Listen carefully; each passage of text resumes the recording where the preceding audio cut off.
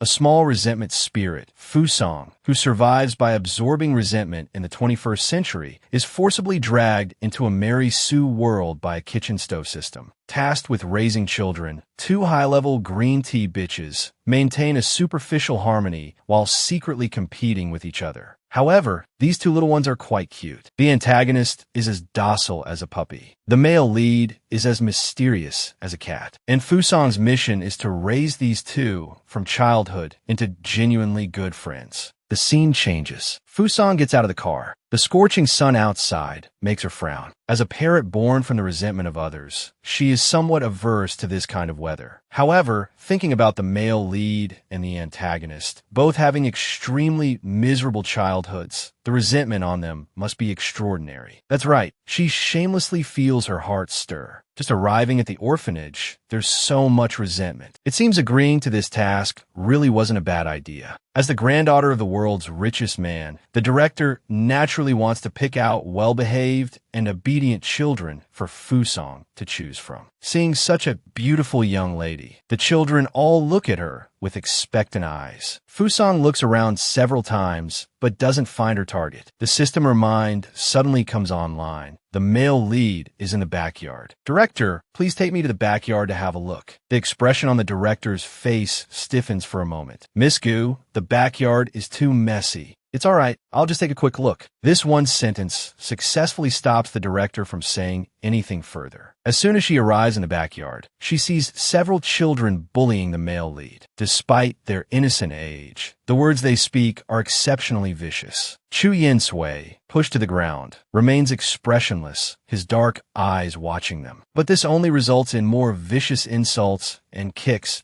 Go die. Vicious emotions rise in Chu Yin-sui's heart. He clenches his fists tightly. Fusong watches from a distance, a complex, indescribable emotion in her eyes. They're bullying you, and you don't even fight back? The gentle voice of a young girl rings in Chu Yin-sui's ears. His long, thick eyelashes tremble. Finally, some emotion flickers in his dark eyes. Then, he looks up in the direction where Fusong is standing. Unexpectedly, the male lead is quite handsome as a child. Seeing an adult has arrived, the two children lose their previous arrogance. Chu Yin-sui acts very obediently. Those who bully others are bad children, implying he is a good child. After saying this, he gets up from the ground. He pats the dust off the back of his pants. A hint of amusement flashes across Fusong's eyes. What a clever little rascal. So young, yet already so skilled at hiding his emotions. Formidable indeed. Worthy of being the male lead. If she hadn't sensed that strong resentment just now, she might have actually believed him. The world's richest man in the book actually had such a miserable childhood, abandoned by his parents, and living in an orphanage since he was young. His eccentric personality made him the target of bullying. But luckily today, a beautiful older sister is going to take him away from this place. Chu Yin-sui stares blankly, somewhat in disbelief, but he still obediently follows behind Fusong that he'll definitely be back in 3 days, dejected. I heard the director say that those who adopted him all had accidents on the way back. He's a jinx. The children's undisguised words reach Chu Yin-sui's ears clearly. He hangs his head and says nothing. Maybe they're right. He will definitely be sent back. Fusong glances back at the group of children standing together. You're quite noisy. No wonder no one adopts you. Chu Yin-sui looks up at the beautiful young lady in front of him, a hint of confusion in his dark eyes. Was she just offending him? Maybe he will be different this time. Fusong, in her carefree manner, doesn't notice his subtle emotions. She opens the car door and shoves him into the car with one hand. Do you know how to fasten your seatbelt? Because those who adopted him before all came in cars. Fusong drives very fast, not considering the 6-year-old child in the passenger seat at all. Chu Yin-sui grips the seatbelt tightly, his face pale. He doesn't dare to say he gets carsick, only enduring the nausea rising in his stomach. Seeing this, the system becomes extremely anxious. Master Fusong, you're raising a child. Don't speed. The male lead can't handle it. Fusong is a little annoyed but slows down nonetheless. Suddenly, a white car drives against the traffic. Fusang quickly drifts to avoid the collision. However, Chu Yinsue's head hits the dashboard. Seeing the child injured, Fusang becomes irritated. She angrily gets out of the car to confront the driver of the white car. The driver, a middle-aged man, knowing he was in the wrong, quickly apologized. But before he could finish, a haughty female voice came from behind. What a coincidence! A beautiful girl with seaweed-like curly hair looked at him disdainfully. Miss Fusang, having just transmigrated, didn't recognize her. The system quickly reminded her, "This is your half-sister." Triggering specific characters generates plot lines. Seeing Fusang stunned, the young woman haughtily declared, "How about this? Apologize and I won't make a fuss." Oh, what a little brat, Fusang thought, putting her hand in her bag. She pulled out a wad of cash and threw it directly in the girl's face. Rich people really are unreasonable, but it would be nice if she threw it to me. Back in the car, Chu Yinsui, as if he had done something wrong, softly apologized. Why apologize? It wasn't your fault. They were the ones driving recklessly. Fusang looked indifferent. Chu Yinsui clenched his small fists tighter. Everyone who wants to adopt me ends up having an accident. Just like the kids at the orphanage said, I'm a jinx. I'll be abandoned this time too, right? But why does it still hurt? Fusang gently rubbed the little boy's head. So? What does my adopting you have to do with them? You're hurt. Let's go to the hospital. Even a future domineering CEO was afraid of hospitals as a child, despite the doctor's best efforts to be gentle. Chu Yinsui dodged like he had maxed out his dodge skill, perfectly avoiding the doctor's touch. Fusang said helplessly, he doesn't like being touched by strangers. Is there any way to reduce the swelling quickly? The doctor thought for a moment, then kindly asked, Little one, do you feel uncomfortable anywhere else? Chu Yinsui shook his head, his face expressionless, but secretly hid his injured hand behind his back. Then it's not a big problem. Go home and apply some ice. Leaving the examination room, Fusang heard the system prompt. The antagonist is 50 meters north of you. Slightly excited, Fusang pulled Chu Yinsui along quickly. As they approached, they felt a strong wave of resentment. It seemed to be the antagonist, Xiaoyu, without a doubt. A group of people were gathered ahead, including patients' families and nurses. Little boy, think carefully. Are there any other friends or relatives at home? Before them stood a dirty child with messy hair and a grime-covered face. His eyes were dark and bright, yet hollow and lifeless. He weakly said no. Fusang stared blankly that he seemed so pitiful. Is this really the future world-destroying antagonist? However, seeing the child in need, Fusang stepped forward resolutely. Excuse me, how much are his medical expenses? I'll pay. Her clear, youthful voice resonated through the bright corridor, attracting everyone's attention. Everyone was momentarily stunned by Fusang's striking appearance. Her looks alone screamed wealth. Xiaoyu, too, looked over with him. His vacant eyes finally showed a flicker of emotion upon seeing Fusang. Naturally, the nurse was happy someone was willing to pay. She gave Fusang the bill and instructed her to pay on the first floor. Chu Yinsui remained silent throughout, his initial confusion turning into resignation. Fusang clearly came from a wealthy family, but he didn't understand why she would suddenly help a strange beggar. Just like at the orphanage, there were so many children she could have chosen to adopt, yet she picked him, the solitary one. Did choosing them mean Fusang had some peculiar preference? The world-destroying antagonist from the book was so pathetic as a child. As Fusang paid for Xiaoyu's mother's medical expenses, the people around them cast disdainful glances at Xiaoyu. But he remained indifferent, long accustomed to such looks. Xiaoyu's numb demeanor resembled a lifeless puppet. Meanwhile, the carefree Fusang basked in the resentment emanating from the two boys on either side of her, oblivious to their feelings. After paying, she said to Xiaoyu, "We'll meet again." Xiaoyu stared at the older girl, stunned. He watched Fusang's slender figure disappear through the hospital doors. Will we really meet again? A flicker of longing appeared in his vacant eyes. That little boy her brother? I'm so envious of him. Xiaoyu clutched the receipt in his hand. Don't be silly. How could a sewer rat like me ever stand in the sunlight? The scene changed. Fusang brought Chu Yinsui to her home. Chu Yinsui felt uneasy from the moment he got out of the car. It was his first time seeing such a beautiful house. He couldn't quite grasp it. Fusang introduced her grandfather to him. The child immediately tensed up, stiffly greeting, "Hello, Grandpa." Gu Nanshu noticed his nervousness and reached out to ruffle his hair. What a good boy. He then told Fusang to take him to see his room.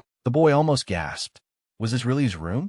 He then noticed his scraped hand, his face flushing slightly. Fusong suddenly walked over and took his left hand. The sudden action caught Chu Yinsui off guard. The girl sighed. "If you're hurt, tell me. Don't hide it, okay?" She then carefully cleaned his wound with alcohol. "Will you send me back?" Chu Yinsui blurted out, a childish question. Send him back where? The system hurriedly offered suggestions, truly afraid of what shocking thing Fusong might say. Seeing Fusong's silence, a pleading look appeared in the child's dark eyes. "That I can do housework. I can learn anything. I don't want to go back." Fusong smiled and tapped his young forehead. "Don't worry. Even if you begged me to let you leave, I wouldn't let you go." Finally, a smile bloomed on Chu Yinsui's face. His dark eyes seemed filled with starlight. Although he had received Fusong's reassuring words, he still worried she would send him back to the orphanage. These past few days, he had been trying his best to please everyone. After all, who doesn't like a beautiful, well-behaved child? What's it like to raise the male lead and the villain of a book into good brothers? They're quite cute when they're young. One is obedient as a puppy, the other as mysterious as a cat. Chu Yinsui had been at the house for 3 days, but he still worried Fusong would send him back to the orphanage. These past few days, he had been trying his best to please everyone. After all, who doesn't like a beautiful, well-behaved child? Today, he helped the housekeeper make sandwiches. Taking the opportunity, he casually asked the housekeeper, "Does my sister have any favorite things?" The housekeeper naturally understood his intentions. "You mean Little Miss? I practically watched her grow up. She has a very good and approachable personality. Don't worry too much. Little Miss personally adopted you from the orphanage, which means she definitely likes you." Did Fusong like him? Chu Yinsui didn't think so. He recalled their first meeting. He was being bullied by a group of children. Perhaps she pitied him. Chu Yinsui curled his lip and then carried his plate out of the kitchen. Fusong felt so unattainable, yet alluring. "Sister, I made this for you. Try it." Chu Yinsui, somewhat nervous, placed the sandwich in front of Fusong. After receiving her praise, his excited little face flushed. Gunan Shu, attended by the butler, slowly walked towards the dining room. Seeing Chu Yinsui, he greeted him warmly. "Yinsui, good morning, Grandpa." "Good morning, Grandpa." Chu Yinsui was adopted under Fusong's mother's name, so it wasn't difficult for him to call him Grandpa.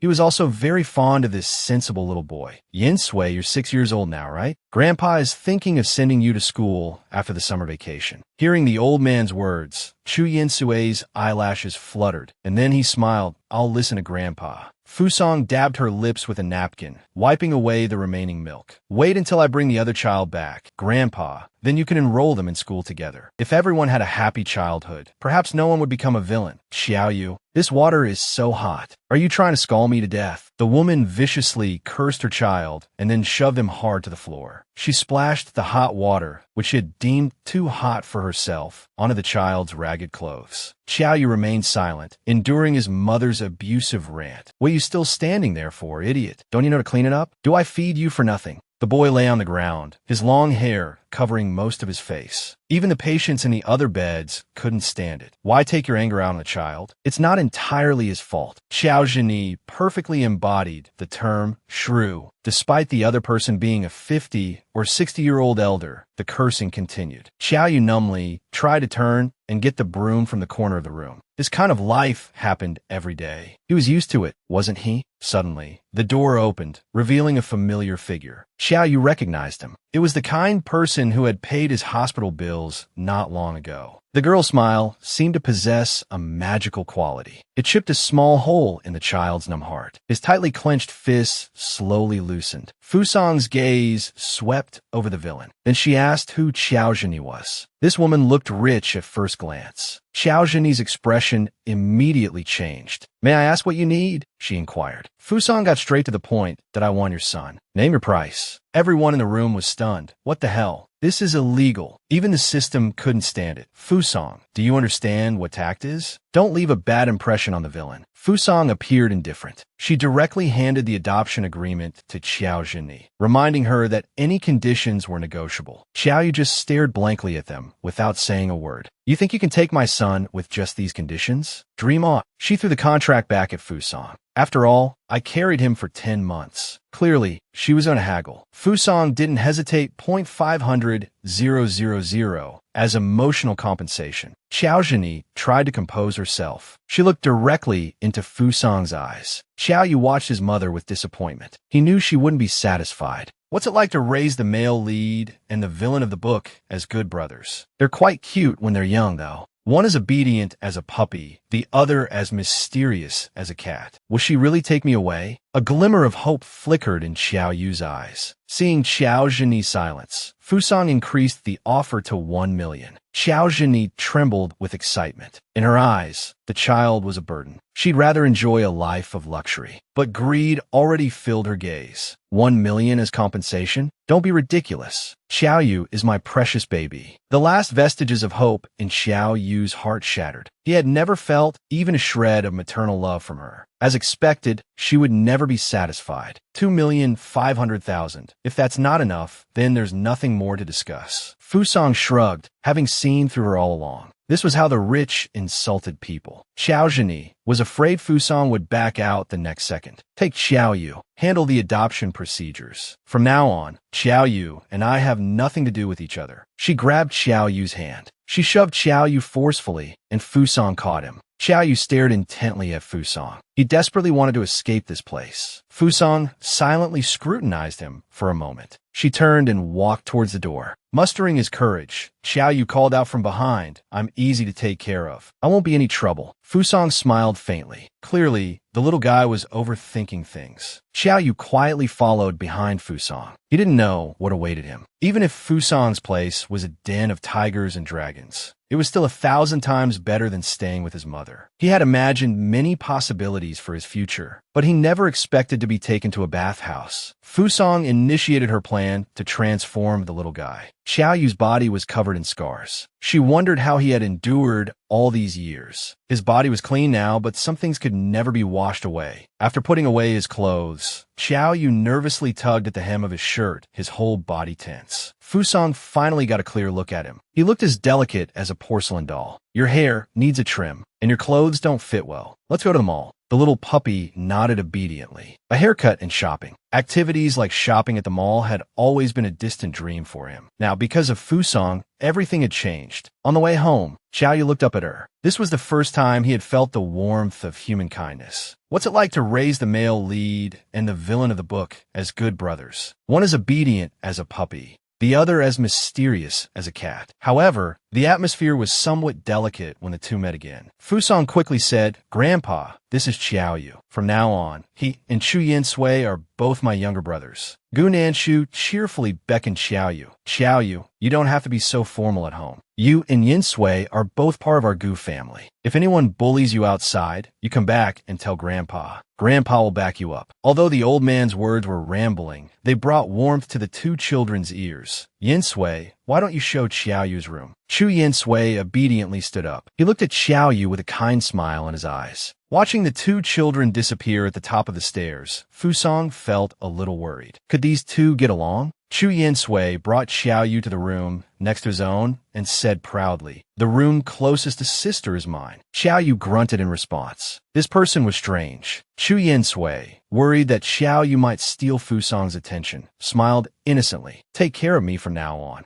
Xiao Yu ignored him and eagerly opened the door. This was the nicest house he'd seen since his rebirth. Thinking he was immersed in a dream, Chu Yinsui's gaze fell on Xiao Yu's shoulder-length hair. He suddenly asked, "You're a boy, right?" Xiao Yu felt insulted. Just then, Fusang appeared. She walked up behind them and saw that they were both standing at the doorway without going in. She casually asked, "Don't you like it?" Xiao Yu clenched his hands and whispered, "I like it." Chu Yinsui stared at Xiao Yu's profile, letting out a soft oomph. But he quickly hid his displeasure and returned to his usual obedient demeanor. In the following days, Xiao Yu learned from the servants that Chu Yinsui was also adopted by Fusang. The two children competed with each other, but didn't dare to openly show their dislike. At least in front of Fusang, They had to act like they loved each other. Gu Nanshu saw all of this. Thinking about their backgrounds, he couldn't help but feel Shin Tong for them. They were only 6 years old. They should be cuddling in their parents' arms, but they had already experienced so much hardship. How could one not feel sorry for them? What's it like to raise the protagonist and antagonist of a book into good brothers? One is obedient as a puppy, the other as mysterious as a cat. Two master manipulators, appearing harmonious on the surface, but actually competing in secret. Even at meal times, they didn't forget to try to one-up each other. Xiaoyu struggled a bit, reached out, picked up a chicken wing, and with effort, placed it in Fusong's bowl. His face was slightly flushed. "Sister, eat the chicken wing." Chu Yinsui, not to be outdone, smiled sweetly that Annie's chicken wings are delicious. "Sister, eat more." The atmosphere suddenly became a little strange. The two children looked at each other, the air thick with tension. Gu Nanshu, however, smiled warmly. "Grandpa is very happy to see you two getting along so well. In the future, if Grandpa is gone, you two must protect Fusong." The old man then turned to Fusong and said, "Grandpa has already arranged for school. Today, you can take Yin Sui and Aiyue to buy some school supplies." When Fusong brought the two little ones to the downtown mall, they attracted the attention of many passersby. "Oh my God, look at those two children. They're so beautiful. I wonder how stunning their parents must be." The passersby chattered, their discussion not escaping the ears of the three. Hearing them mention parents, Chu Yinsui and Xiao Yu's expressions both darkened. Chu Yinsui had been abandoned at an orphanage since he was young. He had no father or mother, and Xiao Yu only had a deadbeat mother who was addicted to beating him. Fusong noticed the shift in their moods. She gently rubbed the heads of the two little ones. "Let's go. I'll take you to buy things." However, she was a bit careless and walked a little too fast, quickly putting some distance between them and the two boys. Chu Yinsui and Xiao Yu had to jog to keep up. The system hurriedly reminded Fusong, "Are you a small motor? Can't you wait for them? You're not paying attention to the protagonist and antagonist at all." Hearing this, Fusong immediately slowed down. Chu Yinsui and Xiao Yu noticed that she had reduced her pace, and the oppressive feeling in their hearts lessened. The two walked on either side of Fusong. The mall was bustling with noise. Xiao Yu wasn't used to crowded places and subconsciously reached out and took Fusong's hand. Chu Yinsui narrowed his eyes. Not to be outdone, he also took Fusong's hand. What's it like to be hand in hand with two incredibly good-looking kids? At this moment, even the straight-laced Fusong felt a surge of happiness. The children's palms were soft, and holding their hands was quite comfortable. Seeing that Fusong didn't reject them, the two little boys' cheeks flushed with shyness. So this is what it feels like to hold hands with an adult. Waves of emotion rippled through their hearts. Suddenly, the system's voice rang out in Fusong's mind. "Fusong, the higher-ups sent me a book,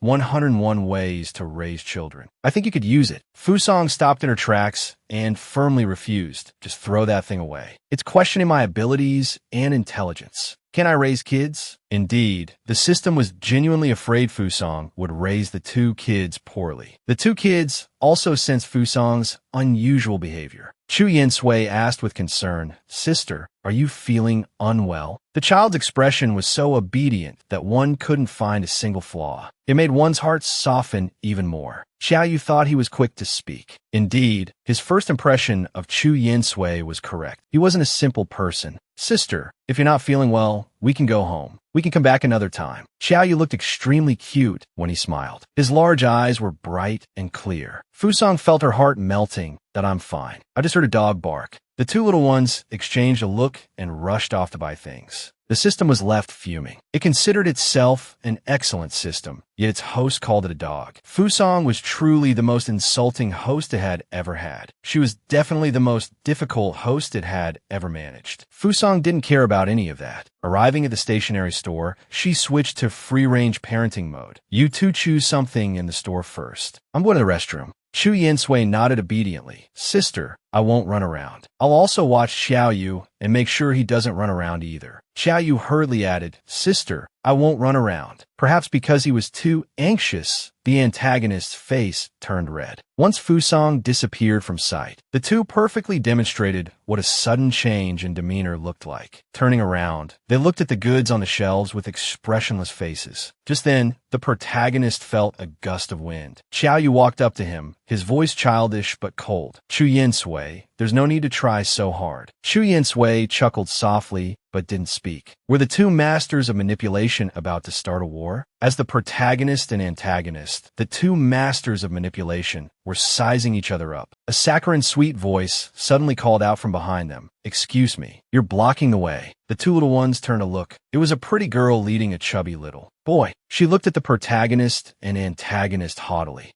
Aren't these the two kids who were with Fusang just now? Last time, during the car accident, Fusang embarrassed me. This time, I'll teach her a lesson. Go, Pikachu. Pikachu marched forward and viciously shoved Chu Yin-sui. Completely unprepared, Chu Yin-sui fell on his backside. The pain from the friction on his palms made him frown. The chubby boy grinned, the epitome of a spoiled brat. Chu Yin-sui didn't immediately get up from the ground. He wasn't sure if he should retaliate, afraid of causing trouble for Fusang. The shoppers around them gradually began to gather. From an outsider's perspective, the protagonist and antagonist were the underdogs. Xiao Yu, standing to the side, was also caught in the same dilemma. Suddenly, from the corner of his eye, he saw Fusang's slender figure slowly walking towards them. His heart leaped into his throat. He might as well gamble. Xiao Yu shouted with all his might, "Bad guy! Apologize to Yin-sui." The chubby boy was stunned, and even Chu Yin-sui was taken aback. Why did Xiao Yu suddenly stand up for him? Their relationship wasn't that good. It wasn't until he saw Fusang appear before him that he realized this Xiao Yu is trying to show off. I can't lose to him. He quickly put on a slightly wronged expression, still sitting on the ground. Fusang saw her little one on the ground, and her brow furrowed immediately. My baby was bullied. Gu Qingying feigned surprise. Fusang, what are you doing here? What a coincidence. Fusang vaguely remembered this girl. She didn't have a good impression of her. The mall isn't yours. Why can't I be here? Fusang's gaze fell on Chu Yin-sui and the chubby boy. Faced with her sharp eyes, the chubby boy panicked immediately. "It wasn't me." Actor number one's voice rang out softly. "Sister, don't blame them. I wasn't steady on my feet and fell accidentally." Actor number two immediately followed suit. "I'm sorry, sister. I didn't protect Yin-sui well. If you want to blame someone, blame me." Wow. Two little actors with pitiful expressions. Fusang's heart almost melted. This scene was extremely dramatic. "I've taken notes," Fusang thought. "Did you guys learn anything? Asterisk, you have to give tit for tat to those who bully you. I'll take the blame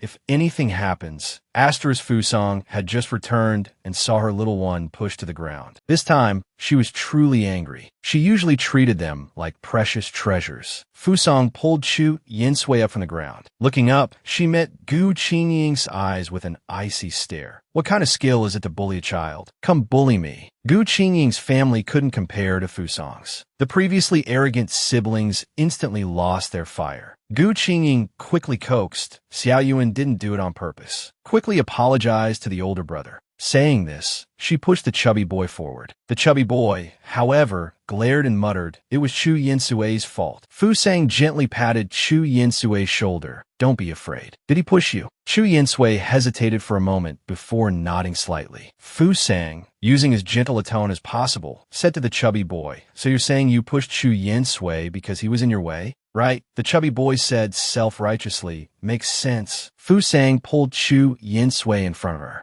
A coldness flickered in her eyes. "Now he's in your way. Push him back just like he pushed you." As soon as she spoke, the onlookers began to murmur, their opinions on Fusang's parenting methods mixed. As Chu Yin-sui walked towards the chubby boy, the boy lost his earlier arrogance. He was clearly a spoiled child, accustomed to bullying the weak and fearing the strong. Chu Yin-sui's eyes were cold. With a slap, the chubby boy sat down on the ground, crying his eyes out. The surrounding people, however, blamed Chu Yin-sui, saying he hit too hard and threatening to post the video online. Truly, public opinion is a fearsome thing. Chu Yin-sui was at a loss, anxiously explaining to Fusang, "I just pushed him lightly." The implication being that the chubby boy was exaggerating. Fusang smiled, seeing through his little act. Nevertheless, she reached out and ruffled his hair. "Good job. You have to fight back against those who bully you. I'll have your back if anything happens." Chu Yin-sui, having grown up in an orphanage, had never experienced genuine care. Feeling Fusang's protection, he thought, is this what it feels like to be cared for? The shop assistant had to step in to mediate. Gu Qingying knew there was no advantage to be gained. She could only slink away, pulling the chubby boy with her. Fusang knew that both of the children she was raising had suffered hardships. Turning back, she gently told the two boys, I know you were afraid of causing trouble for me, so you held back. Remember, next time you're bullied, fight back. I'll always be on your side. Pinky promise. Chu Yin-sui and Xiao Yu looked up at Fu Sang. Both boys smiled, their eyes bright as stars, filled with hope for the future. Xiao Yu said, touched, I'll protect you, sister. Chu Yin-sui immediately added, I'm older than Xiao Yu.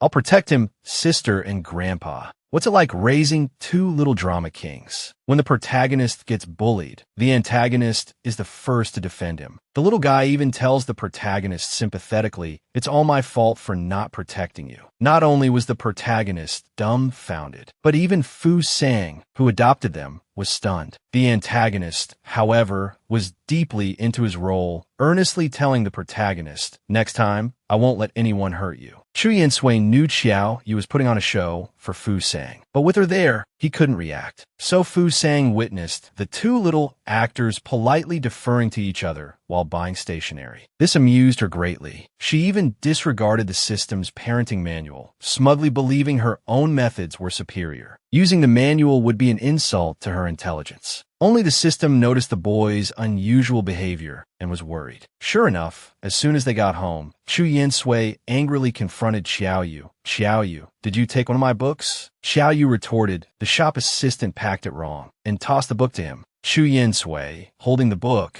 gave him a provoking smirk. You can borrow it from me if you want, if you can even understand it. He then closed the door and left, leaving Xiao Yu fuming. Having never attended kindergarten, Xiao Yu couldn't read. He could only glare at the closed door. But the more he thought about it, the angrier he got. Xiao Yu grabbed the book and left his room. He wouldn't let Chu Yin-sui look down on him. I can ask sister to teach me. But he hesitated at Fu Sang's door. Would this bother her? Just then, Fu Sang opened the door and was surprised to see him. Xiao Yu, his face flushed, explained why he was there. Fortunately, Fu Sang agreed. She patiently taught him to read. Xiao Yu learned quickly, and Fu Sang happily ruffled his hair. So smart. My little genius. Absolutely perfect. Chu Yin-sui, standing outside the door, witnessed this scene. He clenched the book in his hand, crumpling the pages. Fu Sang noticed him. Yin-sui, what are you doing standing there? Why don't you come in? The boy's expression instantly changed. I saw you teaching Xiao Yu to read and didn't want to disturb you. Xiao Yu looked at the seemingly innocent Chu Yin-sui with suspicion. Fu Sang sighed softly. What a proud little boy. Stroking the little guy's head, she comforted him. You don't need to be so formal. He needs to learn to be a child. What's it like raising the male lead and the villain of a book to be good brothers? But they were quite cute when they were little. One as obedient as a puppy, the other as mysterious as a cat. Two high-class green tea bitches, appearing harmonious on the surface. But in reality, they were secretly competing. Look, just now, the little guy was all smiles and laughter in front of Fu Sang. But when Fu Sang went downstairs to answer the phone, the atmosphere became strange. The black-bellied male lead, Chu Yin-sui, dragged his little face and started his handiwork. You can't even write such simple characters? The puppy-like villain, Xiao Yu, was not to be outdone. You're just jealous that I'm spending time alone with sister. The two little guys' gazes clashed in midair, perfectly demonstrating what it means to be elementary school kids arguing. But when Fu Sang returned to the room, what she saw was a beautiful picture of brotherly love. The little guys looked at each other. Chu Yin-sui gently pointed at the textbook. Read this sentence, Yu. Good job. Xiao Yu, with an obedient face, replied, I've memorized it. Seeing the two children getting along harmoniously, Fu Sang was quite surprised. Outside the door, she had clearly sensed their strong resentment. But now it seemed they were getting along quite well. Chu Yin-sui spoke up before Xiao Yu, a sweet smile on his face, his dark eyes full of mirth. Sister, I recognize all the words in this book. I can teach Yu. What could Xiao Yu do? He could only helplessly agree. Fu Sang expressed her satisfaction. At this moment, the system's voice rang out in her mind. Master Fu Sang, look how well-behaved the male lead and the villain are. Shouldn't you take them on that graduation trip for fun? It turned out Fu Sang had just received a graduation trip invitation from her classmates. Having just transmigrated, Fu Sang was obviously not very interested. The system hurriedly reminded her, the previous you already agreed. If you don't go, You might offend people. A joke. Is Boss Fu afraid of offending people? She decisively hung up the phone. The system then resorted to humble brainwashing and enticement. Fu sang, "This is a good opportunity to take them out for some fresh air and let them become close brothers." Fu Sang thought about it carefully and felt it made some sense. She was persuaded. "I'm going out in a few days. Do you want to come along?" Chu Yin Sui and Xiao Yu looked up at her simultaneously. The joy on their faces was unconcealed, their eyes clear and bright. Seeing the two agree, Fu Sang had them pack their things that afternoon. Looking at the two little guys' cheerful backs, Fu Sang's face was full of affection. Children are easily satisfied. The night before departure, the two little guys repeatedly checked the things they were bringing, determined to be more prepared than the other. Both were too excited to sleep all night. Do children also suffer from insomnia? What's it like to fly for the first time? Looking at the nervous expressions on the male lead and the villains' faces, you'd know. As soon as the plane took off, Chu Yin Sui's face turned pale. He felt a little uneasy. Am I airsick? Fu Sang noticed his discomfort right away. It's normal to have ringing in your ears during takeoff. Chu Yin Sui was only 6 years old and obviously didn't know what was happening. He honestly replied in a soft voice, "My ears are uncomfortable." Fu Sang took a piece of chewing gum from her bag and handed it to Chu Yin Sui. The sweetness of the gum spread on his tongue. A hint of joy flashed in his dark eyes. It really did feel better, just as Fu Sang had said. Jealousy number 1. Xiao Yu witnessed the whole process. He thought Chu Yin Sui was just being a baby. He was also flying for the first time. So why weren't his ears uncomfortable? Just pretending to be pitiful. Mustering his courage, he reached out and tugged on Fu Sang's sleeve. He whispered, "Sister, can I have one too?" Fu Sang generously handed a piece to Xiao Yu as well. Jealousy number 2. Chu Yin Sui's jealousy flared up. Xiao Yu was really annoying. Every time he got close to Sister, this annoying person would always interrupt. Soon, because they hadn't rested well the night before, the two little ones quickly closed their eyes, sleepy. Their heads nodded, and they leaned against Fu Sang's shoulder. Perhaps in this world, Fu Sang was the only person who could give them a sense of security. She carefully pulled out a blanket and covered the children. However, Fu Sang herself didn't realize that she had subconsciously begun to genuinely care for the two children. The summer weather was hot, and the resort was obviously a good choice. When the three arrived at the hotel, they were informed by the staff that there were only 2 rooms left. This made Fu Sang think. The two little guys had only one thought in their minds. There are only 2 rooms left. How will Sister arrange it? Will she choose me? At this moment, Chu Yin Sui suddenly patted Xiao Yu's shoulder. "I want to stay with Xiao Yu. Whichever room he chooses, I'll stay in." Xiao Yu, in turn, held Chu Yin Sui's hand, a sweet look on his face. "Great, Sister. I also happen to want to stay with Yin Sui. Let's stay in this room then. It just so happens to have 2 beds." "Okay, I'll listen to Xiao Yu." Seeing the two little ones' cheerful figures, Fu Sang smiled knowingly. Getting along well, huh?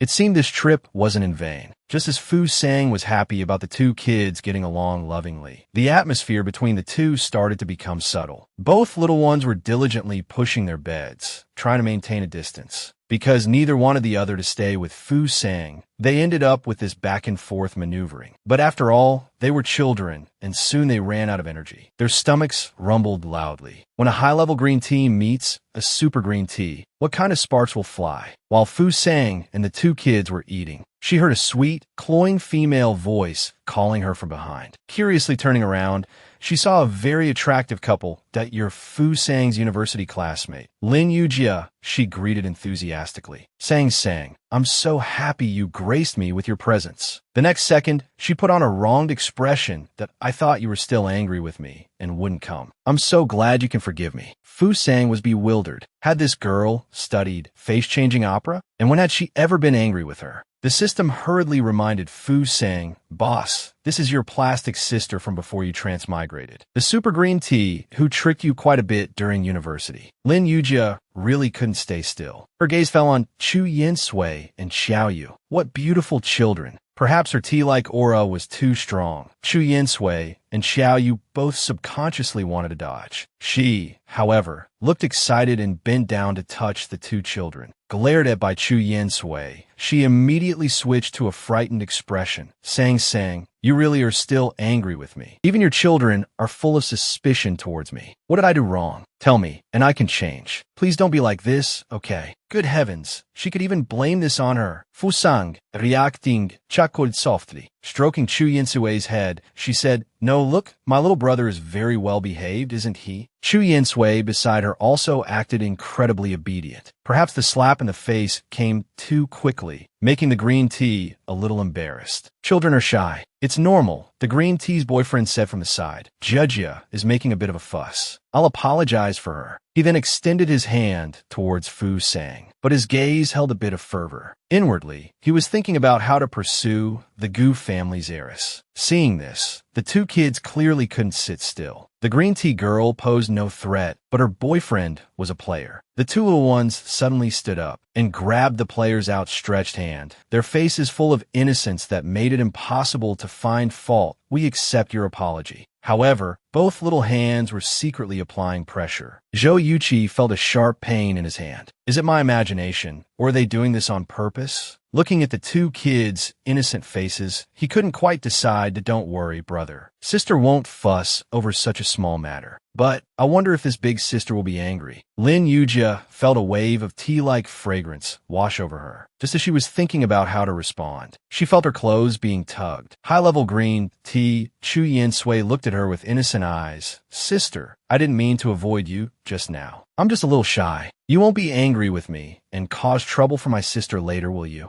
Green tea. There really are all kinds of people. Lin Yujia finally couldn't keep up the act, just as annoying as their sister. She reached out as if to grab the little ones, but Fu Sang grabbed her wrist in midair. Fu Sang was utterly disgusted with her. "Touching my little brother? Do you think I'm dead?" Fu Sang's grip was strong, making Lin Yujia wince. The player boyfriend hurried to smooth things over. "We're all classmates. Let's talk it out." Seeing Fu Sang release her grip, he ignored his own girlfriend and instead comforted Fu Sang. "Don't let a small matter ruin the friendship between classmates. Calm down. Let's go have some fun. I'll treat you." Fu Sang cut him off coldly. "Stop flirting. Your girlfriend is watching." Leaving the arguing couple behind, she took the two kids and left gracefully. An 18-year-old girl was forcibly added to a stay-at-home mom chat group. What the heck? That's right. This is the system's reward to Fu Sang for raising two kids. Two kids. At this moment, Fu Sang's mind was racing. "Communicate my foot. I am raising shipyard machines. How can they be the same?" The annoying voice of the group system rang out. "This is a system-bound group. You can't leave." Just then, a message popped up in Group 10. "Ugh, lately my son has been clamoring for candy every day. If I don't buy it for him, he throws a tantrum on the floor. Yeah, my son is also really into sweets lately. He just threw a fit." Fu Sang, who had just been complaining about the group, started thinking. "So all kids like sweet things, huh? You two wait here for me. I'll be right back." The two little boys agreed, but their minds were full of questions. Where did sister go? A moment later, Fu Sang returned with two cotton candies in hand, strawberry-flavored and orange-flavored for Xiao Yu. Seeing the happy expressions on the two boys' faces, it seemed these were their favorite flavors. Fu Sang felt a warm feeling in her heart. She didn't know why, but seeing them happy seemed to improve her mood as well. Just then, Xiao Yu noticed Fu Sang's gaze. The little guy stretched out his hand, offering the cotton candy to Fu Sang. His eyes were bright. "Sister, have some." Fu Sang hesitated for a moment, then bent down and took a bite. It melted in her mouth. It was quite delicious. Chu Yinsui watched this scene, the smile on his lips fading. His lowered eyelids hid a flash of coldness. He had been beaten to the punch. Xiao Yu was so annoying. Fu Sang senset ju dansu sha slidits bleu. She was always very perceptive of people's emotions. "You don't like it?" Chu Yinsui quickly explained, his beautiful eyes sparkling like stars. "I like everything sister buys." Just then, Xiao Yu took Fu Sang's hand. "Sister, there's a beautiful lake over there. Let's go take a look." "Okay." Chu Yinsui followed behind, thinking to himself, "I wish she were only with me." The gentle breeze carried a slight chill, but it was refreshing against his face. Fu Sang really enjoyed the temperature and the surroundings. She gazed at the scenery in the distance. When she looked down, she saw the two boys staring at a family, taking pictures nearby. The parents' faces radiated happiness and joy, and the child surrounded by them was also smiling brightly. A look of loss filled the two little boys' large eyes.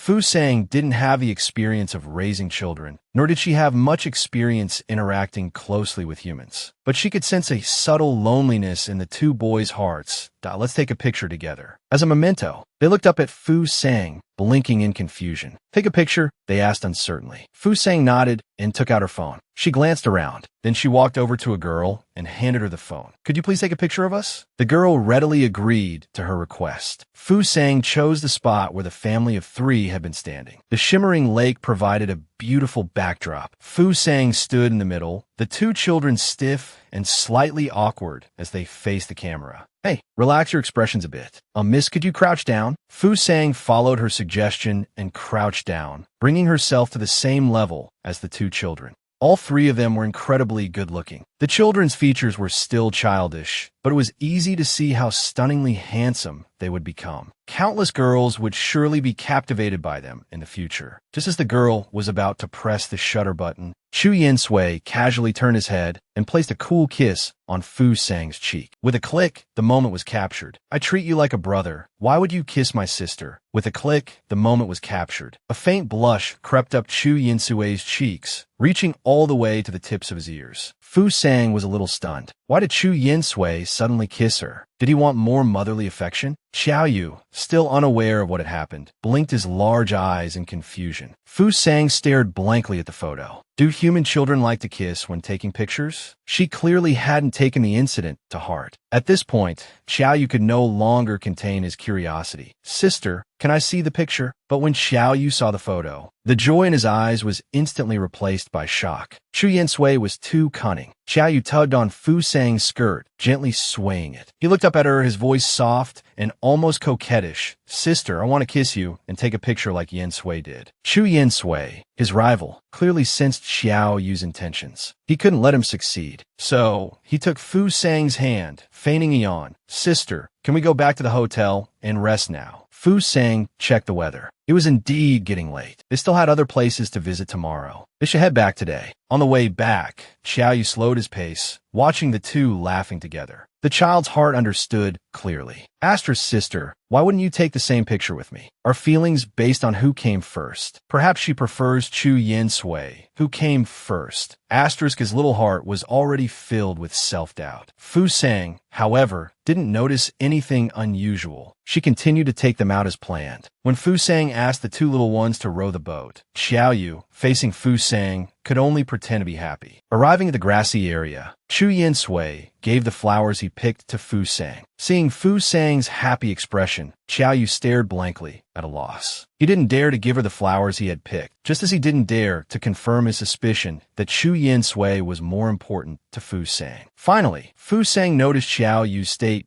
Well, what's wrong? You've been so down all day. She knocked on the little one's head. What are you spacing out for? Aren't you coming to play? Xiao Yu tightly gripped the flowers in his hand, not wanting Fu Sang to see his distress. He turned and ran. Let's hurry and climb the mountain. The sun is almost setting. He tripped hard on a rock on the ground. Just as he was about to fall, Fu Sang caught him. Fu Sang was worried sick. She quickly asked if the little one was hurt. Xiao Yu just hung his head and didn't speak. Worried about his state, Fu Sang decided to take the two little ones home. But Xiao Yu felt even worse. He thought he had ruined the trip. He was afraid Fu Sang would find him troublesome. He wanted to become a better person. Perhaps only then would he be qualified to always stay by his sister's side. By the time the three of them returned home, it was completely dark. Fu Sang, concerned about their health, told the growing boys to go back and rest. Perhaps because he had been too tense these past few days, Xiao Yu's eyes were filled with exhaustion. His luggage felt much heavier. My head is so dizzy, so sleepy. What's wrong with me? Back in his bedroom. The little one quickly washed his face with cold water. Looking at his weak self in the mirror, he told himself he couldn't sleep yet. He hadn't finished his studies for the day. To always stay by sister's side, I must become an outstanding person. He had to constantly strive to surpass Chu Yin-sui. Only then would Fu Sang choose him. Late into the night, the little one's cough grew worse and worse. Looking at the glass of water in front of him, he wanted to reach for it. However, the dizziness intensified. A wave of suffocation washed over him, knocking him and the glass to the floor. What kind of mother becomes her son's nightmare? In his dream, Xiao Yu is still living in the slums with his mother, Xiao Zhini. Xiao Zhini was addicted to alcohol. When drunk, she took pleasure in beating him. The scars on Xiao Yu's body would barely heal before being replaced by new ones. He tried to resist, but this only enraged Xiao Zhini further. He was only 6 years old. No matter how hard he tried, he was no match for an adult. Every time Xiao Zhini lashed out, Xiao Yu was like a lifeless puppet, letting her hit and scold him. Even in pain, he would only bite his lip and not make a sound. Xiao Yu loathed the word mother. Every night, he silently prayed that Xiao Zhini would disappear from this world. But heaven didn't favor him. Xiao Zhini was still alive and well. Xiao Yu vaguely remembered one year when Xiao Zhini took him to live in a young man's beautiful house. During that time, Xiao Zhini rarely lost her temper. She even spoke to him gently. But Xiao Yu wasn't happy. Instead, he was terrified every moment. The man would play simulated shooting games. He usually made Xiao Yu stand there as his target. When the red dot aimed at Xiao Yu's forehead, he would pull the trigger. With the sound of a gunshot, the pale-faced child would collapse to the ground. "Coward, your posture is wrong. What a wimp. Can't you just stand still?" His mother would watch coldly and even join in. During that time, Xiao Yu was tortured beyond recognition. He was only 4 years old. Xiao Yu had never experienced warmth. He felt enveloped by darkness and despair. No one loved him, and he didn't love anyone. Perhaps he had never received God's favor. Filthy, gloomy, and unlikable, he was someone even God had abandoned. Xiao Yu lay restlessly in the hospital bed, his small face flushed with an unnatural redness. Asterisk why? Why does everyone hate me? Asterisk Fu Sang looked at Xiao Yu with concern. No one hates you, August. Young Master Qiao, you probably hasn't been sleeping well these past few days. He also caught a cold, which caused a low-grade fever. Chu Yin Sui stood by the bed, his dark eyes now tinged with worry. Sister, is he all right? Hu Sang rubbed the little guy's head. It's okay. Don't worry. Go to the kitchen and ask someone to make him some porridge. Yeah, good boy. Don't leave me. Xiao Yu's tearful voice, broken and intermittent, reached Hu Sang's ears. Fine beads of sweat dotted his forehead. The system's voice rang in her ear. The villain is definitely dreaming about what happened before. Hu Sang, you should try holding his hand. Hu Sang looked carefully at Xiao Yu. Finally, she heeded the system's advice and reached out to hold the child's hand. A surge of resentment rushed towards her. She could clearly feel Xiao Yu's despair. Even as the villain in the previous life, she was secretly startled. Hu Sang stood up from the chair, then bent down and gently kissed Xiao Yu's forehead. Her voice was gentle. I'm here. No one will bully you. I will always protect you. Whether it was the kiss or the words that worked, the restless boy gradually calmed down. The furrow in his brow began to smooth out, but his grip on Hu Sang's hand didn't loosen. Even the robust system was filled with curiosity. Master Hu Sang, how did you do that? Hu Sang replied matter-of-factly, isn't there a stay-at-home mom support group for questions like this? After waking up, Xiao Yu peeked at Hu Sang, who was lost in thought. Did sister just kiss me? If that's true, I'd rather my illness lasted a little longer. His small hand unconsciously tightened around Hu Sang's. Under Hu Sang's meticulous care, his cold had completely recovered, but he became even more clingy to Hu Sang. This was quite an eyesore for Chu Yin Sui. Watching Chu Yin Sui's frustrated yet helpless expression, Xiao Yu felt a little smug. He wouldn't tell Chu Yin Sui that sister had kissed his forehead, because that was his little secret. What does it feel like to raise someone else's husband? From the day she brought the two little guys to school to register, she noticed a particularly eye-catching little girl in the noisy crowd. The system quickly reminded Hu Sang, that girl in front is the female lead of the original story. Looking at the pretty little girl, Hu Sang fell into thought. Are the children I'm raising destined to become rivals for this little girl? She couldn't help but become interested and asked the system to transmit the complete plot of the original story. The scenes appeared in Hu Sang's mind. Young Shen Lu, she was a kind and cheerful girl. Everyone liked her. Of course, Chu Yin Sui and Xiao Yu were no exception. Her appearance was like a ray of light, shining into the dark lives of two world-weary individuals. She gave companionship to two lonely people and became their only salvation. She ignited their passion for life. However, when her kindness and compassion turned into indecisiveness, and faced with the frantic pursuit of both boys. Her wavering led to increasing misunderstandings between the male lead and the villain. Ultimately, they ended up in a destructive conflict, completely breaking apart. The two world-weary individuals ended up destroying the entire world. Seeing this, Hussein couldn't help but complain about the cliché plot. Are the children I'm raising really that star for love? She then asked, so, once they grow up with the female lead, I can leave, right? After receiving confirmation from the system, Hussein's mood became somewhat complicated. Asterisk, isn't this the outcome I've always wanted? But why do I feel inexplicably annoyed? Asterisk, just then, she suddenly felt a tug on her skirt. Sister, my mom isn't here. Can you help me comb my hair? Hussein, lost in thought, was obviously a little puzzled. But seeing the female lead acting coquettishly towards her, even Hussein couldn't refuse. However, the expressions of the two boys behind her didn't seem very friendly. Sister, thank you. You're truly beautiful and kind. The little girl's big eyes seemed to hold stars. After speaking, she gave Hussein a big hug. Hussein thought that the female lead in the original story was just like this and didn't think much of it. She never imagined that Shun Lu, she was also a transmigrator. As soon as she arrived,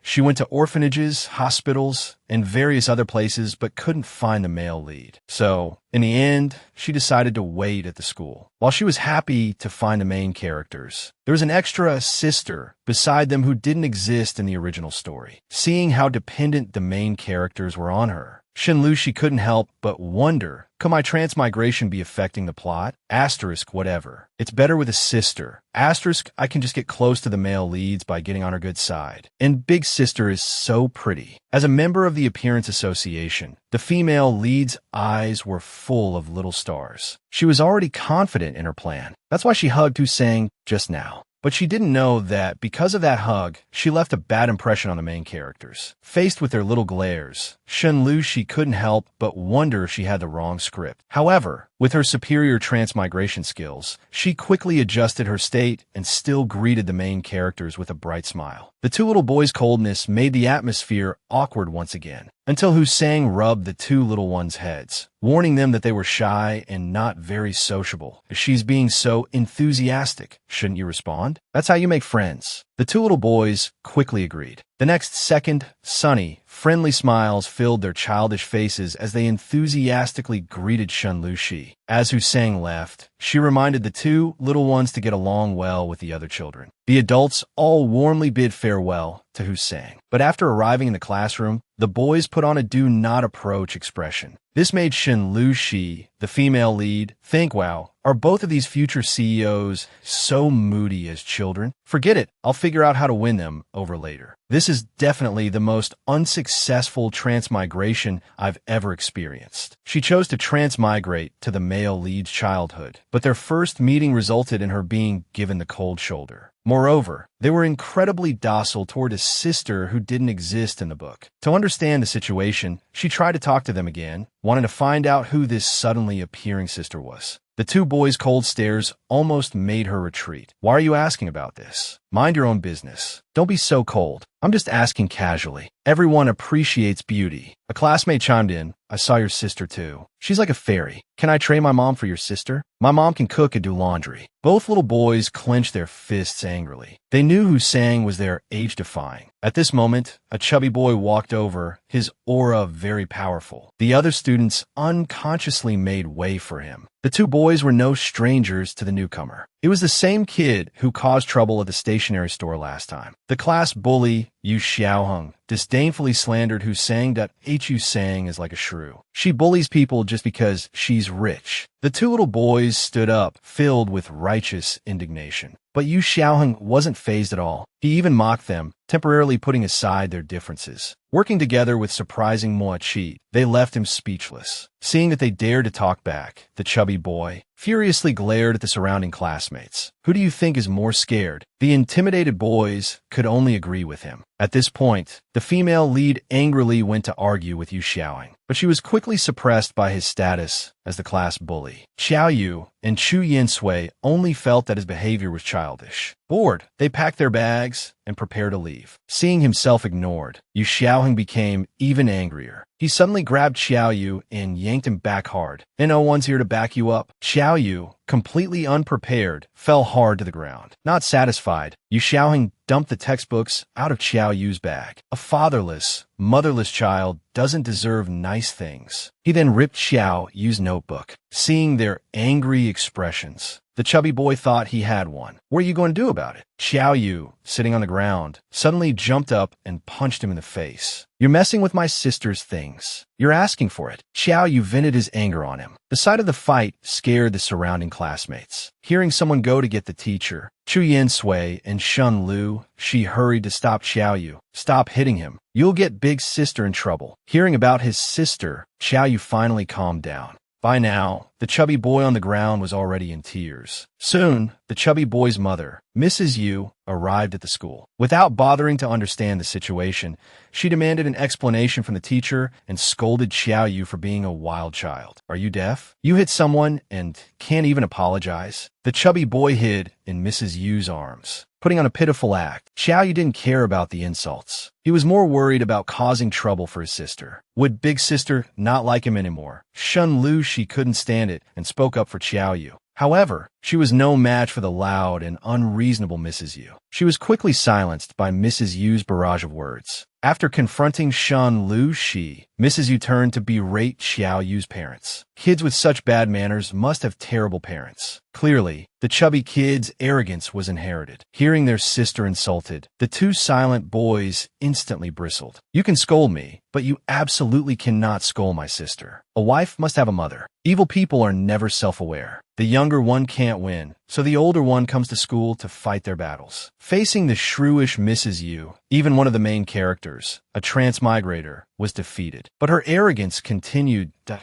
Oh, what if I scolded them? Little brats with no upbringing, who sang, just arriving at the doorway, heard these harsh words that a woman like you who only knows how to curse should look at herself first. Xiao Yu looked up at who sang, his pale face showing a trace of guilt. But the chubby kid, emboldened by his parents' presence, acted like a dog whose leash had found its owner and became arrogant again. This wild child scraped my skin. He must be expelled. He and Mrs. Yu sneered, "S.O. This is the wild child who fought with my wearer." Hearing her son called names, Mrs. Yu flew into a rage. Who are you calling a wild child? Furious, she raised her hand to hit Hussein. The two boys quickly shielded Hussein behind them. However, her raised hand was caught in midair by Hussein. A slight squeeze made Mrs. Yu cry out in pain. Mrs. Yu quickly begged for mercy, as if her arm would be ripped off if she was a second late. Hussein's icy voice rang in her ear. You should set a good example in front of the children. The three children breathed a sigh of relief. Shen Luxi's eyes lit up, instantly becoming a little fangirl. Sister, you're so cool. Unable to win with words or force, Mrs. Yu ran to the teacher to complain. This whole family is violent. He hit my son. He even wanted to hit me. Hussein gently rubbed Xiao Yu's head. You, tell sister what happened. Xiao Yu's heart was filled with conflict. How could he explain without causing trouble for his sister? Mrs. Yu became smug. See? He can't even make up a lie. Let's check the surveillance footage. At this, Yu Xiaoheng panicked, but Mrs. Yu maintained her arrogant expression. After reviewing the footage, the teacher announced the results. Why Yu Xiaoheng initiated the bullying. Xiao Yu's actions were in self-defense. Despite the undeniable evidence, Mrs. Yu continued to defend her precious son. She tried playing it off as a joke, then resorted to life. The problem must lie with Xiao Yu. Her thick skin was truly something. Hussein, of course, wouldn't indulge her to go get his workbook. Tear it up just like he tore yours. Seeing Xiao Yu hesitate, Hussein gently told him, don't be afraid of bullies. Don't be afraid to cause trouble for anyone. We should learn to protect ourselves better. Chu Yin-sui had thoughtfully brought over the chubby kid's workbook.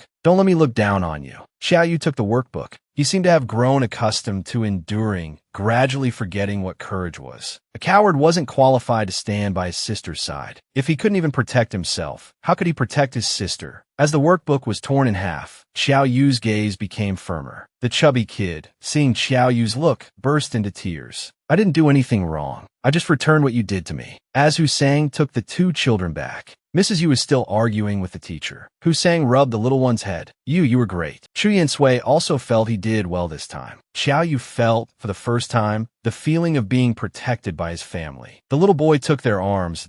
I finally have a complete family. From now on, wherever they are is home. One person's loneliness is 5 people's fault. Since Xiao Yu's fight and injury, he became even more attached to Hu Sang, constantly finding excuses to be near her. He even went so far as to use nightmares as an excuse to have his sister hold him while sleeping. Chu Yin Sui, the #1 vinegar jar, was about to explode. He could only vent his frustration by filling his notebook with Xiao Yu's name at school. He couldn't just sit idly by. At this rate, he'd be kicked out by Xiao Yu sooner or later. Then, Shun Luxi's voice came from behind. Why isn't Xiao Yu here? Clearly, she still wanted to pursue the male lead. Chu Yin Sui didn't want her to discover his little secret. He hurriedly hid his notebook that he's sick and called in. Just then, a boy walked in, stammering that the math teacher was looking for Chu Yin Sui. Shun Luxi, with her years of transmigration experience, sensed something was wrong and followed uneasily. Sure enough, trouble was brewing. The class bully, Yu Xiaoheng, was pointing at Chu Yin Sui angrily, wanting to repay yesterday's humiliation tenfold. Seeing Chu Yin Sui's indifferent expression, clearly disrespecting his status as the class bully, Yu Xiaoheng was furious. He immediately swung his little fist, aiming for Chu Yin Sui's chest. But Chu Yin Sui caught it firmly. Oh my, the little bully panicked. He strained with all his might, but couldn't break free. After Chu Yin Sui easily let go, the little bully stumbled and fell due to the momentum. Seeing this, the female lead's eyes practically sparkled. As expected of the male lead, so cool. Seeing the little bully crying on the ground, Chu Yin Sui had a flash of inspiration. If he were bullied too, wouldn't he be able to cling to his sister like Xiao Yu? So he bent down and picked up a twig. Seeing this, the little bully panicked even more. What are you doing? If you dare hit me, I'll tell my mom. Chu Yin Sui declared with utmost seriousness, "You're using this to bully me." The little bully and Shun Luxi, who was secretly watching, were both stunned. Not giving him time to react, Chu Yin Sui immediately tried to shove the twig into the little bully's hand. The little bully panicked even more that "You're so bad. Stay away from me. Hurry up. Stop messing around." The little bully desperately resisted, abruptly breaking free from Chu Yin Sui's grasp. He ran away as if his life depended on it. "Mommy, school is so scary. I want to quit." Chu Yin Sui was left looking regretfully at the twig in his hand. "You can come out now." Shun Luxi, having been discovered, was about to sneak away when a cold voice came from behind her. "How much did you see?"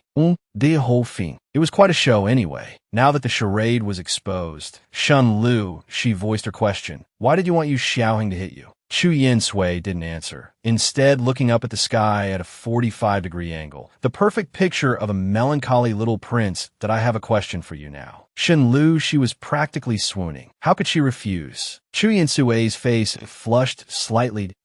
"Oh, you know how to attract a girl's attention." "Huh? What do you mean? Are you trying to chase me?" Clearly misunderstanding, Shun Lu, she coughed lightly. One word, impressed. She then handed him a list with utmost solemnity. Shun Lu, she declared confidently, "Just follow what's on here. You'll definitely impress her to the moon and back." Chu Yin Sui looked at the reading list seriously. "Really?" Shun Luxi's nose tilted up proudly. "Of course. Trust me, I'm never wrong. Doing this on special occasions like birthdays or holidays will impress her even more." Chu Yin Sui couldn't hear the rest. His sister's birthday seemed to be approaching soon. One was eager to teach, and the other was genuinely willing to learn. Back home, Chu Yin Sui diligently took notes in his little notebook. He stared intently at the illustrations in the novel, which was about a cat demon falling in love with its owner. Are Shun Luxi's novel recommendations really reliable? Why does my face feel a little hot? Behind every precocious male lead, there's a girl silently guiding him. When Chu Yin Sui asked Shun Luxi how to attract a girl's attention, he never expected that she would give him a huge list of domineering CEO romance manga. However, one was truly daring to suggest, and the other was truly daring to learn. Back home, Chu Yin Sui flipped through the book's contents and took notes diligently. When he saw the cat demon whispering in the female lead's ear, "Accept this gift. From now on, you will belong to me forever." The little guy's face turned red. "But what should I get my sister for her birthday?" A meow interrupted his thoughts. Following the sound downstairs, he saw Hu Sang holding a small black kitten. "I found him at the door." He looked a lot like you, so I played with him for a bit. Then I realized he was injured. Chu Yinsui looked intently at the kitten's eyes. How does he look like me? However, when he tried to feed the kitten, it remained cautious and didn't approach him. When he saw how close the kitten was with Hussein, only letting its guard down around her, he realized they were indeed similar in that aspect. Seeing Hussein give the kitten medicine, he was even more convinced. The way she cared for the kitten was very much like how she had cared for him. Back then, she was like a light that shone into his life, drawing him in unconsciously. Suddenly, the girl's clear laughter interrupted his thoughts. Jealousy number 1 felt slightly annoyed. This cat is really good at acting cute. Why does he keep rubbing against me and licking me? Chew.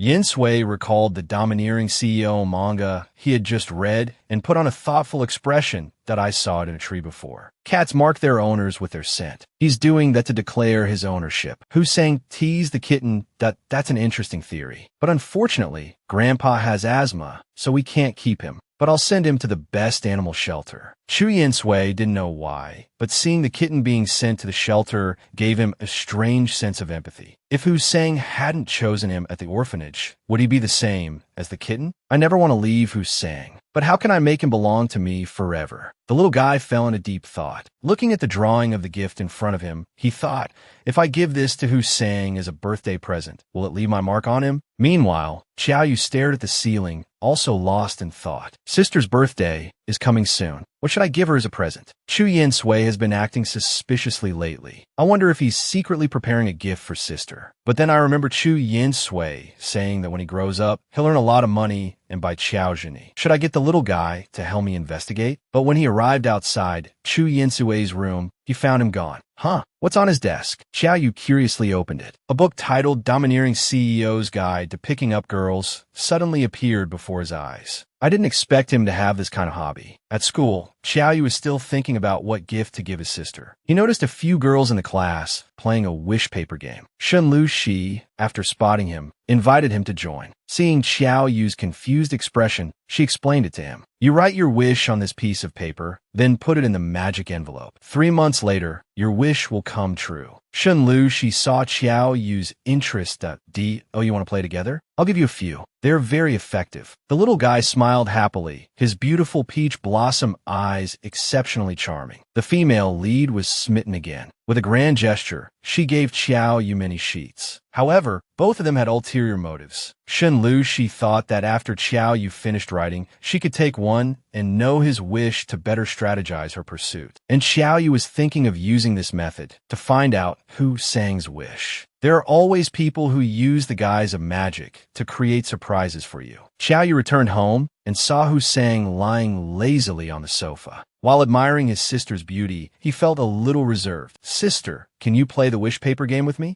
Afraid that Hussein wouldn't understand, he quickly explained, you write your wish on a piece of paper and put it in an enchanted envelope to make it come true. Hussein stared blankly at the wish paper. This kind of thing is obviously fake. She refused directly. However, seeing the disappointment written all over the little puppy's face, her heart softened. Oh well, he's my little pup. Who else would I spoil? All right, let's play. However, when it came time to write, Hussein became conflicted. She was rich, beautiful, and bold. Clearly a winner in life. She really didn't know what to write. No choice. She'd just write down some heartfelt words. A while later, Hussein finally woke up. When she asked Xiaoyu where the envelope with the wish was, Xiaoyu rubbed his head, pretending to have forgotten, and asked Hussein to just give him the note. This way, he could check Hussein's wish before putting it in the envelope. He congratulated himself on being so clever. Back in his room, Xiaoyu unfolded the note with anticipation. I hope to raise a morally upright and academically excellent younger brother like Zheng Miaohong. I hope Yin Sui can forget the coldness of the past and only remember the warmth of the present. I hope you can forget the darkness of his family and always stand in the sunlight. I hope they gradually become strong and will no longer be bullied by anyone in the future. I hope they can face the rest of their lives with strength and independence, grow up healthy and happy, and live a safe, smooth, and carefree life. Xiaoyu's eyes filled with emotion as he read the contents. He secretly vowed to fulfill his sister's wishes. In the living room, Grandpa Gu also wanted to throw a big birthday party for his precious granddaughter and asked for Hussein's opinion. Hussein clearly didn't want one. She just wanted to celebrate her birthday at home with her grandfather and two boys. At this moment, a news report on TV caught their attention. Gushy Technology is facing a broken capital chain. If they can't fulfill their orders, they will face $50 million in penalties. After watching the news, Grandpa's face changed drastically, and he stood up to leave. Hussein noticed something was wrong with her grandfather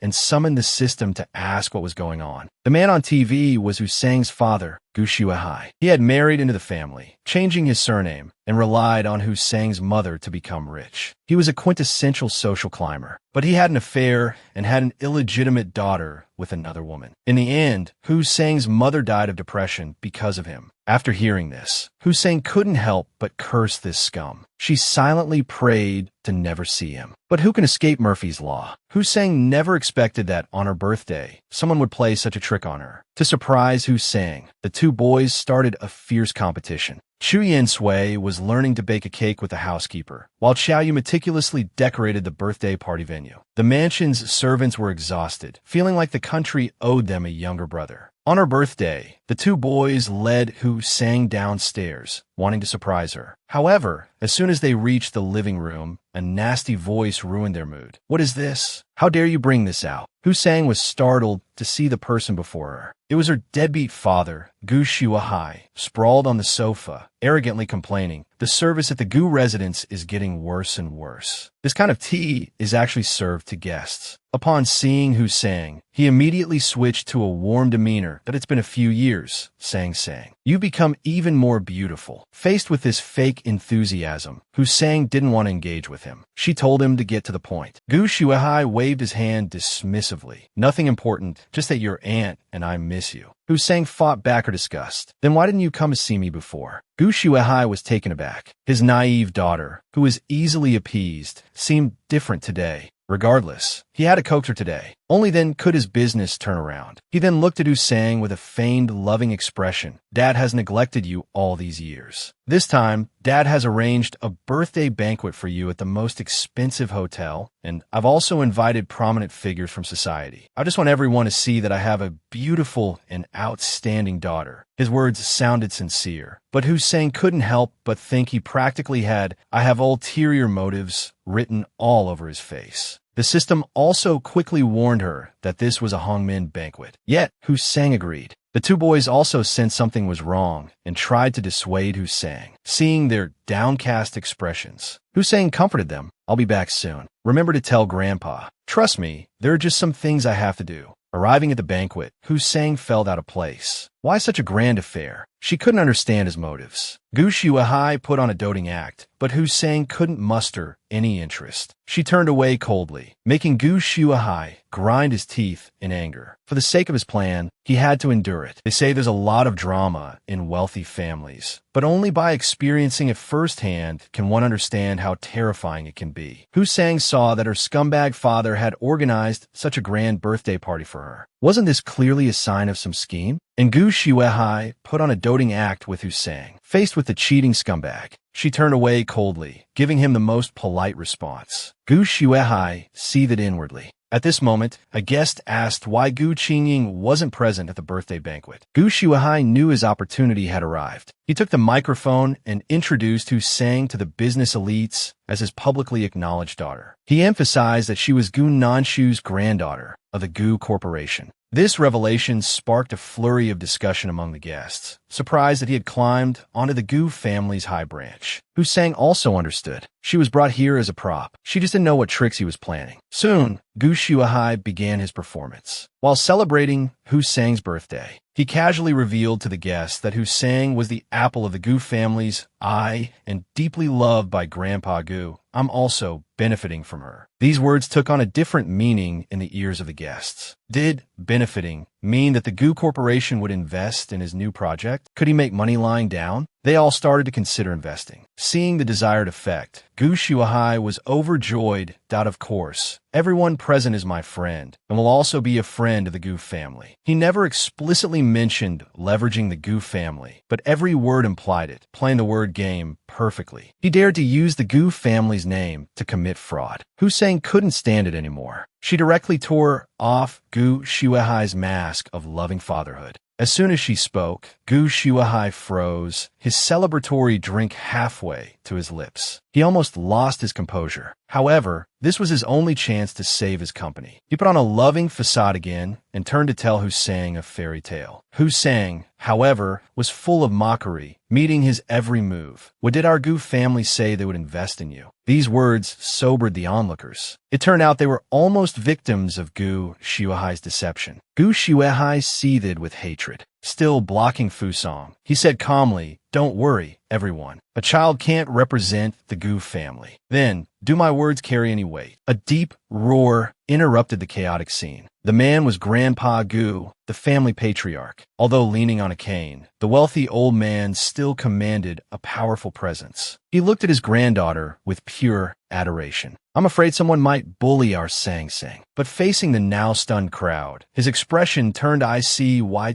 Lu Sang is my only granddaughter, and she will be the future heir of the Gu Corporation. Every word she speaks represents the Gu family, and those with ulterior motives who wish to take advantage of our Gu family." His gaze landed on a panicked Gu Shuahai. Seeing Fusang being led away by Gu Nanshu, Gu Shuahai gritted his teeth in anger. He wouldn't let this matter rest. The happiest and most secure life is like this. No excessive wealth, no bloodshed, just love and someone waiting for you at home. When Fusang returned from dealing with Gu Shuahai and the others, it was already late at night. She saw the two little ones, Padre Doju-san, sleeping soundly, obviously waiting for her. On the table was a mountain of gifts. She immediately recognized the special gifts prepared by her two little ones. Picking up a handmade cat-shaped earring, she was surprised by Chu Yin Sue's dexterity. Xiao Yu's gift was a necklace and 1,000 paper cranes. Unfolding the crane, she found a perfect test paper inside. The gift from the two little ones filled Fusang's heart with warmth. Stroking their heads, she whispered, "Thank you," noticing also a large two-tiered strawberry cake they had made. Feeling guilty for not being there to celebrate their birthdays with them, Fusang lit the candles on the cake. Clasping her hands together, she made a wish to celebrate their birthdays together next time and for the two little ones to grow up healthy and happy. After blowing out the candles, Fusang gently carried the two little ones back to their room. "Good night, Xiao Yu." "Good night, Yin Sui." The next morning, the two little ones were still sighing over not having seen Fusang the previous night. As Fusang came downstairs, she greeted them with a good morning. When they saw her wearing their gifts, they were thrilled. Fusang apologized again for coming home late and expressed her love for their gifts. The two little ones were overjoyed.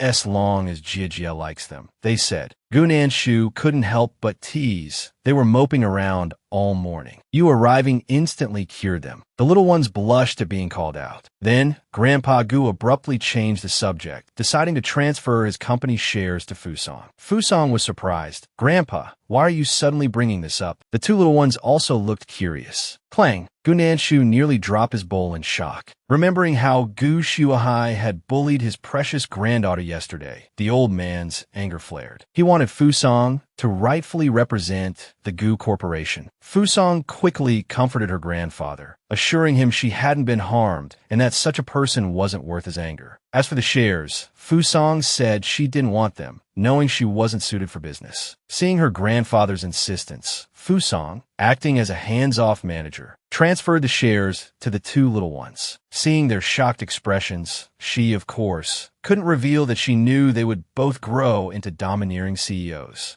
"Don't be so surprised," she reassured them, that I have other plans for not taking the shares. Learning that Fusang was going to deal with Gu Shuahai, the household sprang into action. Grandpa Gu brought out a rack of suits for his bodyguards. Even the house staff sharpened their knives, eager to join the fight. Little Xiao Yu tied his headband, declaring he could protect his sister. Chu Yin Sui, equally serious, presented Fusang with a bottle of pepper spray. Fusang was inwardly amused, thinking it was unnecessary, but the feeling of being protected by her family was wonderful. Fusang was finally going to deal with her troublesome father. Meanwhile, Gu Shuahai was carefully reviewing the acquisition contract from his secretary. While pleased with the Bai family's offer, he fixated on the buyer's name. Like a blood-sucking vampire, he was determined to drain every last drop from the buyer. The day to meet the buyer arrived quickly. Gu Shuahai plotted inwardly. After he finished with this big fish, he would deal with the Gu family. He walked towards Sang Yushir with a fawning smile, but he never expected. Sitting opposite her was unexpectedly Fu Sang. Seeing Gu Xuehai's utterly shocked expression, Fu Sang dropped the act. She was the one who bought his failing company. Hearing this, Gu Xuehai's emotions were a roller coaster. Looking at the scene before him, it all felt surreal. Fu Sang told the two children to go play for a bit. Then she directly tossed the acquisition contract to him. Any questions?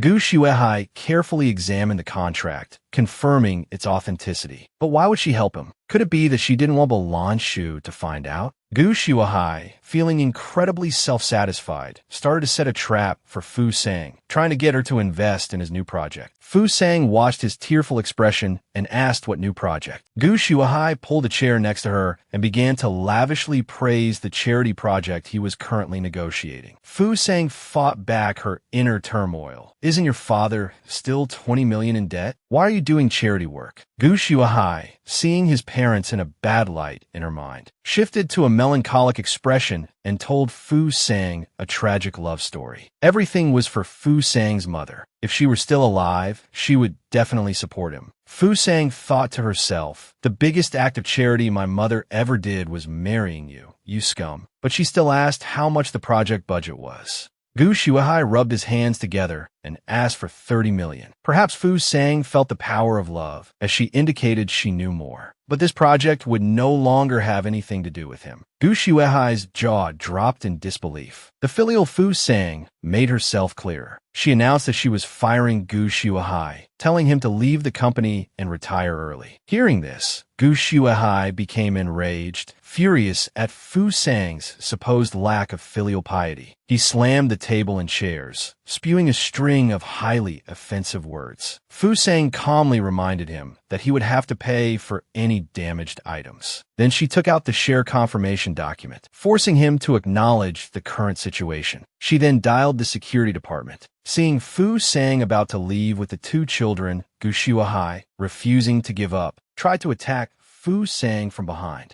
But he was quickly pinned down by the arriving security guards. Watching Fu Sang happily leave with the two children, he seethed with resentment, vowing that this wouldn't end here. Fu Sang, you care a lot about these two children, don't you? I will repay this humiliation tenfold. You'll never imagine what lengths your family will go to in order to sabotage your blind date. At that moment, Fu Sang was facing the mountain of debt from Gu Xuehai's company, suffering a major headache. Meanwhile, Grandpa Gu was blissfully enjoying a Thai massage from the two little ones. However, both children were physically with Grandpa Gu, but their minds were on Fu Sang. From this angle, they had a perfect view of Fu Sang struggling with the overwhelming bills, which caused her to yawn. Gu Nanshu had witnessed Fu Sang's hard work over the past few days. Feeling Shintong for his granddaughter, he brought up the idea of finding her a boyfriend, someone to share her burdens. Fu Sang was clearly taken aback. Grandpa Gu then sat beside Fu Sang and enthusiastically introduced the eligible young men he had selected. Fu Sang tried to decline, but seeing the concern in her grandfather's eyes, she relented that you're not getting any younger. It's time for a passionate romance. Faced with this irresistible enthusiasm, Fu Sang could only agree. Scrolling through her phone, she picked a boy who didn't seem too objectionable. Seeing their sister agree to the blind date, the two children couldn't sit still. Their sister was going to have a boyfriend.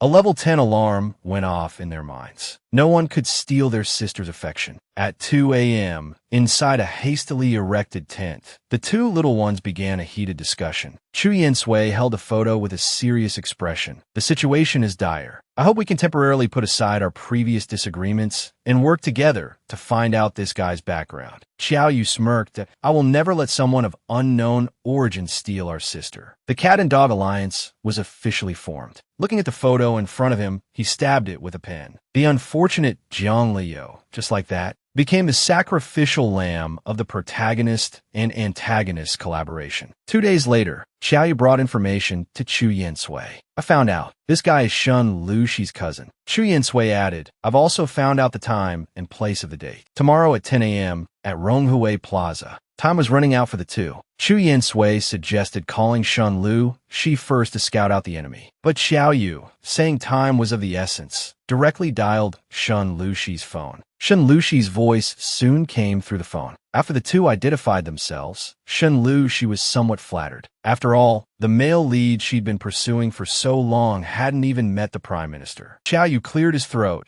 We're calling you today to ask about your cousin, Jiang Liu. Chu Yinsui added, like, what does he hate? What does he dislike doing? This made Shen Lu, she even more confused. Why were they only asking about things he disliked? But both of them spoke with a serious tone, promising a generous reward later. Ultimately, as a tool, Shen Lu, she couldn't resist the allure of their good looks and spilled everything. On the other end of the phone, Chu Yinsui quickly jotted everything down in his little notebook. They quickly formulated a battle plan. Confident, the two exchanged a smile. Everything was in place. Let that guy suffer a bit. What should we do if our goddess sister is going on a blind date? The two little ones discussed late into the night and decided to stir things up. Fu Sang, wearing a pink dress, looked as delicate as a Barbie doll. Just as she was about to leave, the two little ones pounced on her, their innocent expressions making it impossible to find fault. The school assigned a crafts project to do with parents. We need your help to finish it. Fu Sang felt a little apologetic after hearing this. She was supposed to go on a blind date arranged by her grandfather today. The understanding Chu Yinsui immediately started fishing for information. Where's your date? We don't want you to be late. Fu Sang smiled gently. Punto, it's okay. It's just at the nearby shopping street. Just a simple meeting at a cafe or something. The little ones felt they had found an opportunity and immediately became excited. That's sister's first date. How can the other person be so casual? It should be in a romantic place like a park. Sister's date must have some flair. Chu Yinsui then suggested Fu Sang change the date location to Nanhu Park. After all, there's a lot of fun stuff there, and you can go boating. That's the holy land for young people's dates. Xiao Yu also chimed in, that's right. I heard there are a lot of dessert shops there. Isn't a date supposed to be about eating sweet treats? Fu Sang thought about it and agreed. Just like that, she fell into the little rascal's trap. She gently stroked the heads of the two little ones, expressing her gratitude. She couldn't let down their kindness. Seeing Fu Sang agree, the Cat and Dog Alliance celebrated the success of the first step of their plan in their hearts. Then, they both simultaneously grabbed Fu Sang's hand. They started to act cute, saying, actually, we really want to go to Nanhu Park too. Their big eyes were full of longing. Their repeated calls of sister almost made Fu Sang lose her way. This made her wonder what was up with the little rascals today. Fu Sang crouched down and politely declined the little one's request. After all, it wouldn't be appropriate to bring two tag-alongs on a blind date, but she promised to take them there another time. The two little ones' faces were filled with disappointment. Okay, we'll listen to sister, they said dejectedly. Watching the disappointed little ones leave, Fu Sang felt like a villain. The system also followed Fu Sang, its eyes welling up, complaining about her cold-heartedness. Arriving at the park, Fu Sang met her blind date. It had to be said, Jiang Liu was a very sunny young man. Fu Sang couldn't find any fault with her date. The two obviously didn't notice the cat and dog agents in the bushes not far away. Black Cat agent had locked onto the target. Everything was going according to plan. Puppy Dog agent sent out the signal. They were determined to make this a memorable date. Walking along the path, the two chatted idly. Jiang Liu said he had noticed Fu Sang a long time ago. Fu Sang, however, noticed the rustling bushes nearby. Driven by curiosity, she decided to investigate. Sure enough, she found the two little devils inside, holding a map and plotting something. What are you two doing? Fu Sang's voice came from behind them. The startled cat and dog agents nearly jumped out of their skins. Oh no, sister found us. Faced with a rival who wanted to steal their sister, how would the two little ones fight back? The cat and dog agents crouched in the bushes, plotting their next move. Caught red-handed by Fu Sang, the two quickly came up with a lame excuse to cover their awkward situation, not forgetting to discreetly hide their secret plan for dealing with the rival behind their backs. At this moment,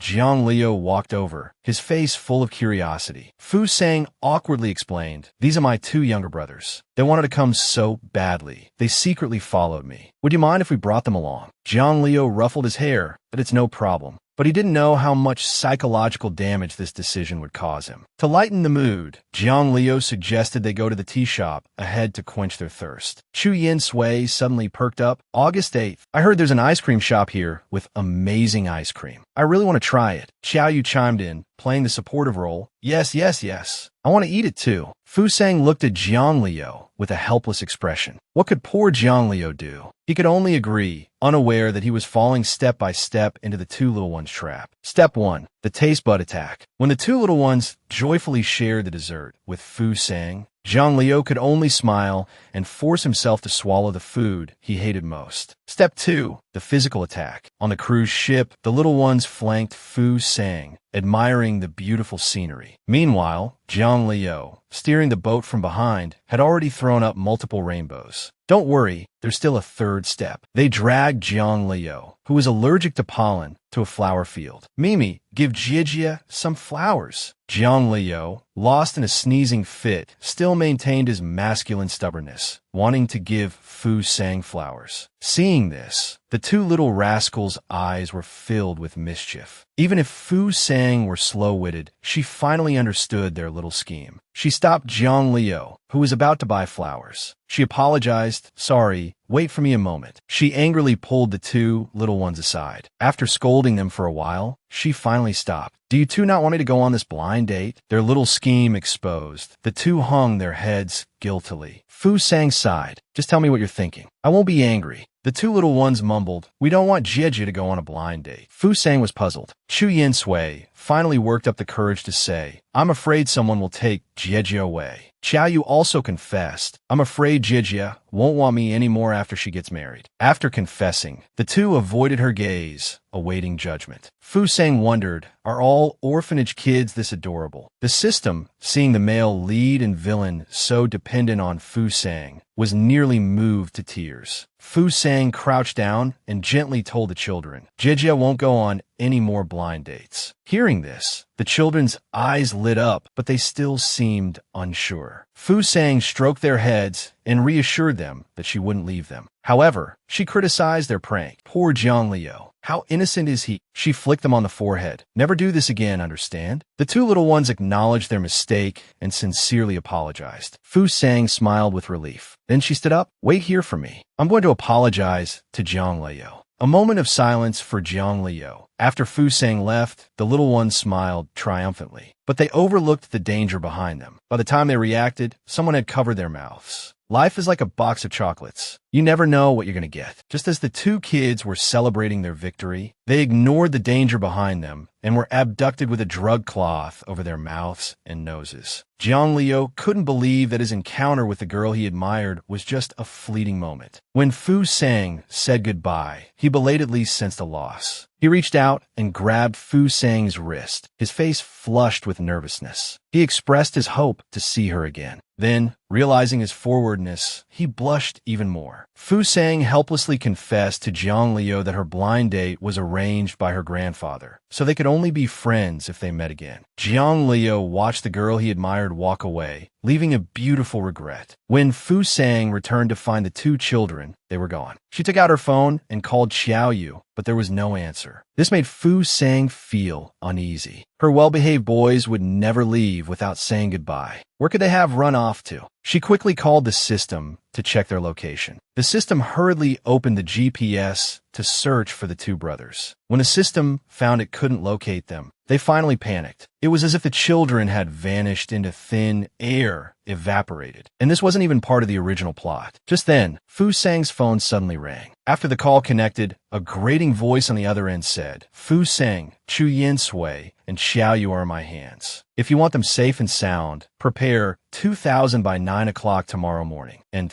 don't even think about calling the police. I can't guarantee their safety if you do. The kidnapper hung up after speaking. Fu Sang asked the system if it could trace the call's exact location. The system could only request the general area from the main server. Time was of the essence. Fu Sang prepared to head to the closest location first. Meanwhile, in a dark warehouse, the two boys slowly woke up. Feeling a stinging pain in their hands, they realized they had been kidnapped. While the kidnappers were away, Chu Yin Sui crawled towards a glass on the table. After shattering the glass, Chu Yin Sui picked up a shard to cut the ropes. Just then, the heavy iron door creaked open.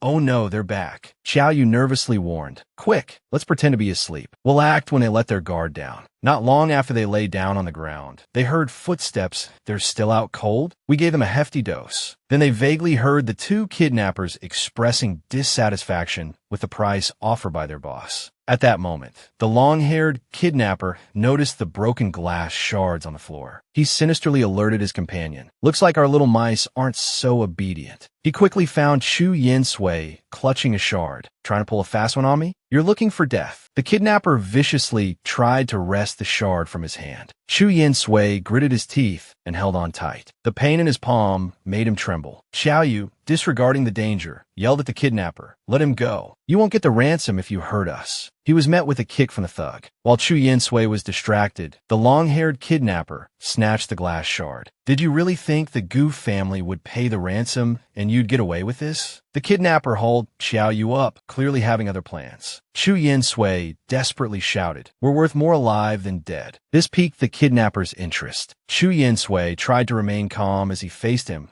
"If you let us go safely, the Goof family will give you 10 times more than your employer offered." The kidnapper seemed to be swayed. After all, his primary motive was money. He finally put Xiao Yu down. He turned and said menacingly to the two boys, "Smart kids don't live long." Meanwhile, Fu Sang sped towards them in her car. The system had confirmed the boys' location and had already called the police to initiate a rescue plan. But Fu Sang couldn't wait. Worried only about the boys' safety, she floored the gas pedal, ignoring the system's pleas. She rammed the warehouse gate. The loud crash attracted the two kidnappers. A fiery red Ferrari appeared before them. Fu Sang stepped out, looking drastically different from her usual self. Blue veins bulged in the hand, gripping a metal pipe. Recognizing their rescuer, Chu Yin Sui and Xiao Yu cried out in joy. Seeing only Fu Sang, the kidnapper started to taunt her. But Fu Sang didn't play by their rules. She swung the pipe and knocked one of them to the ground. She was incredibly strong. The kidnapper screamed in pain. Seeing her boys hurt, Fu Sang was truly enraged. These were her precious little ones. Her internal rage meter was exploding. Hearing the commotion, the other kidnapper approached, clearly shocked by Fu Sang's sudden appearance. Fu Sang's expression darkened. She swung the pipe at the thug, who smugly dodged it. The next second, she kicked him in the leg, sending him to his knees in agonizing pain. The girl's cold stare made the kidnapper tremble. "Touching my precious babies? You're tired of living." What followed was a flurry of blows from the pipe, leaving both kidnappers begging for mercy. The two boys watched the violent scene unfold. She was undeniably cool, but also terrifying. 47 minutes later, after venting her fury, Fu Sang dropped the pipe and went to check on the boys, gently untying their ropes. Seeing their battered state, she blamed herself for not protecting them. As the three talked, one of the kidnappers crept up behind the boys with a knife. At the critical moment, Fu Sang shielded the two boys with her body. A sharp pain shot through her chest, and blood stained her white shirt crimson. "You're really looking for death." Fu Sang gritted her teeth, straightened up despite the pain, and placed her hand on the large man's shoulder. Then, she bent her leg and rammed it into his groin. The man's vision went black, and he fainted from the pain. At this moment, the police arrived and subdued the remaining kidnappers. Fu Sang gasped for breath, the pain making it impossible for her to stand. The boys rushed over, concerned. Seeing their sister injured, tears welled up in their eyes. Pale-faced, the young woman comforted them. "It's okay. It's just a small injury. I'll be fine soon." But before she could finish speaking, she collapsed to the ground. She saw the two boys crying over her. She felt a surge of self-deprecating humor. "It must be my eyes that are failing me. If you could go back to high school, would you still remember those memories?" The young woman lay on the cold operating table. Inside the intensive care unit, a group of doctors worked tirelessly to save her. Fu Sang's soul, however, had already floated out of her body. "Am I dying?" The system said with a sigh, "You're having an out-of-body experience." "What do you think?" Fu Sang's expression was complex. The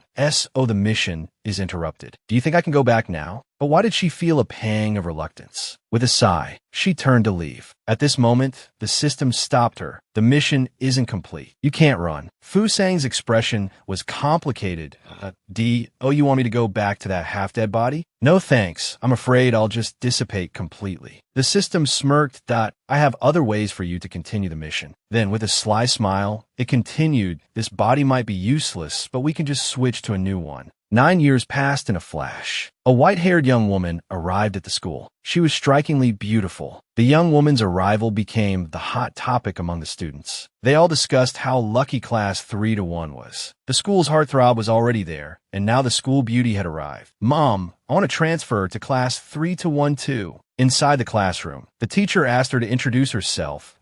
I'm Fu Sang. The simple 4 words were very much in line with Fu Sang's style. The young woman chose a secluded corner and sat down. At this moment, the student in front of her turned around. Fu Sang, do you know Chu Yinsui and Xiao Yu? Fu Sang was clearly taken aback. Then, the female student said inexplicably, you look familiar, Fu Sang. You look a lot like an older sister I knew when I was little. Faced with this overly enthusiastic and chatty classmate, Fu Sang felt a sense of familiarity. The system whispered, Fu Sang, she's Shin Luxia, the female lead in the original story. She's already grown up so much. I wonder what the 2 boys are like now. System, show me their pictures. The useless system replied, I just arrived. I haven't organized the data yet. The remaining time was spent with the 2 staring at each other, mutually annoyed. Lost in thought, Shun Luxia's voice broke through. Fu Sang, do you understand? Fu Sang felt a bit awkward. Sorry, I really haven't met you before. Shun Luxia seemed disappointed by the answer. However, based on her years of Chanyud experience, Fu Sang still felt something was off. Shin Luxia continued her enthusiastic probing. You know, Chu Yinsui and Xiao Yu are famous figures in our school. Are you interested in learning more about them? If this were the original Fu Sang, she would definitely be curious about the male lead and the villain. The class bell rang, interrupting Shun Luxia's plans. Just as Fu Sang was thinking, the back door of the classroom was pushed open. If you go back to high school, will the boys you raised still listen to you? During the second class in the afternoon, the back door of the classroom was pushed open from the outside. With a creak, Fu Sang looked up curiously. A strikingly handsome young man stood there. His narrow, dark eyes held a hint of nonchalance. The red teardrop mole under his right eye was particularly captivating. The teacher's annoyed voice rang out. Chu Yinsui, you're late for class. Don't you know you're supposed to report in? Get out. Fu Sang, who had been drowsy, instantly woke up upon hearing the name. She couldn't accept her boy's current appearance. How did he become so devilishly handsome? He's completely different from the cute and obedient child he used to be. Fu Sang consulted with the system. Can we send him back for a remake? Chu Yinsui, however, completely ignored the teacher and walked in on his own. Glancing at the newly arrived Fu Sang's back, Chu Yinsui said coldly and commandingly, Classmate, I don't like sharing a desk. Change seats. Fu Sang wasn't bothered in the slightest. Are you always this rude? She thought, too lazy to switch. But when the boy got a clear look at her face, his pupils suddenly constricted. After a long moment, he murmured, Sister? Fu Sang's current appearance wasn't that different from before. Both had bright, round eyes and similarly delicate and beautiful features, especially that cold and proud air. But overall, there was an indescribable strangeness. Chu Yinsui clenched his hand at his side. Then, under the gaze of the entire class, left the classroom. Everyone assumed he had left in anger. However, a few seconds later, they heard a polite, excuse me. The teacher and the students were stunned. It was simply unbelievable. Why was Chu Yinsui suddenly so obedient? The boy, his face flushed, returned to his seat, but his gaze was fixed on the girl beside him. Fu Sang felt a little guilty that he wouldn't recognize us, would he? She thought. The system reassured her, don't worry, bro, we're reborn. The system is very thorough. Ding, ding, ding. Having been bombarded with notifications for an entire class period, Fu Sang finally made it to the bell. Then Chu Yinsui came up to talk to her. What's your name? Fighting back her guilt, the girl replied, Fu Sang. The same 2 simple words, Fu Sang, sounded like a thunderclap in Chu Yinsui's mind. Suddenly, another student's voice rang out. Chu Yinsui, the teacher wants you in the office. Also, Xiao Yu, do you want to tell him?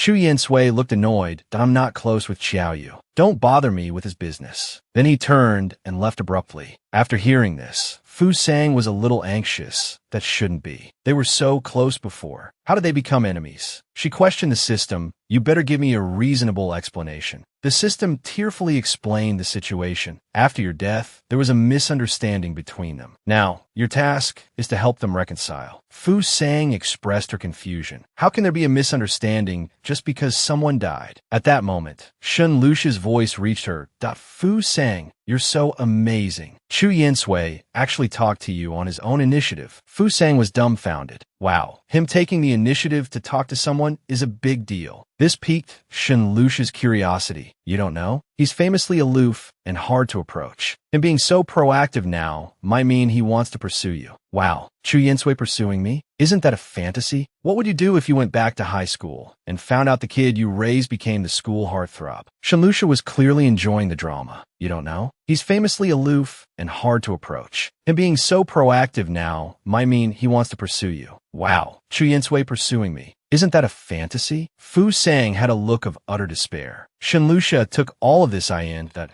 is he really not Fu Sang? Forget it, it doesn't matter. I'm a hardcore yin control anyway. The girl enthusiastically grabbed Fu Sang's hand. Let's go to PE class together. But Fu Sang's stamina was severely depleted after her rebirth. She politely declined, citing feeling unwell. Warm sunlight filtered through the curtains. Fu Sang lay lazily on her desk, dozing like a cat. When the haughty Chu Yinsui arrived at the classroom, he stared blankly at Fu Sang. He had seen that expression on his sister's face before. It wasn't just a 70 to 80% resemblance. It was identical. Even the pronunciation of their names was very similar. Could people be reincarnated? The boy scoffed softly. Even if they could, it wouldn't happen to me, he thought. Someone who couldn't even protect those closest to them couldn't expect divine favor. He then walked away. Hearing the movement, Fu Sang lazily opened her eyes. Looking at Chu Yinsui's unapproachable face, she suddenly said, "You look more like a delinquent than a student." Chu Yinsui stopped in his tracks. He slowly turned around, his voice tinged with coldness. "Oh, you have a problem with me." Fu Sang, just waking up. Fu Sang was clearly still drowsy. "And oh, I just don't like your delinquent look." The girl's smile was soft, but her words weren't very pleasant. But Chu Yinsui wasn't angry. He silently approached Fu Sang, bending down to meet her gaze, his smile somewhat alluring. Then what kind of look does Fu Sang like? He stared intently into Fu Sang's eyes, as if trying to find some sort of proof. But she remained unfazed. Fu Sang kissed a group of tragically fated resentment-generating machines. The system was exasperated. What kind of provocative statement is that? Chu Yinsui was taken aback upon hearing this. But soon, she let out a soft chuckle. Student Fu Sang's preferences are quite unique. Then, a hint of sadness appeared, very similar to someone I know. Fu Sang remained calm. Yes, that's so. The world is so big. It's normal to have similar people. The young man sighed softly, as if all the strength had been drained from his body, and turned to leave. Back home, Chu Yinsui tried hard to calm himself down. But whenever he closed his eyes, Fu Sang's image would appear. Why does he look so much like my sister? Just then, a phone notification interrupted his thoughts. Opening it, he saw only 2 simple messages. Someone who looked a lot like your sister came to school. It was clearly a message from Xiaoyu. While he was still pondering, the phone began to ring. An anxious voice came through. "Didn't a transfer student come to our class? Someone who looks a lot like your sister. One second he's a cute and innocent boy. The next he wants to be all over you. What should I do?" Chu Yinsui, as usual, went to ask Fu Sang for help with the problem. Looking at the well-behaved boy, Fu Sang reached out and pulled him closer, then began to explain the difficult points of the problem. The next second, a sturdy figure loomed over him. Fu Sang looked up in shock. A charming face filled her vision. "Teaching me like this, I still don't quite understand. Why don't you go a little deeper?" Fu Sang froze. A sudden jolt, accompanied by a yell of "no," abruptly woke him from his shock. Fu Sang, Dorofli Shenkin, secretly rejoiced. Thankfully, it was just a dream. Early in the morning, after arriving at the classroom, Fu Sang discovered that the 2 boys had skipped class again. Somewhat annoyed, she grumbled, "What are these little brats up to? Why are they both learning bad habits? Back at her seat, Shun Lucia greeted her enthusiastically. Why are you sighing so early in the morning? Are you in a bad mood? Fu Sang pointed at the empty seats that they often skip class. Speaking of these two oddballs, Shun Lucia became interested. Not that often. They just occasionally arrive late. Chu Yin Sui, because of her failing grades and constant fighting, the teachers don't bother with her anymore. As for Xiao Yu, because his grades are too good, the teachers don't need to worry about him. Seeing Fu Sang's shocked expression, Shun Lucia became even more animated. Just as she was about to say more, the teacher's voice interrupted them in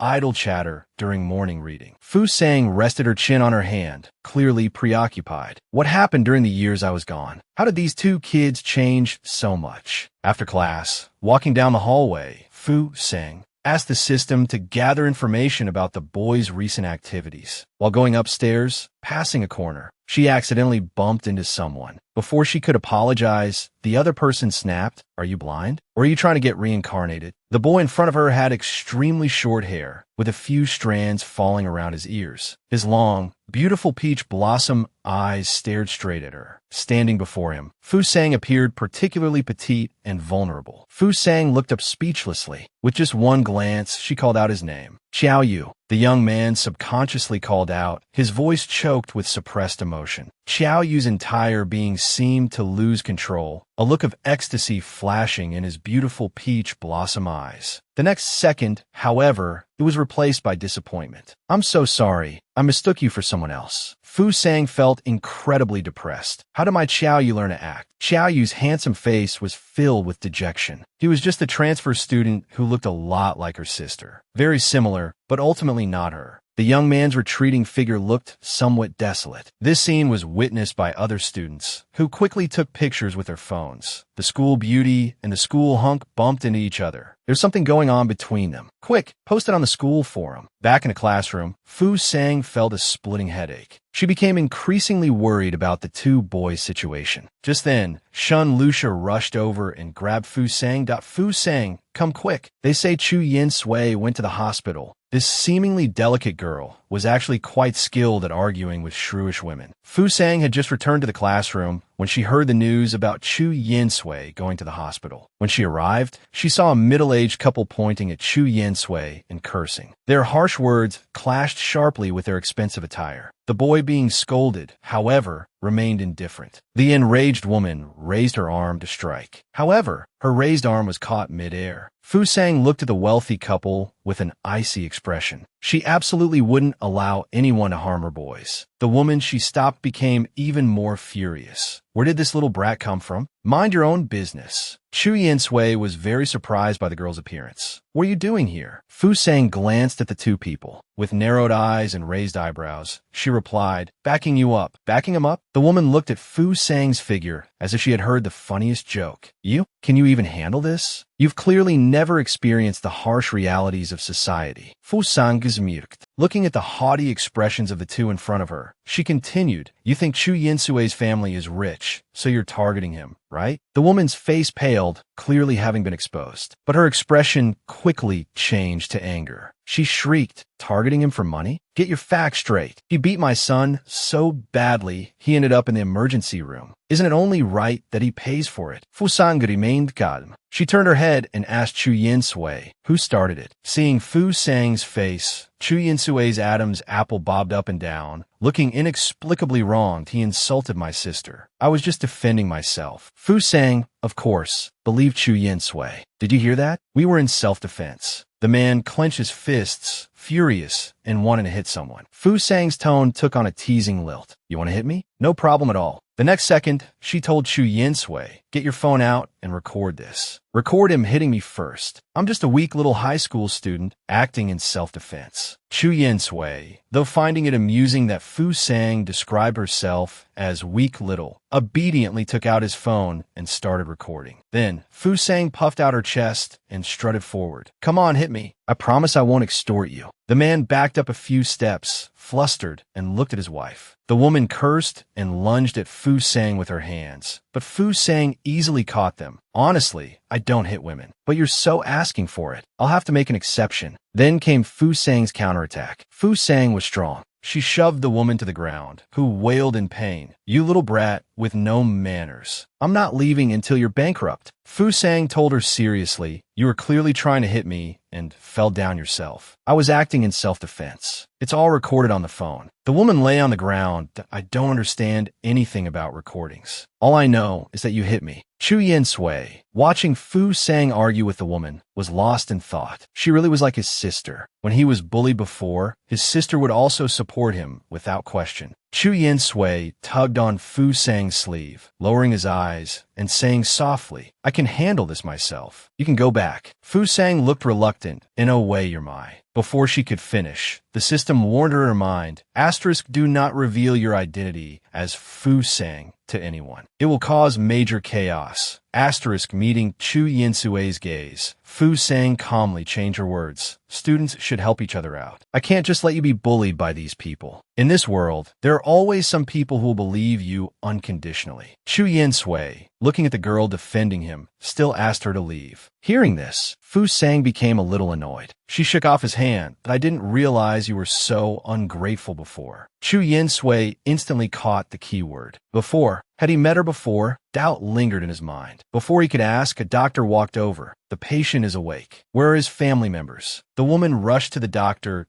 "I'm his mother." The doctor took off his mask. "The scratches are superficial. Just some bruising. Nothing serious." As the woman walked away with the doctor, she didn't forget to threaten them. "Just you wait. I'll make you pay for this." The two of them clearly didn't take her words seriously. Fu Sang rubbed her chin and commented, "Nice fight. Just the right amount of force." Chu Yin Sui's eyelid twitched. "Don't you think I'm scary?" Fu Sang chuckled. Her eyes curved, the light within them somewhat dazzling that he was the one who started it. "You were just defending yourself. What's scary about that?" Chu Yin Sui looked unconvinced, continuing to ask, "Why do you believe me so easily? What if I was the one who started it?" Fu Sang answered seriously, "My gut tells me you wouldn't lie." She certainly wouldn't say, "I'll watch you grow up." By the time the matter was resolved, it was already evening. Their shadows stretched out on the gravel path. Chu Yin Sui's handsome, somewhat devilish features softened. He lowered his voice. "I owe you one. What do you want?" He didn't believe anyone would be nice to him without reason. Fu Sang considered for a moment before speaking. "Dress properly. Don't be so sloppy. You should learn from Xiaoyu. He dresses so neatly." Before she could finish, the expression of the boy beside her instantly darkened. He interrupted her. "You're close with Xiaoyu?" Fu Sang remembered encountering number 2 from the Creation Institute today at the stairwell landing. Having met once, Chu Yin Sui suddenly bent down to her eye level, his dark eyes devoid of any warmth. "Love at first sight? Miss Fu Sang, don't use his standards to judge me. I won't forget the favor you did me tonight, but don't mention his name in front of me again." Fu Sang looked at the boy's retreating figure with a complicated expression. It seemed the brotherhood between the two boys had truly fractured. At this moment, she only felt exhausted. Despite his anger, Chu Yin Sui didn't just storm off. With a cold expression on his handsome face, he escorted Fu Sang back. After seeing her into her apartment building, he turned and disappeared into the night. What magic did this new girl possess? To be rumored to be involved with both of the school's heartthrobs? Chu Yin Sui himself didn't understand why he had come to school so early in the morning. He also didn't understand what it meant that he had been dreaming about Fu Sang recently. Yawning, he went to the mirror and looked at his reflection, deeming his outfit satisfactory. But recalling Fu Sang's comment last night that he looked slovenly, his slender fingers touched the loose collar of his shirt, and he fell into a struggle. After a long while, he reluctantly buttoned his shirt. At that moment, the discussion of two classmates looking at their phones caught his attention. They were mysteriously discussing the gossip of Fu Sang and Xiaoyu being a couple. Hearing this, the boy subconsciously took out his phone. Seeing the two of them in the photo, although it didn't necessarily mean anything, the jealousy in his eyes betrayed his feelings move. A cold voice came from behind him. Chu Yin Sui subconsciously looked back. Xiaoyu. Seeing one of the subjects of the gossip, Chu Yin Sui's already irritable mood worsened. He directly lifted his leg to block the doorway. The two stared at each other. The atmosphere was so tense that it felt like a fight could break out at any moment. Xiaoyu was completely uninterested in these petty actions. He kicked away the so-called obstacle and walked directly to his seat. Students from a neighboring class also came running to see the two heartthrobs in the same classroom. Seeing them in class together gave them a surreal feeling. The bell rang, accompanied by the sound of a girl running. Finally, just before the last bell, she arrived at the classroom. Fu Sang hadn't even had time to wipe the sweat from her face. Her tired eyes made her collapse onto her desk and fall asleep. Chu Yin-sui, sitting next to her, looked at the girl with a gentle gaze. Was it because she went back too late yesterday? Suddenly remembering something, he took out a can of coffee and gently placed it beside her. Xiaoyu, behind them, also noticed the girl. He hadn't expected her to be sitting there. But what did Chu Yin-sui mean by giving her coffee? His gaze darkened, taking on a warning tone. No one could be his sister's pick-me-up. Chu Yin-sui obviously noticed Xiaoyu's gaze. He didn't bother to respond and turned his head away. After morning reading, it was time for PE class. Fu Sang yawned as she arrived at the field. The system complained incessantly beside her. I brought you here to repair the relationship between the male lead and the villain. How can you sleep? Do you know how bad the atmosphere between those two was just now? Fu Sang sighed helplessly and said she knew what she was doing, then went back to change clothes. When she came out again, the previously clear sky had suddenly become overcast. Thunder rumbled. Rushing back to the classroom, she discovered Xiaoyu huddled in a corner, trembling. Each clap of thunder made the pain on the boy's handsome face more apparent. You'd never guess how a typical clueless girl would comfort someone. Fu Sang looked at Xiaoyu with worry and softly called his name. Her call coincided with a clap of thunder, and Xiaoyu's body trembled even more violently. The system reminded her that Xiaoyu was afraid of thunder and that she should comfort him quickly. Seeing the boy like this, Fu Sang's heart ached. Why hadn't she seen him like this when they were younger? The system sighed. Do you think a child living under someone else's roof would show you his fear? He was just enduring it. Xiaoyu's eyes remained tightly closed, tears welling up at the corners. The system grew anxious. The most important thing now is to comfort the villain quickly. This is our chance to shine. How do I comfort him? The clueless girl felt like she had hit a knowledge blind spot. So, she decided to search for answers online. There it was. Looking at the carefully chosen answer, Fu Sang nodded with satisfaction. She gently shook the boy's shoulder. Seeing Xiaoyu look up with confusion, Fu Sang gently told him not to be afraid. What's a little thunder? The ghosts wandering around us are much scarier. You just can't see them. To be more convincing, she gave Xiaoyu a "I'm not lying to you" look. After hearing this, Xiaoyu, whose charming peach blossom eyes were usually alluring, teared up. He hurriedly pushed Fu Sang away. The system was speechless.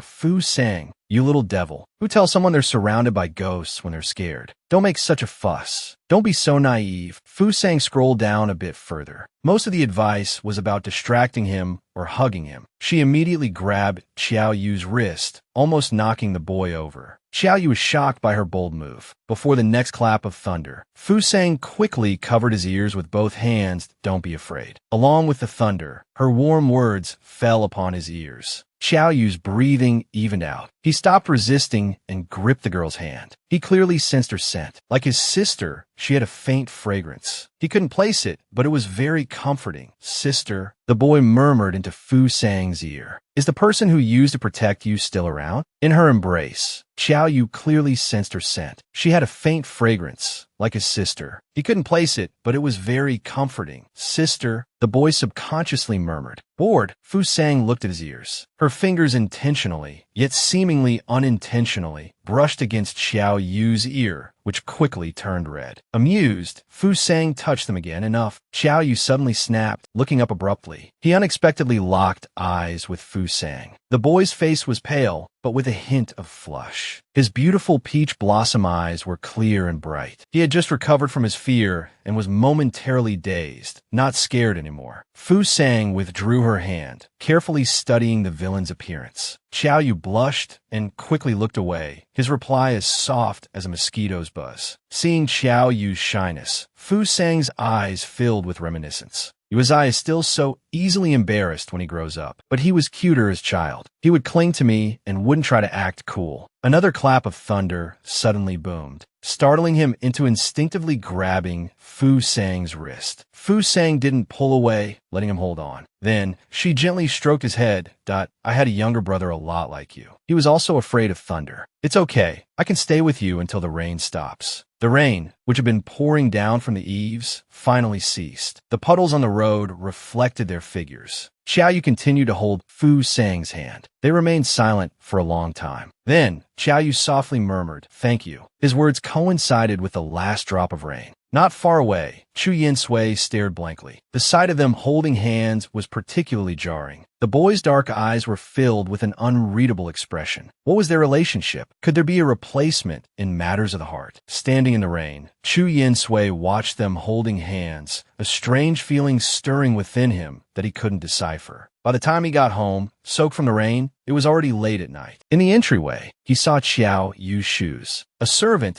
seeing his drenched state, said, "Young Master Qiao came back around 7 o'clock. Young Master Chu, please wait. I'll make you some ginger tea." Chu Yinsui declined the servant's offer. Back in his room, he collapsed into a chair. A splitting headache, brought on by the rain, tightened his features. He expertly pulled out a pack of cigarettes. The exhaled smoke gave him the illusion of relief. His sister's death had made him acutely aware of his own helplessness. He had vowed to protect those around him. However, his gaze fell upon a photo on his desk. It was taken during a trip the three of them had taken when they were younger. Staring at the photo, Chu Yinsui murmured, "Sister." He suddenly flipped the photo face down. He didn't want to reveal his true self in front of his sister, even if it was just a photo of her. Smoke curled upwards, acrid and stinging. Slumped in his chair, the boy's handsome features became obscured. Exhaustion filled Chu Yinsui's narrow eyes. For some reason, he suddenly recalled this evening when Xiaoyu intimately held Fu Sang's hand, and Fu Sang didn't show any disgust or pull away. It really was love at first sight, huh? He felt a bit irritated. Maybe it was just wishful thinking. Xiaoyu must be treating Fu Sang as a substitute for his sister, and he would absolutely not let anyone replace his sister. Meanwhile, Xiaoyu was still working on the wheelchair he was making for Old Man Brown. The young man was a bit of a perfectionist. He always wore glasses when working on things. His gentle features gave him an ascetic look. He was thinking about the next step in the wheelchair's construction process. But then he suddenly remembered the scene of Fu Sang comforting him during the thunderstorm. He had to admit, some of Fu Sang's actions were really similar to his sister's, especially when it came to comforting people. Xiaoyu stared blankly at a photo of himself with Fu Sang. When he was sick with a fever as a child, it was Fu Sang who stayed by his side without leaving. She even gently kissed his forehead. He still kept this secret from Chu Yinsui. Could there really be two people so alike in the world? After thinking for a while, he took out his phone and called a friend, asking him to help look up some information on Fu Sang. Some people say that people are reincarnated after death. Someone as kind as his sister would definitely be reincarnated. Maybe Fu Sang, his current classmate, was his sister's reincarnation. Fu Sang's death had always been a lingering nightmare for Qiaoyu. He had been kidnapped and witnessed his sister's life slowly fade away before his eyes. After that, the light in his dark life had vanished. But he always remembered that Fu Sang liked him to have long hair. He always remembered his sister's expectations of him. How miserable could this young man be? He had only slept for 5 minutes when he heard rumors about the girl he liked and his own brother. Chu Yinsui had caught a cold after being caught in the rain yesterday and not taking care of himself. He had a splitting headache. As soon as he arrived in the classroom, he slumped onto his desk. Fu Sang noticed his condition and was about to ask him how he was feeling, when suddenly a carton of milk appeared before her. "This is a thank you for yesterday," said Xiaoyu, his icy, handsome face displaying a rare warmth. Fu Sang never refused gift from the boys. She tore open the straw wrapper and drank it. Strawberry had always been her favorite flavor. Xiaoyu gazed at her adoringly.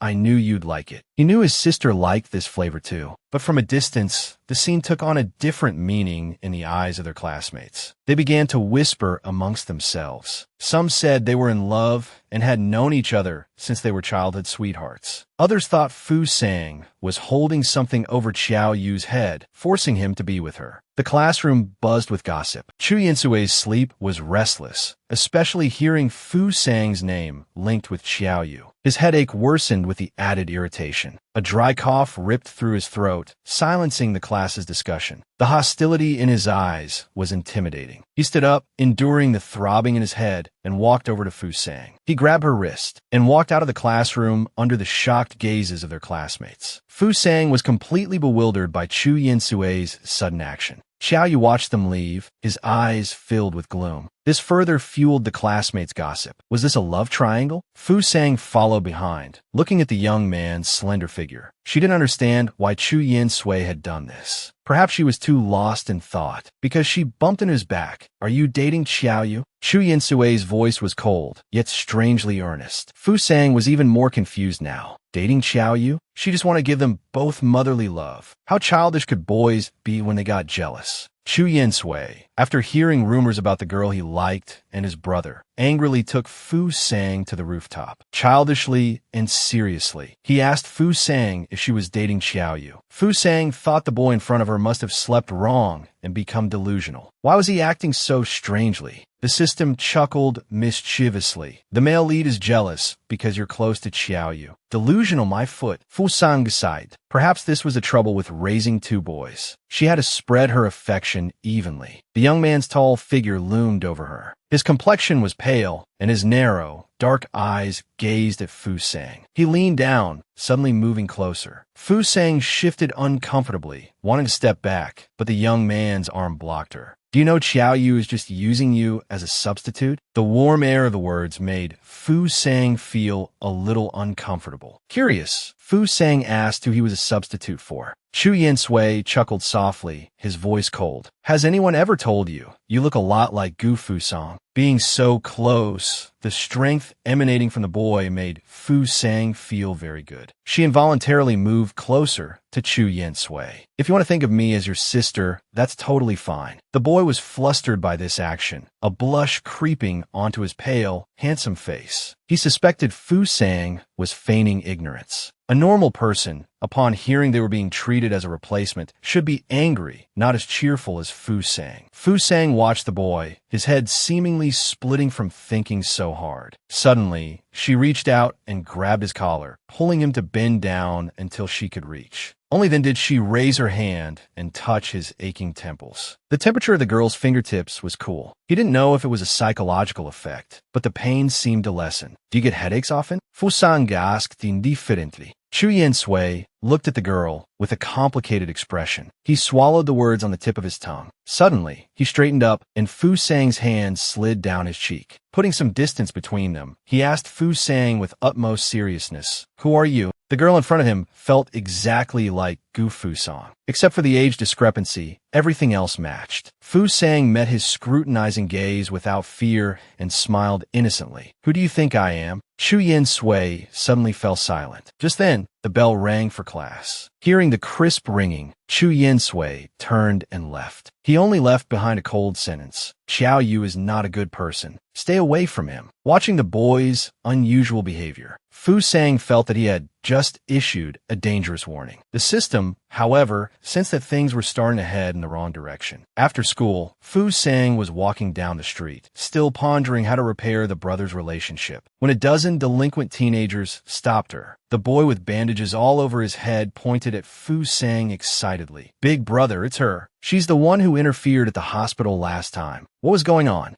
A dozen young thugs were blocking a female student's way home, claiming it was for revenge. Fu Sang turned around slowly. "Are you talking about me?" Her beautiful, doll-like features made them momentarily stunned. The bandaged boy pleaded with the others, asking his big brother to avenge him. The teenager called Big Brother lit a cigarette, his eyes full of disdain. "That a girl? And you want me to come and fight for you? Are you a coward?" "Big brother, she's Chu Yin Sui's girl." Fu Sang just felt that this person's words were asking for a beating. This sentence did indeed provoke the big brother. The teenager tossed his cigarette, but to the ground, and extinguished the embers with the tip of his shoe. He walked towards Fu Sang, his eyes carefully studying the girl before him. Not bad looking. "How about you consider leaving Chu Yin Sui and coming with me?" The sweltering heat was making Fu Sang impatient. "Are you done? Don't delay me going home to enjoy the air conditioning." A glint of gold flashed in Zhang Yubai's eyes. Interesting. Faced with all of them, she could still remain so calm. More and more people were moving towards Fu Sang, almost surrounding her. Just then, a car drove by. Chu Yin Sui was sitting in the car. From the corner of his eye, he saw the slender figure surrounded by a group of boys. He recognized Fu Sang at a glance. A coldness settled in his heart. A few seconds later, he slowly spoke and instructed the driver to stop the car. "I'm Zhang Yubai. How about coming with me?" I seem to be quite interested in you. The boy had good looks, a rebellious air, and a lazy demeanor. The Xiaodi beside him started to chime in. Girl, our boss has taken a liking to you. Just give in. Fu Sang looked at the hooligans in front of her and gave a disdainful smile. Come with you? What do you think you stand compared to Chu Yinsui? Zhang Yubai was taken aback, then asked, Who's Chu Yinsui? Fu Sang chuckled softly. You figure it out. The boy seemed to have lost his patience. He issued what sounded like an ultimatum to Fu Sang, don't refuse a toast only to be forced to drink a forfeit. A cold voice sounded from behind Fu Sang. Chu Yinsui's tall figure appeared at the entrance of the alley. He stood with his back to the light, his eyes dark and gloomy, cold and ashen. Fu Sang was surprised to see him here. Before she could ask why he was there, his hand tightly gripped her wrist. With a hint of exasperation, he said, You really know how to cause trouble. He naturally shielded Fu Sang behind him. Zhang Yubai's smile was somewhat unruly. The hero arrives to save the damsel. What perfect timing, Chu Yinsui. He glanced around at the group. A bunch of guys bullying a girl. Real brave, aren't you? Zhang Yubai retorted self-righteously. We just wanted to make friends with her. The two teenagers stood facing each other, the atmosphere tense. Fu Sang reached out and grabbed Chu Yinsui's arm. With a serious expression, she said, Step aside. I'm afraid I might hurt you. The moment these words left her mouth, the surroundings fell silent. Wasn't this a blatant insult? Who was she to talk? Fu Sang, with her delicate appearance, looked at the dozen or so delinquent youths and declared she could handle them easily. The insulted thugs were instantly enraged. They had to teach this fierce girl a lesson. Fu Sang excitedly rubbed her hands together, got a bunch of guys bullying a girl. Real brave, aren't you? One-on-one or all at once? The leader of the delinquents yelled, Get her, boys. A flurry of fists flew towards Chu Yinsui, who dodged them effortlessly. He turned back to Fu Sang with a haughty look. Go on. Get out of here. Don't cause trouble. Can't you see how dangerous these guys are? Fu Sang, feeling patronized, thought this guy was seriously underestimating her. Suddenly, a hand reached out from behind, grabbing for Fu Sang. With a glance from the corner of her eye, the girl caught the outstretched arm, twisting her waist with a sudden burst of strength. She executed a perfect throw, swift and clean. Mentally, she scoffed, and I was worried you were going to get yourself killed. Even amidst the siege, the two didn't forget to bicker. Perhaps because they were handling the situation too easily, the delinquents surrounded them. Fu Sang and Chu Yinsui stood back to back, confronting them. Fu Sang just wanted to go home and enjoy the air conditioning. She pushed at the young men, but don't waste my time. Chu Yinsui, with a strange expression, told them to come at them together. How arrogant could they be? Furious and humiliated, one of the thugs cried out to their leader. Zhang Yubai narrowed his eyes that I don't hit women. I'll cover their medical expenses. He turned to leave, but Fu Sang stopped him. Okay. The excitement in her voice made it hard to read her intentions. Without their leader, the remaining thugs were quickly dealt with. Chu Yinsui expertly surveyed the aftermath. Your moves aren't bad. Stay away from these thugs in the future. Fu Sang suddenly grabbed the boy's arm, opening his injured hand. Her eyes were full of concern. You should take care of yourself. She took out a Band-Aid, nagging, if you don't treat these wounds, they can easily get infected. This will probably take 2 or 3 days to heal. Chu Yinsui stared blankly at the petite girl, frozen in place. He blinked back tears. His older sister used to bandage his wounds like this. Little meatball, don't get this wet, she'd say, and he would always obediently agree. Now, this girl was giving him the same instructions. He swallowed, but he felt like he'd lost his voice, unable to utter a single word. I'm going. Take care of yourself. The girl's turning figure pulled him out of his memories. His feet unconsciously followed her. Fu Sang noticed. Why are you following me? Chu Yinsui quickly composed himself and offered an excuse that was hard to refuse. We're going the same way. Fu Sang studied his eyes for a moment. She knew they lived in opposite directions, but she couldn't bring herself to call him out. They walked in silence for a while. Seeing that Chu Yinsui had no intention of leaving, Fu Sang prompted, I'm home. You live around here too? The boy averted his gaze, unsure what to say. Fu Sang sighed that if you wanted to walk me home, you could have just said so, as if afraid of hurting his pride. She stood on tiptoe and gently smoothed his messy hair, that you're really not as cute as you were when you were little. At these words, Chu Yinsui froze, as if electrocuted. He watched her enter the building before finally turning to leave. As he walked, he touched his forehead, replaying the scene in his mind. A blush crept onto his handsome face. Just then, Xiao Yu's resentful voice snapped him back to reality. Chu Yinsui, do you see her as a sister? The boy's innocent affection was an unconscious lingering attachment, a unique possession deep within his heart. Even if discovered by a rival, he would stubbornly deny it. Xiao Yu, having seen them together, had a look in his eyes so dark it could drip water. Chu Yinsui, do you see her as a sister? Chu Yinsui stopped. Their eyes met. That aren't you entangled with her too?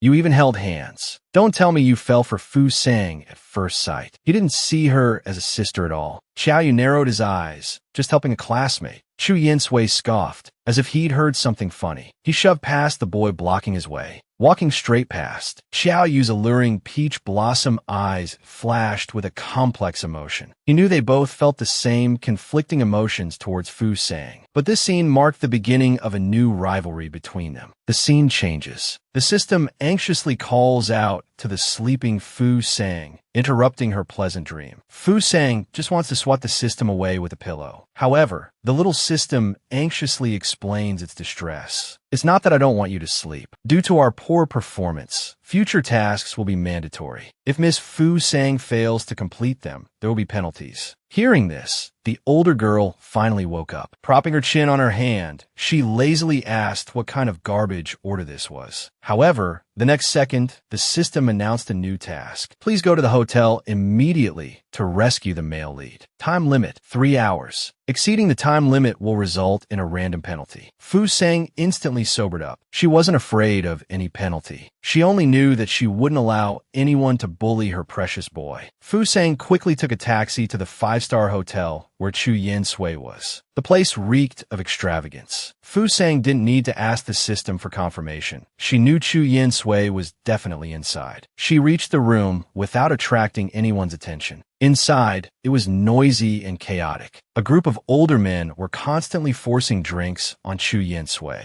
The young man furrowed his brows, trying to endure. His temples throbbed, the pain making him clench his hand. Because of his young age, some people looked down on him and insisted on giving him a hard time. Young Master Chu, this glass is for you. You wouldn't refuse me, would you? Chu Yinsui picked up the glass, trying his best to hide his discomfort. Fu Sang walked over and grabbed the arms of the two men who were about to clink glasses. The group, seeing this unexpected guest, were clearly confused. Chu Yinsui was equally shocked by the girl's appearance. Under the scrutinizing gazes of the group, Fu Sang said, Uncle Lu is looking for you for a photo shoot. The board is deciding on the next quarter suppliers. It's best not to be late. Chu Yinsui narrowed his eyes. He knew Fu Sang was lying. The young man lowered his gaze, and for some reason, he suddenly felt relieved. He stood up, gave the group a cursory nod, and turned to leave. Hearing that Lu was calling for Chu Yinsui, the predatory older men didn't dare to detain him any longer, only offering polite excuses about catching up later. Away from the hypocritical private room, Chu Yinsui asked coldly, How did you know I was here? Fu Sang replied casually, I just happened to be passing by. Chu Yinsui didn't believe her, but his headache hindered his thoughts. His face instantly paled and his legs weakened, causing him to almost collapse. Fu Sang's first reaction was to catch him. Whether it was for being caught by Fu Sang or the alcohol, a blush crept onto the young man's pale face. He mumbled a thank you and pulled away, not wanting Fu Sang to see his vulnerability. But his swaying body betrayed him. Chu Yinsui felt his body tilt, half his weight leaning against the girl. He thought Fu Sang would be flustered, but her expression remained unchanged. Ever since he left the Gu family, he hadn't relied on anyone. This was the first time he felt a sense of security, unconsciously letting down his guard. Fu Sang guided a taxi. Once inside, Chu Yinsui leaned against Fu Sang's shoulder and fell into a deep sleep. Then she gave the driver the Gu family villa's address. Going back home, to the place where she once lived. Before her rebirth, she was an incredibly wealthy heiress. She used to drive a fiery red Ferrari when bringing boys home. But now, she could only take a taxi. After giving the driver her home address, she thought, going back home, for the first time, the girl felt a sense of uncertainty about what was to come. To her, that place held someone she felt deeply indebted to.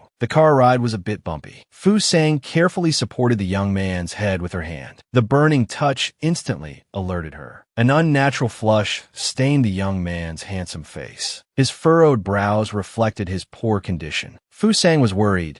He's so hot. Is he running a fever? I wonder if they've changed the private doctor in the past few years. I should ask Xiaoyu. Chu Yinsui was leaning on her left shoulder, hindering her movement, so she could only dial the phone with one hand. On the other end, Xiaoyu looked at the unfamiliar number, hesitated, and then answered. Fu Sang got straight to the point, asking Xiaoyu for the private doctor's contact information. Hearing Fu Sang's voice, Xiaoyu suppressed his excitement. Why do you need that? Fu Sang paused. Chu Yinsui is drunk and has a fever. Xiaoyu's enthusiasm instantly turned icy. Just leave him. Let him die from his illness. He hung up abruptly, leaving Fu Sang bewildered. Wow, what deep hatred is this? A notification pinged. The next second, her phone received the doctor's contact information. Even through the screen, you could feel Xiaoyu's inner conflict. He scolded her, yet still called. What kind of confusing behavior is this? After hanging up, Xiaoyu's mind had already drifted elsewhere. Bien Rong casually tapped a few times on the circuit board and turned to leave, ignoring his friend's attempts to stop him. He hurriedly said he had something to do at home. Meanwhile, Fu Sang, supporting Chu Yinsui, had already rung the doorbell of the Gu family villa. Chu Yinsui's tall frame was completely slumped against the petite girl. Fortunately, a maid, hearing the doorbell, rushed to the door. After opening the door and seeing the young woman, the maid's mind went blank. She stammered, "Young miss." Fu Sang quickly explained that she was bringing a drunk classmate home. The maid, belatedly realizing the situation, only thought to offer help after the two had entered. Fu Sang declined the maid's assistance and directly took Chu Yinsui to his room, instructing her on what to do next. The maid, just recovered from her initial shock, was stunned again. This aura was just like the young miss. After putting Chu Yinsui on the bed and waiting for the doctor to set up the foredrip, she carefully placed a cool towel on his forehead. After a flurry of activity, he was finally settled. Carefully looking around Chu Yinsui's room, she noted it was still the same as when he was a child. Her gaze, however, suddenly landed on the table near the window. There was an ashtray with cigarette butts and ash still inside. Fu Sang narrowed her eyes and then looked back at the boy lying on the bed. So young, yet he'd already learned to drink and smoke. A hint of displeasure flashed across Fu Sang's face. She dumped the contents of the ashtray into the trash can. As Fu Sang left the room, she happened to run into Xiaoyu, who had just returned. The boy's medium-length hair was tied back with a hair tie, with strands framing his handsome face. His long, beautiful peach blossom eyes were captivating, yet devoid of any emotion. What a coincidence, Fu Sang, Xiaoyu said. Fu Sang, not understanding the meaning behind his words, casually replied, "Is it?" Xiaoyu stared intently into Fu Sang's eyes. "How did you know my house was here? If you were given a chance to be reborn, how would you keep a secret from your loved ones in your past life?" Xiaoyu, suppressing his unease, scrutinized Fu Sang's eyes. "How did you know my house was here?" A sense of danger erupted. Fu Sang retorted, "Is the richest man's house that hard to find?" Xiaoyu interrupted her, his voice growing colder. "I just heard from the maid that you didn't ask where Chu Yinsui's room was. You just brought him straight here." Fu Sang's true nature as a master manipulator was revealed. "Chu Yinsui told me before," she said nonchalantly, uttering an obvious lie. "This kid is really hard to deal with now that he's older. Gotta go. I've delivered him. Excuse me, I have things to do." Xiaoyu remained motionless. He changed his tone and asked, "Are you and Chu Yinsui dating?" Fu Sang was dumbfounded again. Why did this sound so familiar? Dating my foot. Why did both the male lead and the villain want her to be dating the other? Did that make any sense? They would both become obsessed with a girl named Shin Lucy later on. She was just a bound, defective product, a commoner with a task and punishment system. As she completed future tasks, she would leave this world forever. The thought of handing over the plot device she had painstakingly raised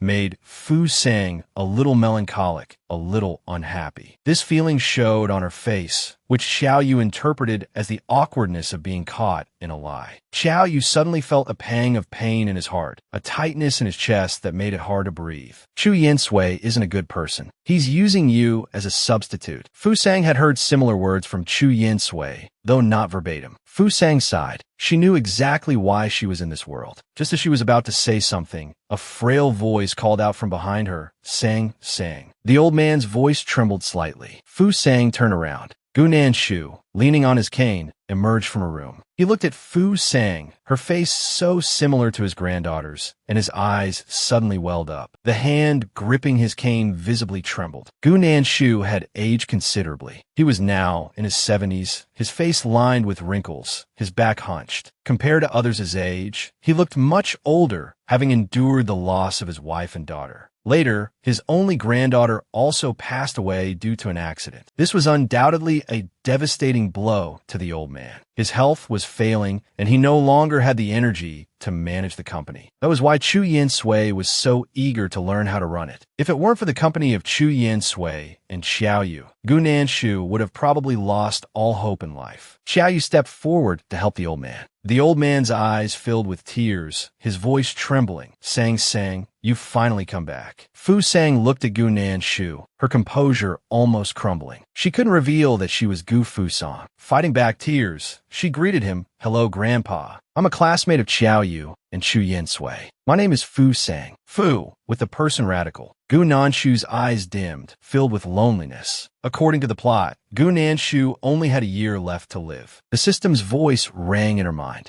Only 1 year left. Fu Sang looked at the old man, her eyes full of reluctance. Gu Nanshu reached out a trembling hand towards her. His gaze lingered on the girl, unwilling to look away for even a second. "Young lady, it's getting late. Stay for dinner." At this moment, he truly saw her as his granddaughter. He was deceiving himself. Fu Sang held the old man's hand and agreed. She also wanted to spend more time with her grandfather. The table was filled with his favorite dishes. Gu Nanshu sat at the head of the table, smiling. Sang, see if you like this. If it suits your taste. Xiao Yu sat next to Fu Sang and suddenly picked up a piece of green vegetable and put it in her bowl. Smiling brightly, he said, "Eat more if you like it. Don't be polite." But Fu Sang really couldn't bring herself to eat the vegetables, so she avoided eating them. This small action, however, took on a different meaning in Xiao Yu's eyes. He narrowed his eyes and asked casually, "Fu Sang, don't you like green vegetables?" Gu Nanshu didn't overthink it like a villain would. He went along with it. "You don't like green vegetables? Don't eat them then. My granddaughter used to refuse to eat them no matter what." The young man smiled meaningfully. Unexpectedly, "Fu Sang, you're quite similar to my sister in this regard." Fu Sang tensed up, taking a sip of porridge to cover her nervousness. She then reminded herself that she was a firm believer in marriage. Xiao Yu clearly wasn't ready to let her off the hook. He seemed to be pondering something, but Fu Sang, you just ate other vegetables. Fu Sang sighed inwardly. As expected, both the grown-up male leads were unpleasant. A simple dinner, yet it perfectly showcased the shrewdness of these scheming individuals. Chu Yin Sui still had the faint, slightly pungent smell of alcohol on him.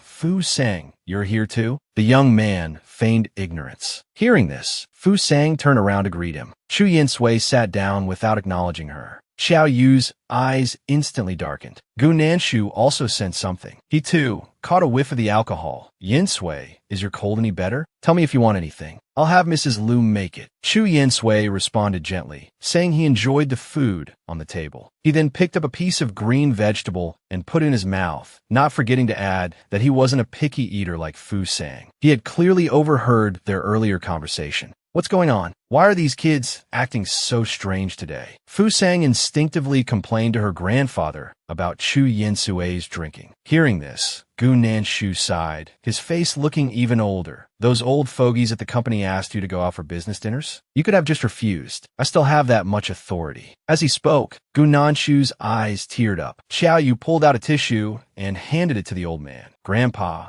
you don't have to worry about these things. We can handle them ourselves. You need to rest well." He then assured his grandfather that he would take care of Chu Yin Sui. Although Chu Yin Sui didn't like Xiao Yu, he couldn't fault his words and nodded in agreement. Fu Sang felt that at this moment, the male lead and the villain weren't at odds with each other. It seemed they weren't completely bad to the core. However, the transmigration love system reminded her, that's only because Gu Nanshu is present. Once he passes away, the male lead and the villain are bound to become enemies. Fu Sang's eyes dimmed. She desperately wished time could stop at this moment. In the original story, the further along it went, the worse the male lead and villain became. In the end, the villain's reputation was ruined and he died young. The male lead, due to his protagonist Halo, lived a prosperous life. She didn't even know if he ended up marrying the female lead, because the later parts of the plot were blurry. Fu Sang had asked about it before, but the system always dodged the question, claiming it was a heavenly secret. After dinner, Fu Sang thanked her grandfather. The old man bid her farewell reluctantly, urging her to visit often. Suddenly, Chu Yen Sui pulled her towards his room. Looking at Chu Yen Sui's unwavering gaze, Fu Sang had a bad feeling. Xiao Yu watched them leave, a feeling of unease settling in his chest. After spending some time with the old man, he grew increasingly anxious and excused himself to go upstairs. Chu Yen Sui had become suspicious of Fu Sang's identity. He stared intently at Fu Sang and asked, "How did you know about the book?" Fu Sang, lying without a flinch, replied, "I was just thinking about getting you out, so I said it casually." Chu Yen Sui scoffed, "Do you think I'm an idiot?" His gaze suddenly sharpened, becoming deadly serious. "For the last time, how do you know about him?" The girl was clearly startled by this sudden shift. "Did I give myself away?" She couldn't help but step back, but a pair of strong hands steadied her.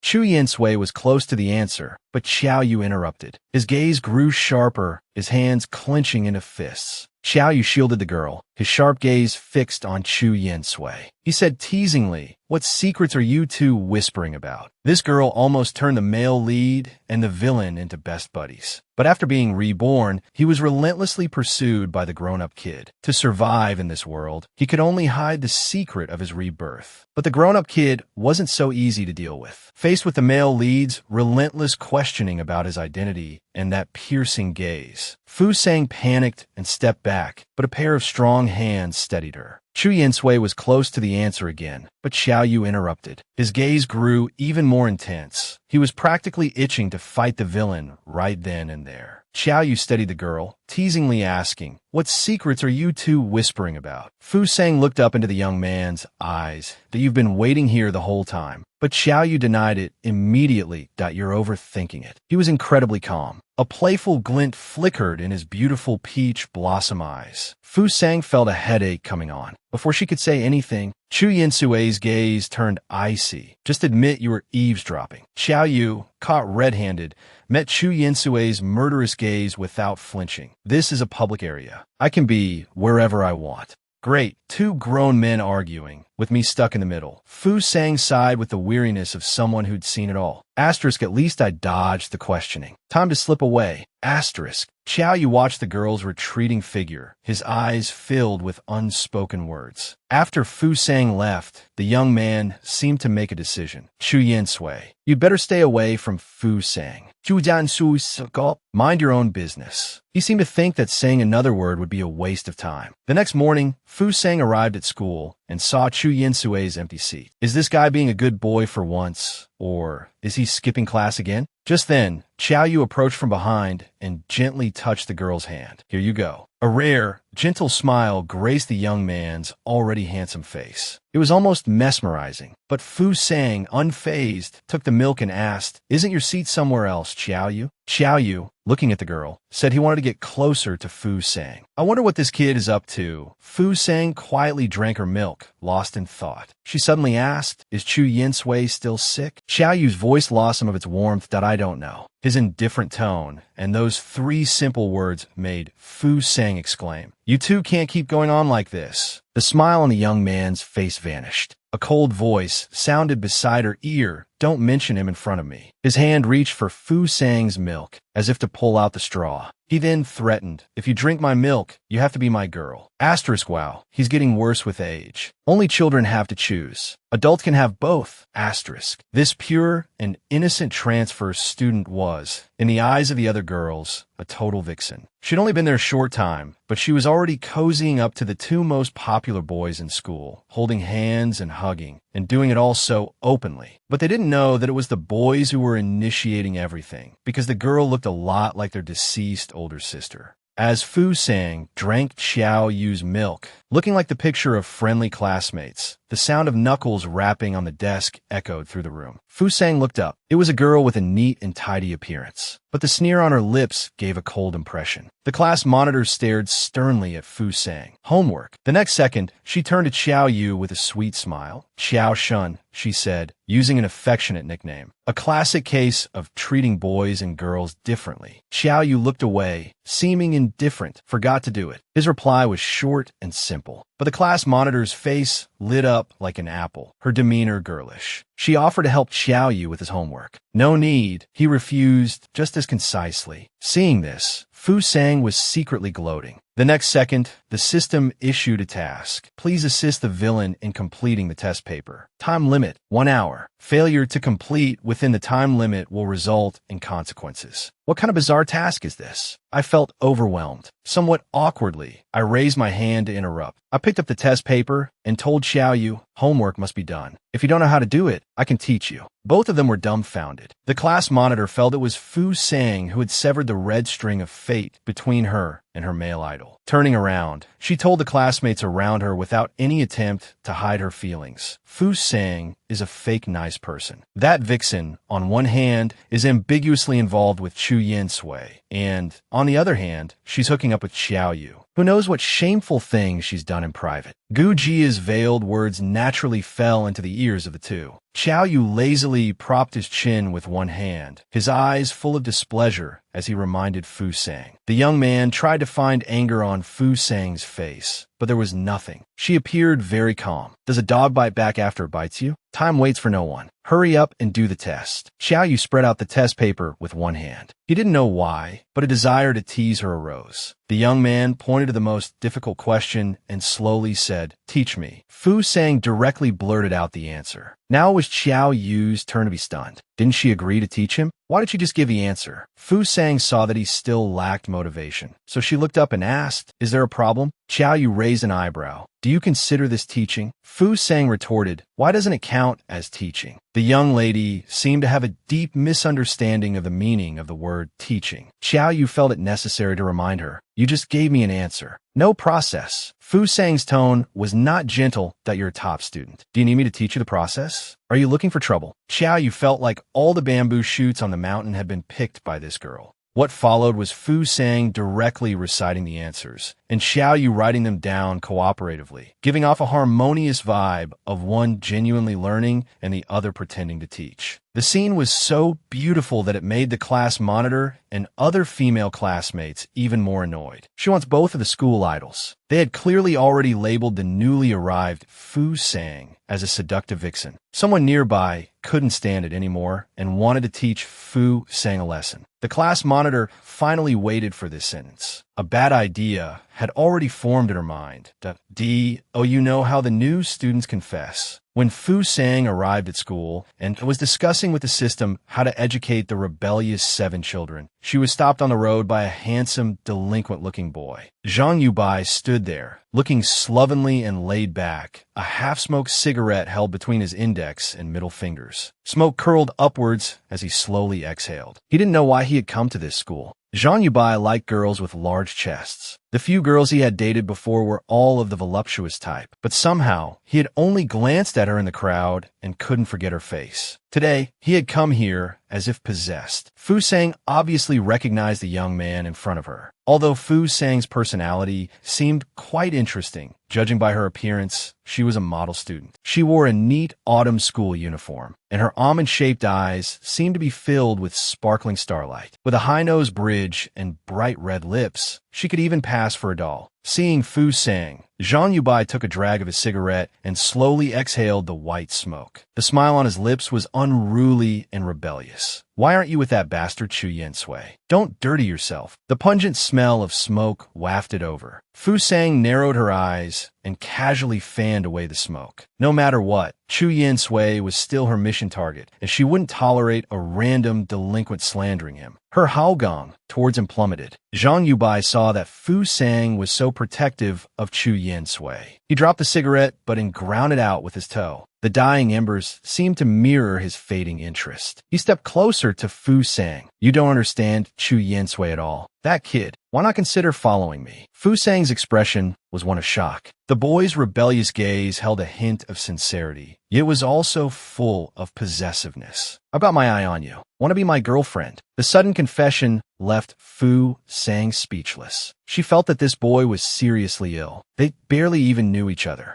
Many students passed by. Seeing Zhang Yubai, they unconsciously quickened their pace, hiding and watching the gossip between the neighborhood thug and their school beauty. Fu Sang stepped back. Xiao Yu's cold voice rang out. He grabbed Fu Sang's wrist and naturally shielded her behind him, his eyes sharply fixed on the delinquent. She won't be your girlfriend. Xiao Yu's voice was icy, giving off an undeniable air of finality. Zhang Yubai was speechless, looking at the delicate young man in front of him wearing gold-rimmed glasses. Wasn't this a typical weak scholar? He felt like he could take on 10 of him. Fu Sang was also a little surprised by the boy's appearance, but the onlookers seemed even more excited. Whoa, Xiao Yu's here too. This morning is way too lively. Hearing Zhang Yubai's words, they realized that this newcomer, appearing halfway through, was Chu Yinsui's little Loki. With a contemptuous look and mocking words, he slung an arm around Xiao Yu's shoulder. Good student, go back to class. This doesn't concern you. He'd clearly threatened people before. Slap. His wrist was seized. 0.5 seconds. You can still leave now. Xiao Yu's voice was icy, devoid of emotion.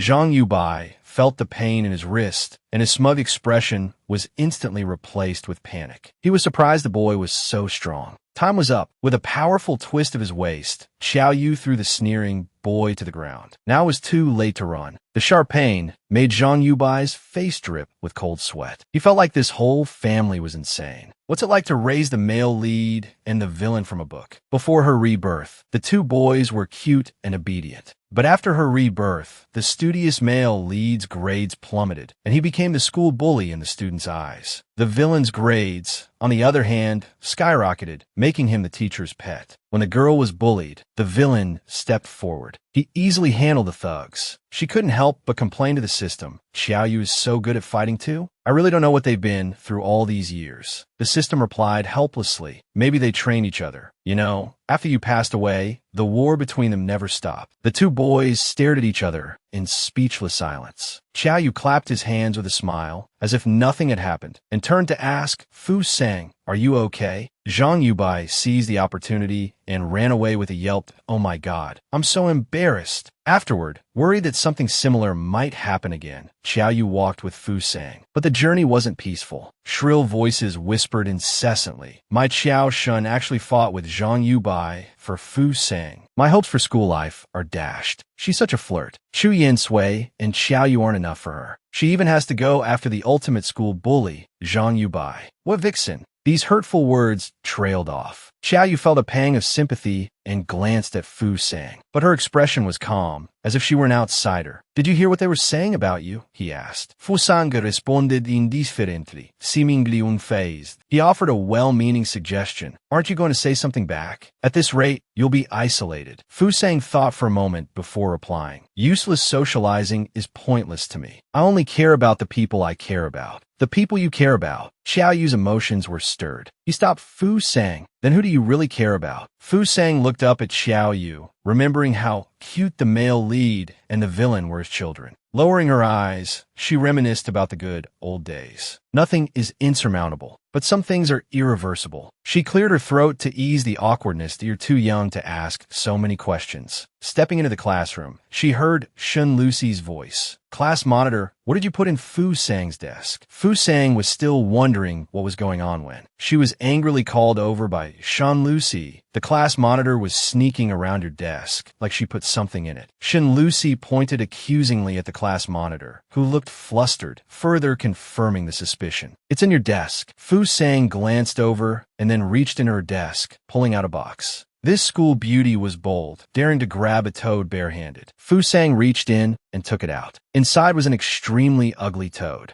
Several girls screamed, clearly terrified of the creature. Looking at the croaking toad in the box, Fu Sang remained expressionless, even finding it childish. Shin Lucy couldn't stand it anymore. How could you do this? Fu Sang's voice was calm, and she told Shin Lucy to step back. With a slight smile, Fu Sang said, "Don't stutter. Own up to what you did." Her reaction was completely unexpected. They expected her to burst into tears, but her expression didn't change at all. Seeing Fu Sang walking towards her with the toad, the class monitor stammered, "WH, what are you going to do?" She was clearly trying to avoid responsibility. Fu Sang scoffed and picked the little toad out of the box. She walked towards the class monitor step by step. This terrified the would-be tormentor. She could play pranks as long as someone else was the victim. Trembling, she told Fu Sang to stay away. At this moment, she truly looked like the weak one. Her opponent was like this. Fu Sang's eyes were filled with intimacy. "Don't stutter. Own up to what you've done. You're playing with him." She walked slowly towards the class monitor. The class monitor's last line of defense crumbled. Her words were reduced to pleas for mercy. With a loud scream, the toad leaped onto the class monitor. She looked up and was about to run. Suddenly, a hand grabbed her and pulled her back. Having fun? Fu Sang's voice was suddenly cold, revealing her true feelings. The class monitor's body trembled. No, not fun. Fu Sang's eyes were full of warning that don't play these silly games again. I always get revenge. Remember that. The class monitor, her defense is broken, could only numbly agree. Fu Sang always believed in one thing. If you can't crush someone who bullies you the first time, there will be countless more times. She didn't cause trouble, but she wasn't afraid of it. For situations like this, a psychological attack was a more perfect solution than physical violence. Looking at the girl before him, Xiao Yu's eyes were filled with sadness, unlike the other students who looked at her like she was a monster. My sister taught me the same thing. If you're bullied, you have to retaliate. Back then, I didn't go easy on you Xiao Hong who bullied me. No. Who is she? Why does she have so much of my sister's shadow? Is reincarnation real? Lost in thought, he walked out of the classroom and around the corner. He overheard the class monitor and her followers plotting something. Bring her to the restroom. Were they planning to target Fu Sang again?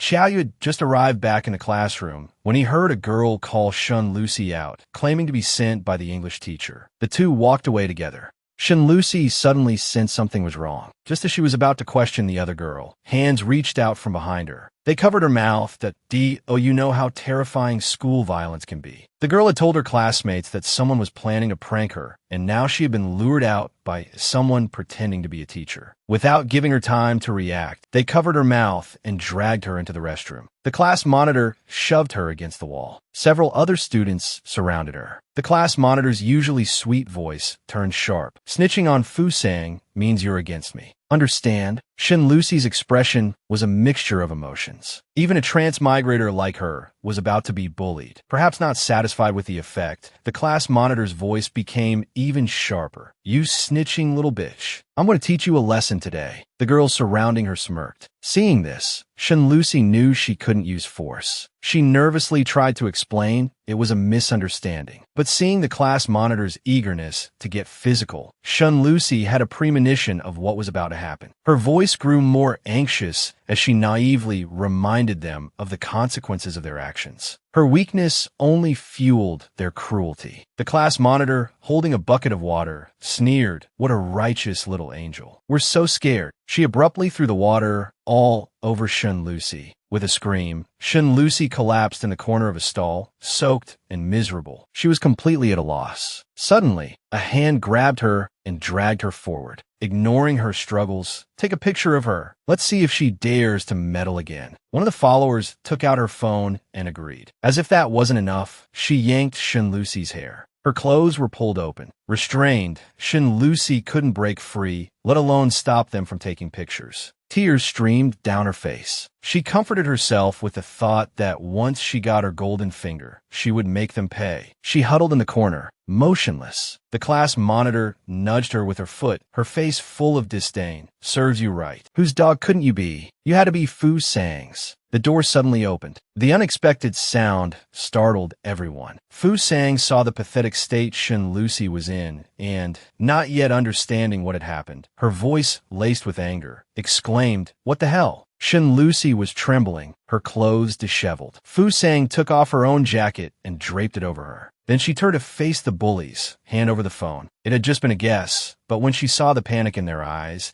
it confirmed her suspicion.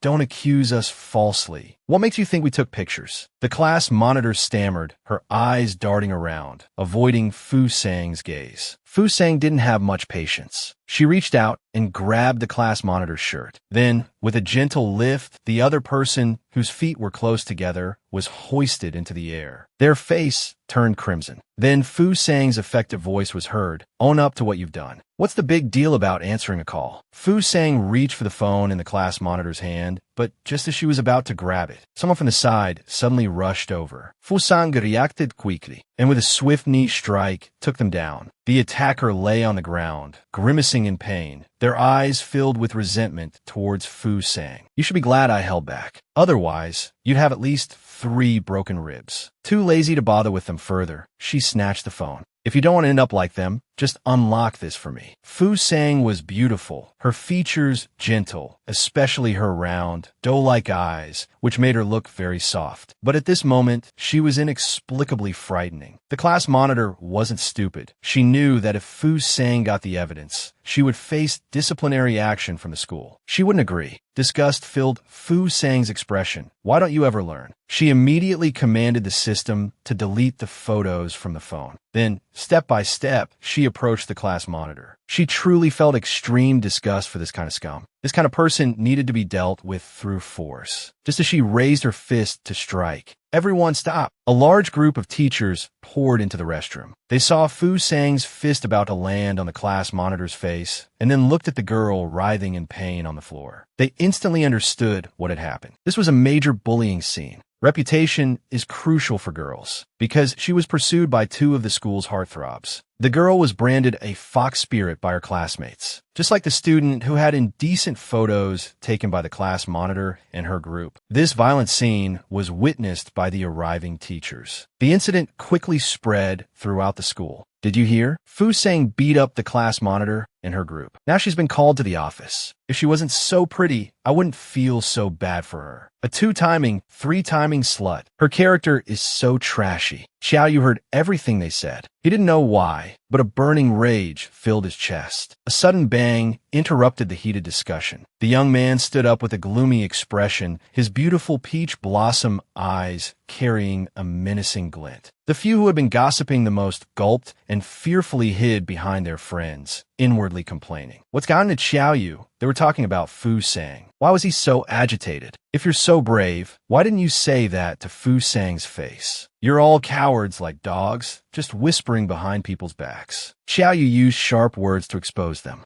The atmosphere became awkward. The young man's scorn was unconcealed. He looked at them as if they were ants. As they watched Xiao Yu leave, they lost their nerve to gossip further. It seems that Fu Sang 2-timing 3 guys is true. Meanwhile, elsewhere, Fu Sang, you transferred to our school this semester. I believe the headmaster familiarized you with the rules and regulations on your first day. We have a zero-tolerance policy for bullying and violence. The headmaster's face was angry, using his usual disciplinary tone. Unjustly reprimanded. Although annoyed, Fu Sang still tried to explain. She pointed to the smug class monitor. Shun Lucy and I, there are 2 of us. The class monitor and her group, there are 4 or 5 of them. You take a good look and see who's the real bully. Bang. Don't try to avoid the issue. No matter what, fighting is your fault. The headmaster roared, interrupting Fu Sang's explanation. For some reason, Fu Sang didn't argue further, but looked at the teacher with a strange expression. Isn't it supposed to be I came to break up the fight? The victim, Shun Lucy, spoke up indignantly. Teacher, Fu Sang wasn't fighting. She pointed at the class monitor again. Not afraid of being ridiculed, she recounted the bully's crimes, including dragging her by the hair, taking embarrassing photos, and other offenses. Pulling Fu Sang closer, she said, Fu Sang was acting bravely and saved me. Hearing the victim's testimony, even the class monitor and her group showed panic. The headmaster noticed this. Although he believed Shun Lucy, a flicker of uncertainty crossed his face as he gave the class monitor a questioning look that is what she said true. Receiving the signal, The class monitor understood immediately and put on a way cheap expression. She and Fu Sang are together. You can't trust what she says. We just accidentally bumped into Fu Sang in the restroom, and she started attacking us. Her lackeys chimed in agreement.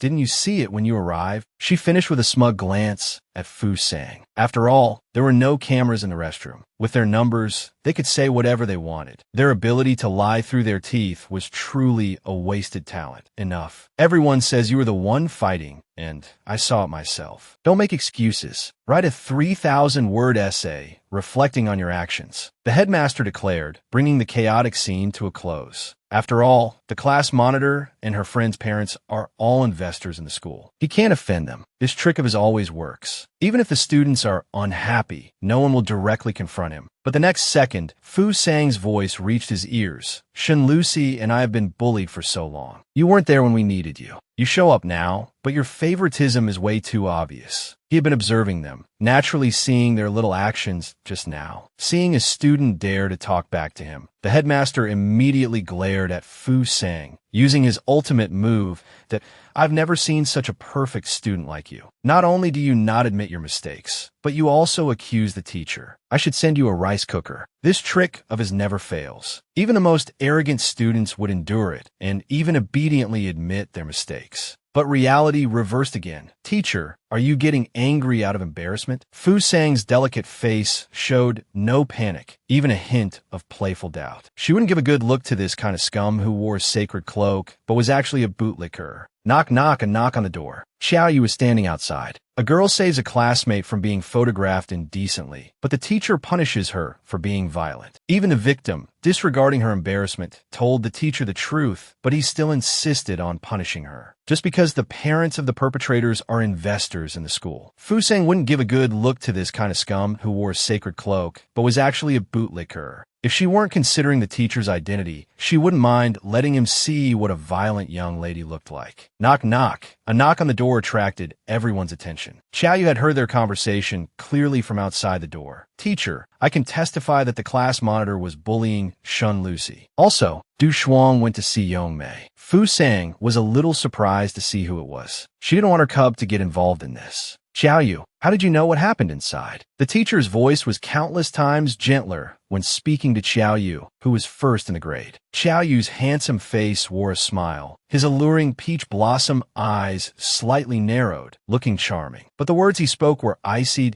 Didn't the teacher also push the blame onto Fu Sang without seeing anything? These words pressed down on him like a mountain. For someone like him, who was a bootlicker, he naturally knew that the Gu family was the biggest financial backer of the school. He really couldn't retort. Sure enough, Xiao Yu's originally alluring peach blossom eyes were filled with a threatening glint when they opened, his voice full of intimacy. If this school is full of teachers who can't distinguish right from wrong, then the Gu family doesn't need to invest in this kind of school. If it came to comparing financial resources, he was undoubtedly the biggest financial backer of the entire school. The world of the rich really is unreasonable. Even the system felt warmth in its heart. Zai Zai had saved the damsel in distress. Fu Sang felt extremely refreshed inside, but told the system, this is triggering the plot of protecting the female lead. Shen Lucy, at this moment, was only immersed in Xiao Yu's handsome face. Marveling at the plot development, the teacher coughed twice to ease the awkwardness that I will investigate this matter further. You all can go back now. Neither of these two groups were people he could afford to offend. The class monitor and her group were slyly trying to sneak away. Fu Sang and Xiao Yu said in unison, just trying to leave like that. The class monitor stiffly turned her head, looking somewhat dazed, perhaps from nervousness, to go and apologize to Shen Lucy. Fu Sang and Xiao Yu said in unison again, their expressions identical. Their words synchronized again. Otherwise, your father should watch out for his company. Next time, it'll be you getting beaten up. Their voices were equally icy and bourgeois. The teacher, whose face had been lost, didn't dare to retaliate, but instead rushed to clean up the mess for the financial backers. IT takes two to tango. You must have made mistakes too. Hurry up and apologize to Shin Lucy. Witnessing this, the class monitor's face was like a wilted eggplant. If she didn't apologize, the school's demonist Fu Sang would go home and her dad's company would go bankrupt. That would definitely be a mixed doubles beating. Soon, the class monitor and her lackeys bowed 90 degrees to Shin Lucy. We're sorry, we were wrong. Shin Lucy was a little incredulous. These bullies were just leaving like that? Could it be that her protagonist halo was working? She felt a little smug inside. On the way back, their moods were incredibly cheerful. The three chatted all the way, seemingly forgetting the unpleasantness they had just experienced. Meanwhile, on the other side, at the Gu residence, the male lead, Chu Yin-sui, was lying on his bed, lazily scrolling through short videos when a ding-dong notification on his phone made him forget to like the video he was watching. It read, "Boss, it's bad. Fu Sang has been snatched away by Xiao Yu." The delinquent male lead skips school and slacks off, while the girl he admires has her Halgon boosted by the villainous top student. At this moment, Chu Yin-sui stared at the message his lackey sent, his heart filled with shattered vinegar jars. The next morning, in the boring classroom, the teacher was explaining the lesson. Fu Sang rested her chin in her hand, her thoughts long gone, as languid as a cat. At this moment, a crumpled piece of paper landed in the middle of the desk. Tu Sang picked it up and glanced back towards where Chu Yin-sui was sitting. He saw him mysteriously point at Xiao Yu. Having witnessed everything, Xiao Yu clenched the hand at his side. His gaze was deep and cold as ice. Tu Sang looked down to read the note. Zhang Yubai bothered you this morning. Although the male lead was still a slacker, his handwriting was quite beautiful. Tu Sang found it hard to connect his current image with how he was as a child. Although his obedience as a child was an act, at least he bothered to pretend. Now, he didn't even bother to put on an act. Just now, he must have overheard some of the classmates' discussions. He picked up a pen and wrote down the first word. Then Xiao Yu's voice rang out, "Teacher." Chu Yin-sui passed a note to Tu Sang. His indifferent, emotionless voice silenced the entire classroom. The teacher's train of thought, mid-lecture, was completely derailed by Xiao Yu's interruption.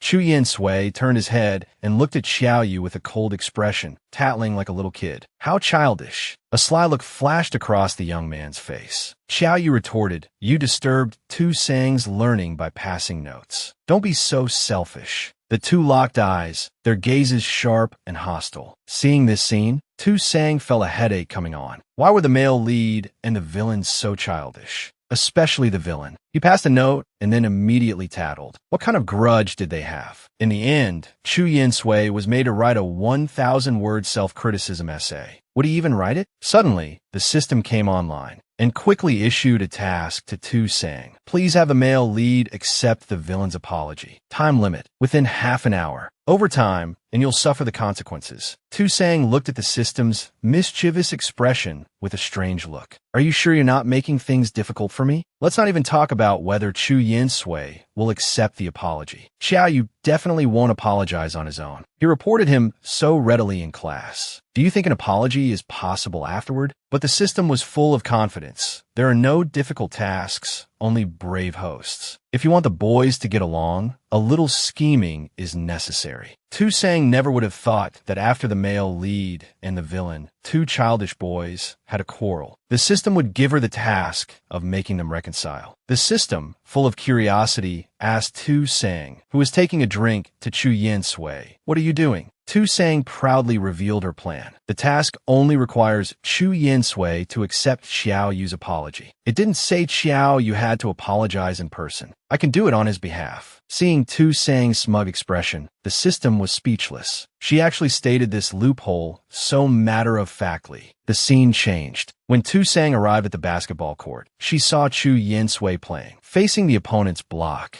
With a faint and elegant, agile footwork, the basketball seemed to come alive in his hands. He leaped and made a clean three-point shot. Tu Sang watched his smooth, fluid movements and was about to compliment him when a sudden burst of cheers from girls erupted beside her. Wow, Chu is so handsome. He looks like the male lead in a novel I've been reading recently. Go Chu, you're the best. Wow, their professional outfits and cheers were truly impressive. Tu Sang couldn't help but admire Chu Yin-sui's popularity. Then, she walked inside with the milk. Chu Yin-sui only called out when Tu Sang got closer. Chu Yin-sui turned around at the sound. A thin layer of sweat covered his forehead. His narrow, dark eyes held an inquiring gaze. His gaze lingered on the drink in the girl's hand for a few seconds. Had she come to give him a gift? Usually, when Chu Yin-sui played basketball, girls would rush over to give him water. Although he never accepted, this time, the corners of Chu Yin-sui's lips curved upwards. However, the next second, his expression froze. His line of sight was blocked by the drink. "This is from Xiaoyu. He didn't mean to report you in class." He felt very regretful afterward, but he was too embarrassed to apologize to you in person. "So he asked me to come." Tu Sang's voice reached his ears. Chu Yin-sui was truly surprised. After moving his gaze away from the drink, he looked at the girl standing in front of him. She was wearing the autumn school uniform. Her almond-shaped eyes were clear and bright, even without any lipstick. Her lips were still rosy. "Will you accept his apology?" Catching Chu Yin-sui's surprised expression, Tu Sang felt incredibly smug inside. Handling this little guy wasn't difficult at all. But the worst thing was the sudden silence. Chu Yin-sui didn't say a word. Tu Sang just kept holding out the drink. Meanwhile, the fangirls who were cheering just moments ago now stood with their arms crossed, thinking Tu Sang was their competition. Just because of her, she dares to confess to Senior? Reject her quickly. I can't have a man I can't get, and neither can anyone else. The system urged anxiously from his side. "Master Fusong, there are only 5 minutes left for the mission." Fusong suddenly felt a headache. He hadn't prepared a plan B. Never mind. He somewhat anxiously placed the drink in Chu Yin-sui's hand. "Xiaoyu really wants to reconcile with you. Please forgive him." Chu Yin-sui was truly sharp. While accepting the drink, he scrutinized Fusong's eyes. "Did Xiaoyu really send you to apologize?" Although he asked this, Chu Yin-sui already had an answer in his heart. He and Xiaoyu had lived under the same roof for over 10 years. He didn't know everything about the other person's character, but he knew enough. They had grown up together. Apologize? The earth could be destroyed, and Xiaoyu still wouldn't apologize. What was Fusong's real purpose? Fusong nodded repeatedly, urging him to accept the drink. Suddenly, a familiar voice came from behind. "When did I ask you to apologize?" You've definitely never seen such bizarre and refined punishments. The girl helps the villain apologize to the male lead. When the mission failed, the system actually made him experience level 10 period cramps. Just when Fusong thought his plan was about to succeed, a cold voice suddenly came from behind. "When did I ask you to apologize?" Unexpectedly, Xiaoyu, the person himself, appeared at this moment. Caught red-handed, Fusong felt so embarrassed he wished he could dig a hole and hide. Chu Yin-sui and Xiaoyu locked eyes. Their faces completely hardened, neither willing to give way. A cat-and-dog fight was about to erupt. A high-level quarrel ensued, without a single curse word. Caught in the middle, Fusong was enveloped by this sudden surge of resentment. He instantly closed his eyes in comfort. This intense resentment was truly irresistible. However, in the next second, he was pulled back to reality by the anxious system. "Master Fusong, wake up. There are only 30 seconds left for the mission." Fusong abruptly woke up. It seemed it was too late. Let the punishment come. What else could he do? Seeing his own awkward situation, he didn't even have time to absorb the resentment. He slowly backed away, trying to sneak off. However, his hands were grabbed, one by Chu Yin-sui and the other by Xiaoyu. Chu Yin-sui's face was full of displeasure. "Where do you think you're going?" Xiaoyu added, "You can't leave without explaining yourself." Fusong felt that the male lead and the villain were particularly unreasonable at this moment. When did he become someone they could just manipulate? Was this reasonable? Fusong wanted to break free, but the next second, the system's notification came. "Host, mission failed. Period cramp punishment activated." The sudden pain in his abdomen made him feel terrible. His face turned pale, and his body started to tremble slightly. Fusong felt like cursing. Chu Yin-sui and Xiaoyu noticed his abnormality and became flustered, not knowing what to do.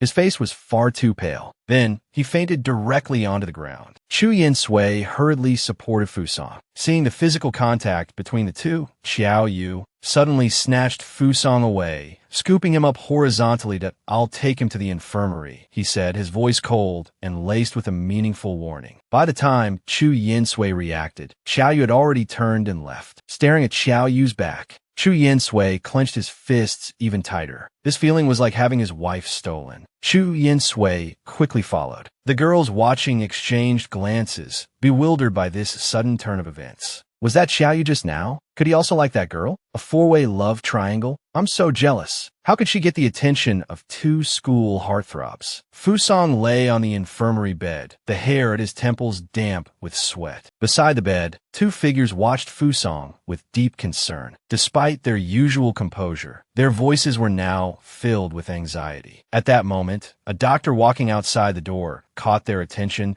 that it's probably a stomachache caused by eating something bad. Let him stay here for observation. You two should go back. It's class time now. It's not good for students to linger here. But then, Chu Yin-sui pulled over a nearby chair and sat down, responding coldly with a single word, no. Xiao Yu, on the other hand, said with a smile, we'll stay here and watch over him. You can go ahead and attend to your other duties. We'll call you when he wakes up. His polite words carried an undeniable firmness, leaving the doctor feeling rather awkward. As he left, he looked back and sighed. These two students are so assertive. One's a smiling tiger, the other's a cold-faced demon. I'm out of here. With the doctor's departure, the two of them looked at Fusong intently. The room, though not entirely empty, was so quiet that you could hear a pin drop. After an unknown amount of time, Fusong slowly woke up. He struggled to sit up, but in the next second, he was pushed back down by two hands. What's it like to be liked by two extremely possessive stray guys? The girl, due to a mission failure, was hit by the system with level 10 period pain and fainted. When Fusong woke up, she struggled to sit up but was pushed back down by two hands. Xiao Yu's concerned voice rang out, don't move. Chu Yin-sui added, where else does it hurt? Both of their faces looked pale, but Fusong could feel the concern in their words. Let me up. Only after she said it didn't hurt anymore did they withdraw their hands. Xiao Yu was the first to speak, instructing the doctor. She has a stomach problem. Her diet needs to be light recently. He thoughtfully brought her a glass of warm water. Chu Yin-sui was inwardly filled with disdain for this suicidal act of telling a sick girl to drink more hot water. Recalling a pickup artist manual he'd read a long time ago, he naturally walked to the side and picked up a piece of fruit. His movements were clumsy, but he peeled it quickly. Soon, a sharply angled apple appeared before Fusong. Although she appreciated the concern from these two blockheads, Fusong refused it. Right now, she couldn't stand the sight of either of them. The 5 minutes of abdominal pain she just experienced almost sent her straight to heaven. This was also the first time Fusong felt the punishment from a mission failure. Xiao Yu chuckled. Then, Fusong,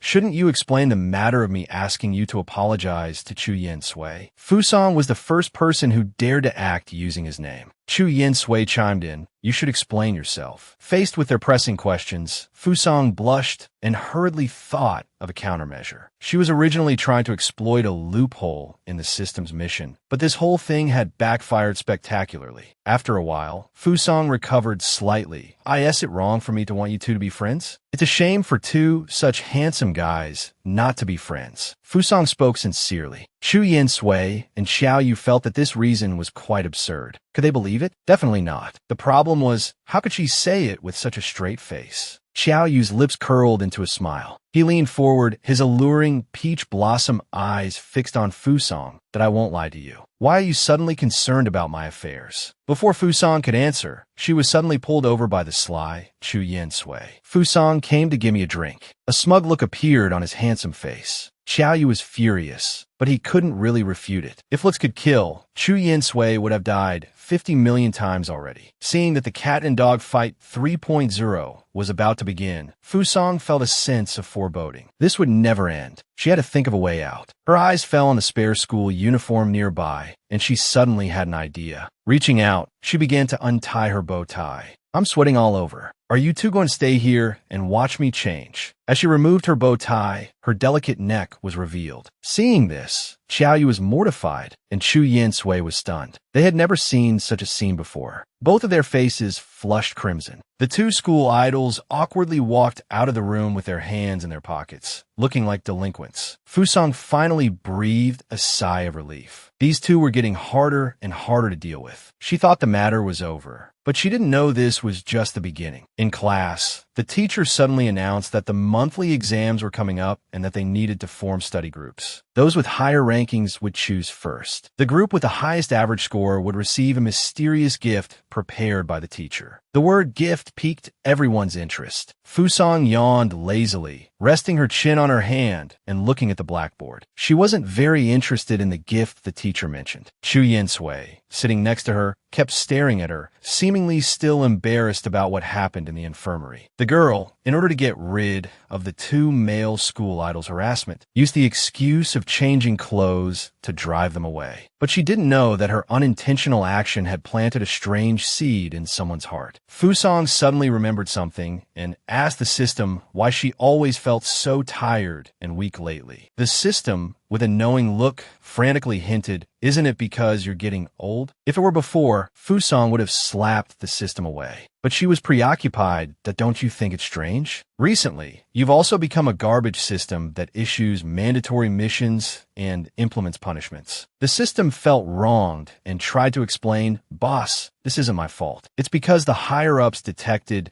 some changes in this world, which led to the current situation." What changes? They haven't detected anything yet. Before it could finish, the system received an urgent mission. "Host, please tutor the male lead and the villain to form a study group and achieve a top 10 ranking in the grade." Fusong was stunned. Was this level of difficulty deliberately meant to punish her? She slapped her forehead, lamenting her miserable fate. Lu Sang lowered her eyelids as she turned around. "Chu Yinsui, join my study group." Their eyes met. "You shun." Chu Yinsui, who had been peeking at him, went completely blank. Stunned, he didn't know how to respond for a moment. Looking at the boy's failing test paper, Lu Sang felt a surge of anger. Her voice sharpened. "With these grades, shouldn't you be looking for a study group?" Chu Yinsui hadn't yet reacted, but Xiao Yu, also known as Lao Lu, overheard their conversation. The boy put his hand to his mouth, lost in thought. He quickly got up and went over to Lu Sang, that Lu Sang, "My grades have been slipping lately. I want to join your study group. Is that okay?" Hearing this, Lu Sang was completely taken aback. Xiao Yu's grades were the best in the whole school.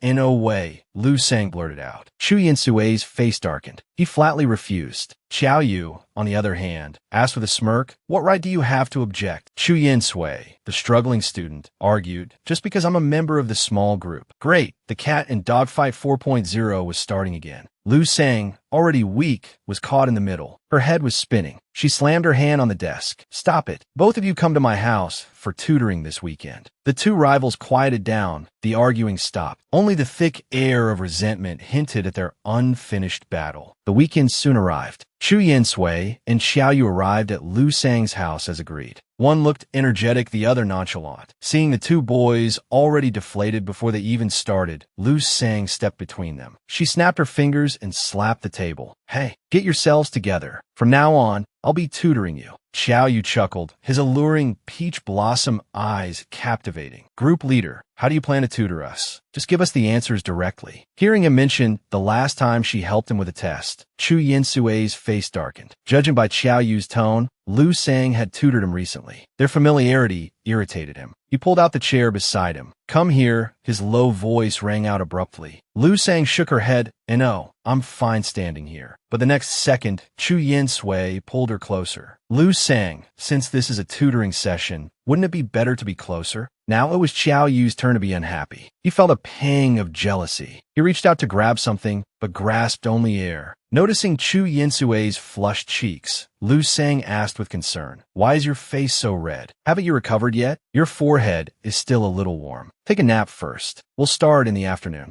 Chu Yinsui reached out to stop Lu Sang. He was about to refuse, but Lu Sang's other hand firmly pushed his head down. "Don't be stubborn. Go to sleep. How can you study if you're sick?" How could he complete his mission if he was sick? Feeling her cool fingertips brush against his cheek, Chu Yinsui suppressed the strange feeling in his heart and buried his head in his arms. Lu Sang smiled with satisfaction. "That's a good boy." Xiao Yu watched the scene unfold with a cold expression. It was truly an eyesore. Chu Yinsui was such a nuisance. Because of their affection, they wanted to possess her. The two boys, usually indifferent to everything, were now vying for the attention of a girl. A perfectly good study group had turned into a grand stage for vying for affection. Xiao Yu, watching Lu Sang's concern for Chu Yen-sui, felt his usually charming peach blossom eyes grow cold. For some reason, his heart felt like it had been cut by a small knife. The August breeze gently rustled the curtains. A moment later, he softly asked, "Lu Sang, how you do this problem?" Hearing the antagonist's question, Lu Sang turned around. As she leaned down, a strand of her hair, stirred by the breeze, brushed against his face. Xiao Yu caught the scent of her hair, and his disheartened heart began to race. As Lu Sang finished reading the problem and was about to explain it, she noticed the boy's gaze drifting elsewhere, a hint of hostility in his eyes. Following his line of sight, she saw Chu Yen-sui, who had just been sleeping, now staring at them with a resentful look. He reached out and grabbed Lu Sang's wrist. His previously tired face was now full of energy.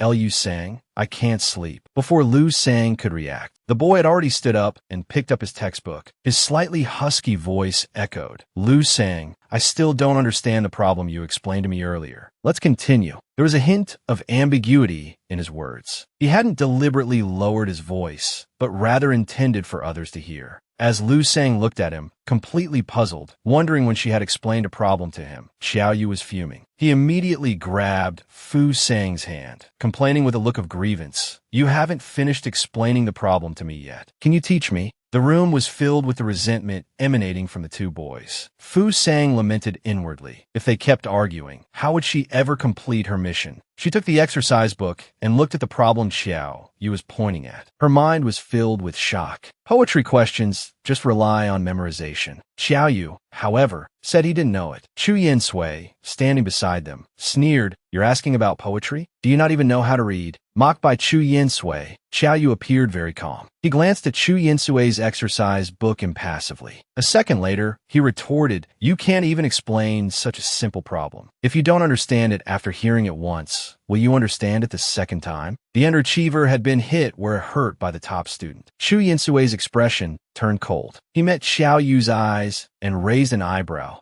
"What's it to you?" Xiao Yu responded fluently, his words hitting the mark. "The monthly exams are coming soon. You're deliberately disturbing his revision here. Who knows what your intentions are?" The two of them bickered back and forth, neither willing to give in. Chu Yen-sui's face flushed with shame. He gritted his teeth. "Don't tell him I'm disturbing you." Xiao Yu immediately followed up, "Don't be afraid. Tell the truth." Fu Sang, sandwiched between the two, felt tormented. Is tutoring this difficult? I might as well just accept the punishment. The more she thought about it, the angrier she became. Her inner rage finally erupted. "If you don't understand the questions, what were you doing in class? Slacking off and not paying attention?" Seeing Fu Sang angry, the two boys immediately stopped arguing. They stood there like children who had done something wrong. "Both of you, separate tutoring sessions. I'll tutor Chu Yen-sui in the morning, and Xiao Yu in the afternoon." Hearing this, Chu Yen-sui glanced at the clock and curled his lips maliciously. "It's 10:30 a.m. now. It's my tutoring time. Please move aside." Xiao Yu glared angrily at Chu Yen-sui's smug expression. Fu Sang tried to appease him. "Your foundation is better than his. Go to my room and get a practice test to work on." These unintentional words were overheard by Chu Yen-sui. "What do you mean my foundation is worse than his?" Fu Sang had truly offended both of them with a single sentence. The two boys stared at each other, the conflict seemingly deepening. The girl, in order to motivate the underachiever to study hard, actually promised him a reward if his grades improved. After Xiao Yu left, only Fu Sang and Chu Yen-sui remained in the living room. The boy seemed to have something on his mind, his dejected mood evident in his voice.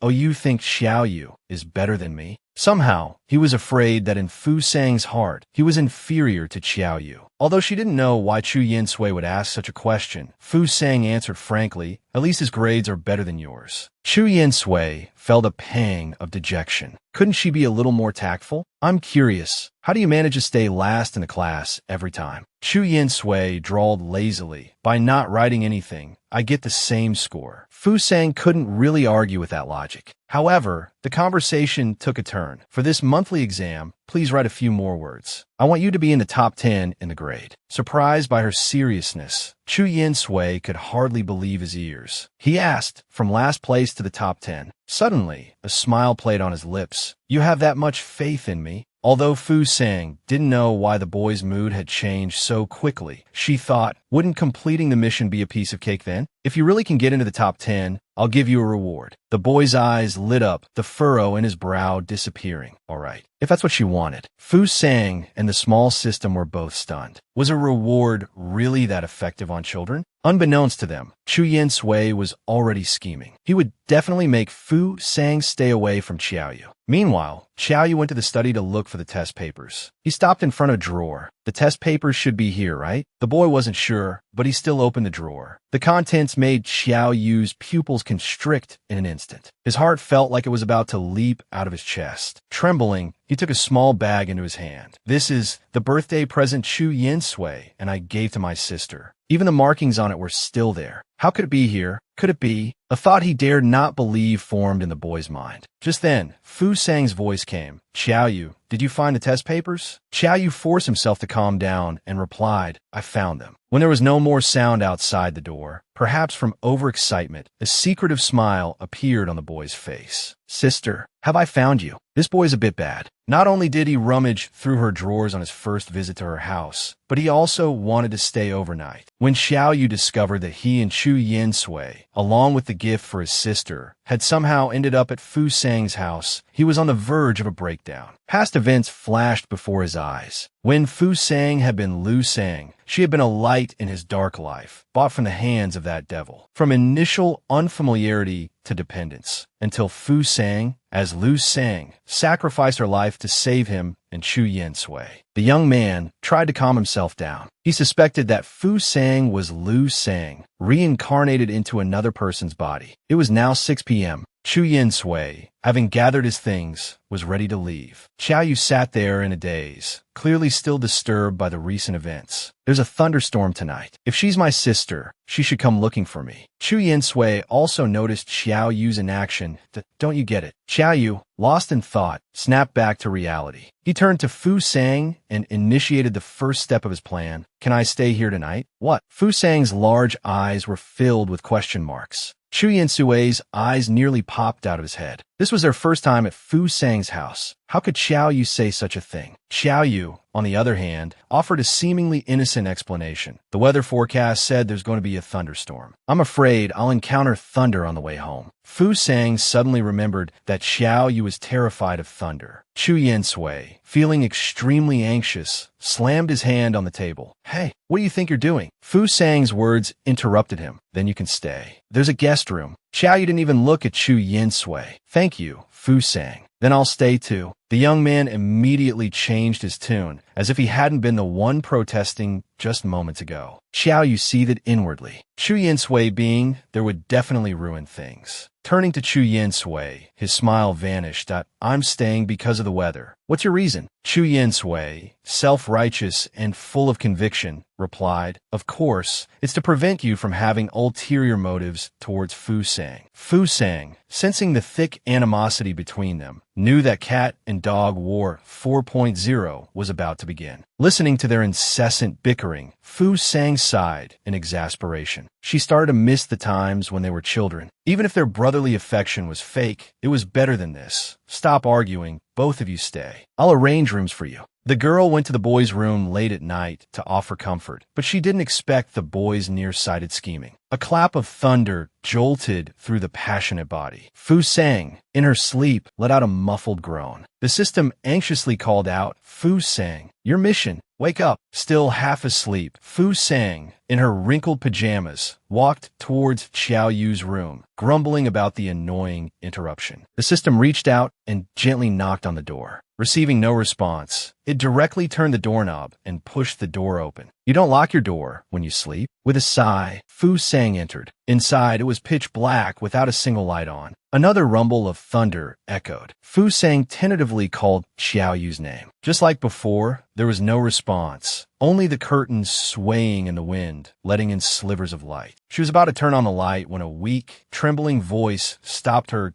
Don't turn on the light. Following the sound of Xiao Yu's voice, she finally found him huddled in a corner by the bed. Because there was no light, Fu Sang couldn't see his expression. She tentatively reached out to take his hand. His skin was icy cold, his palm covered in sweat. His body trembled almost imperceptibly, seemingly terrified. He didn't say a word, just bit his lower lip tightly. Fu Sang sighed and embraced him. The warmth of the girl's body made Xiao Yu feel comforted. She whispered, "Don't be afraid." Xiao Yu instantly snapped back to his senses. At this moment, his gamble had paid off. She really did come. If they were just ordinary classmates, she definitely wouldn't have come. His hand touched Fu Sang's slender waist. What if I go a step further? He pulled the girl into his arms. The young man's grip was tight, as if afraid she would disappear the next second. Seeing that Fu Sang didn't resist, Xiao Yu was 90% certain of her identity. The remaining doubts needed to be confirmed through further probing. After sensing Xiao Yu's trembling gradually subside, Fu Sang gently asked if he was afraid of thunder when he was little and had to endure it alone. Fu Sang didn't remember Xiao Yu coming to her whenever it rained and thundered. Hearing Fu Sang's question, Xiao Yu buried his head in the crook of her neck, inhaling the pleasant, sweet scent of the girl,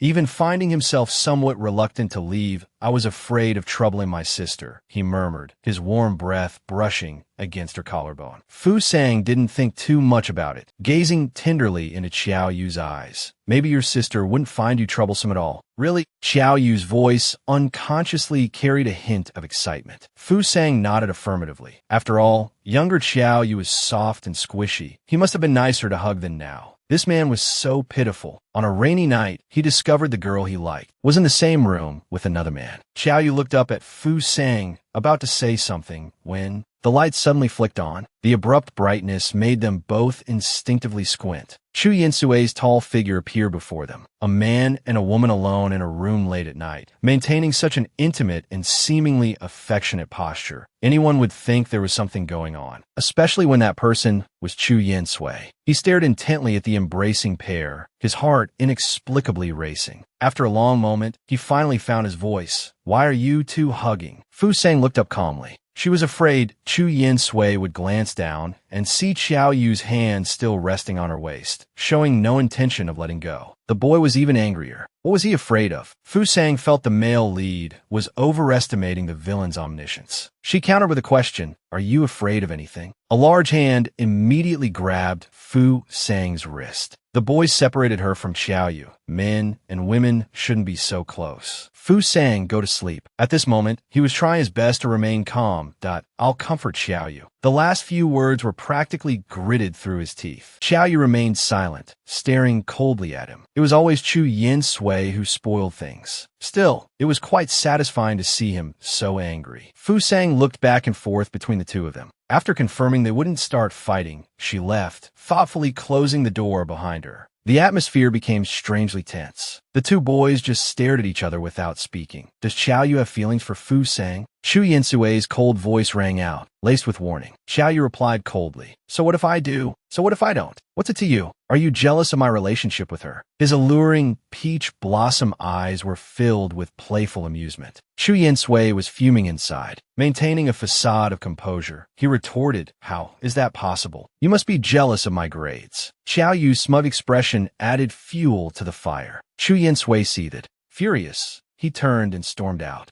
A while later, the boy returned, holding a test paper. "How about this? Let's see who's jealous of whom on the next monthly exam." Xiao Yu stared blankly, speechless. Had Liang Jingru given this slacker the courage? After the wager, the two boys began studying seriously. Fu Sang observed this. They no longer slept in class, and even when asking questions, they lost their initial perfunctory attitude. Fu Sang stared in disbelief. On the day of the exam, the two diligently filled their test papers with answers. Fu Sang felt uneasy. What had happened to these two? Were they sick? After the exam, Fu Sang was still worried about their condition. Everything felt too abnormal. Fu Sang, want to walk together? Seeing it was Xiao Yu, Fu Sang agreed. That where's Chu Yin Sui? Him? It seems these past few days of studying have worn him out. He ran home early to catch up on sleep. My liking for you is such that a single word from you can make me change all my bad habits. It's such that even if your reputation is tarnished, I will still bravely stand before you. As Xiao Yu and Fu Sang were about to head home, a figure suddenly rushed out from the side. The boy's first reaction was to shield Fu Sang behind him. The woman's voice trembled. Her clothes were dirty, and her face was wrinkled. Yeah, it's Mom. Do you still remember Mom? Even though she had aged considerably, Fu Sang recognized Xiao Zhenyi immediately. Seeing Xiao Yu's indifferent reaction, she reached for his wrist while lamenting her regrets. Xiao Yu flung her hand away. His eyes, devoid of any emotion, were filled with disgust as he looked at the mother who had brought him so much childhood trauma. That I don't have a mother. She died a long time ago. The cold, heartless words escaped the boy's lips. Xiao Zhenyi wore a wounded expression. Mom had her reasons back then. That woman looked rich. She could give you a better life. That's why I raised the price, trying to strike gold. Xiao Yu wasn't affected by her words in the slightest. He knew this so-called mother all too well. Disgust filled his face. She died a long time ago. When he said the latter part of the sentence, an unnamed fury was evident. Xiao Zhenyi's face darkened. This little bastard was surprisingly difficult to deal with. Xiao Yu grabbed Fu Sang's hand, preparing to leave. Xiao Zhenyi panicked instantly. Clutching Xiao Yu's wrist, she wailed loudly, "You ungrateful wretch! You're cursing your own mother. You heartless thing, just like that good-for-nothing father of yours. You've been tainted by the stench of the slums." Xiao Zhenyi's insults were as vile as they could be. Seeing people gathering around, she started crying dramatically. "Everyone, come and see. This Fuzhong student won't acknowledge me as his mother. How have I wronged you? I made the difficult decision to send you away for a better life, and this is how you treat me now. Everyone, judge for yourselves." Many students gathered on the playground, whispering and discussing amongst themselves. The topic revolved around Xiao Yu, one of the two most popular boys in school. That really Xiao Yu's mother? She looks so old. She doesn't resemble him at all. Xiao Yu doesn't acknowledge this mother of his. He must be after the Gu family's fortune. It was as if Xiao Yu's clothes had been ripped away, exposing him to the harsh sunlight. Those stares felt like thorns piercing his skin, causing him intense pain. Fu Sang looked at the boy with heartache. Just then, the system's voice rang in her ear. "Master Fu Sang, Xiao Zhenyi is in debt and attempting to extort money." The system didn't finish its sentence. Fu Sang's eyes were filled with fury. She had underestimated this woman's shamelessness. Without hesitation, she stepped in front of the boy. He was adopted by the richest man when he was young. After inheriting the fortune, he refuses to acknowledge his destitute mother, only because this vicious woman constantly brought home different men and beat and abused him daily, leaving him covered in scars at a young age. He was forced to eat the leftovers of the woman and her lovers. Now, this aging woman has come to the school to smear his name in order to pay off her gambling debts. The surrounding students were buzzing with gossip. Fu Sang looked at the woman, acting like a scoundrel and slandering her own child. She pointed out, "You sold your child for 2.5 million yuan back then." Xiao Zhenyi's ranting abruptly stopped. Her eyes darted around nervously. She wondered how Fu Sang could look so much like the person who adopted Xiao Yu all those years ago. But in order to pay off her gambling debts, she stubbornly insisted, "This is a family matter. Outsiders shouldn't interfere." Fu Sang let out a snort. "Family matter? Xiao Yu's current guardian is Mr. Gunan Shu. Who do you think you are? A woman who sold her son dares to call herself a mother." Her lie exposed, Xiao Zhenyi was furious but speechless. The woman's silence was like a bomb dropped on the gossiping students. They were shocked to learn that their school idol had been bought. Some were curious how Fu Sang knew all this, but when they looked at Xiao Yu, their gazes held a trace of sympathy. Xiao Yu remained deaf to the harsh whispers, his gaze fixed on the girl before him, a mixture of sadness and complexity in his eyes. "I didn't sell my son." Xiao Zhenyi suddenly yelled in a panic. She lunged towards Fu Sang, seemingly intending to slap her. Xiao Yu's first instinct was to shield Fu Sang, but Fu Sang wasn't one to be easily bullied. She accurately caught Xiao Zhenyi's arm in midair. Why does it always have to come to this? She sighed internally.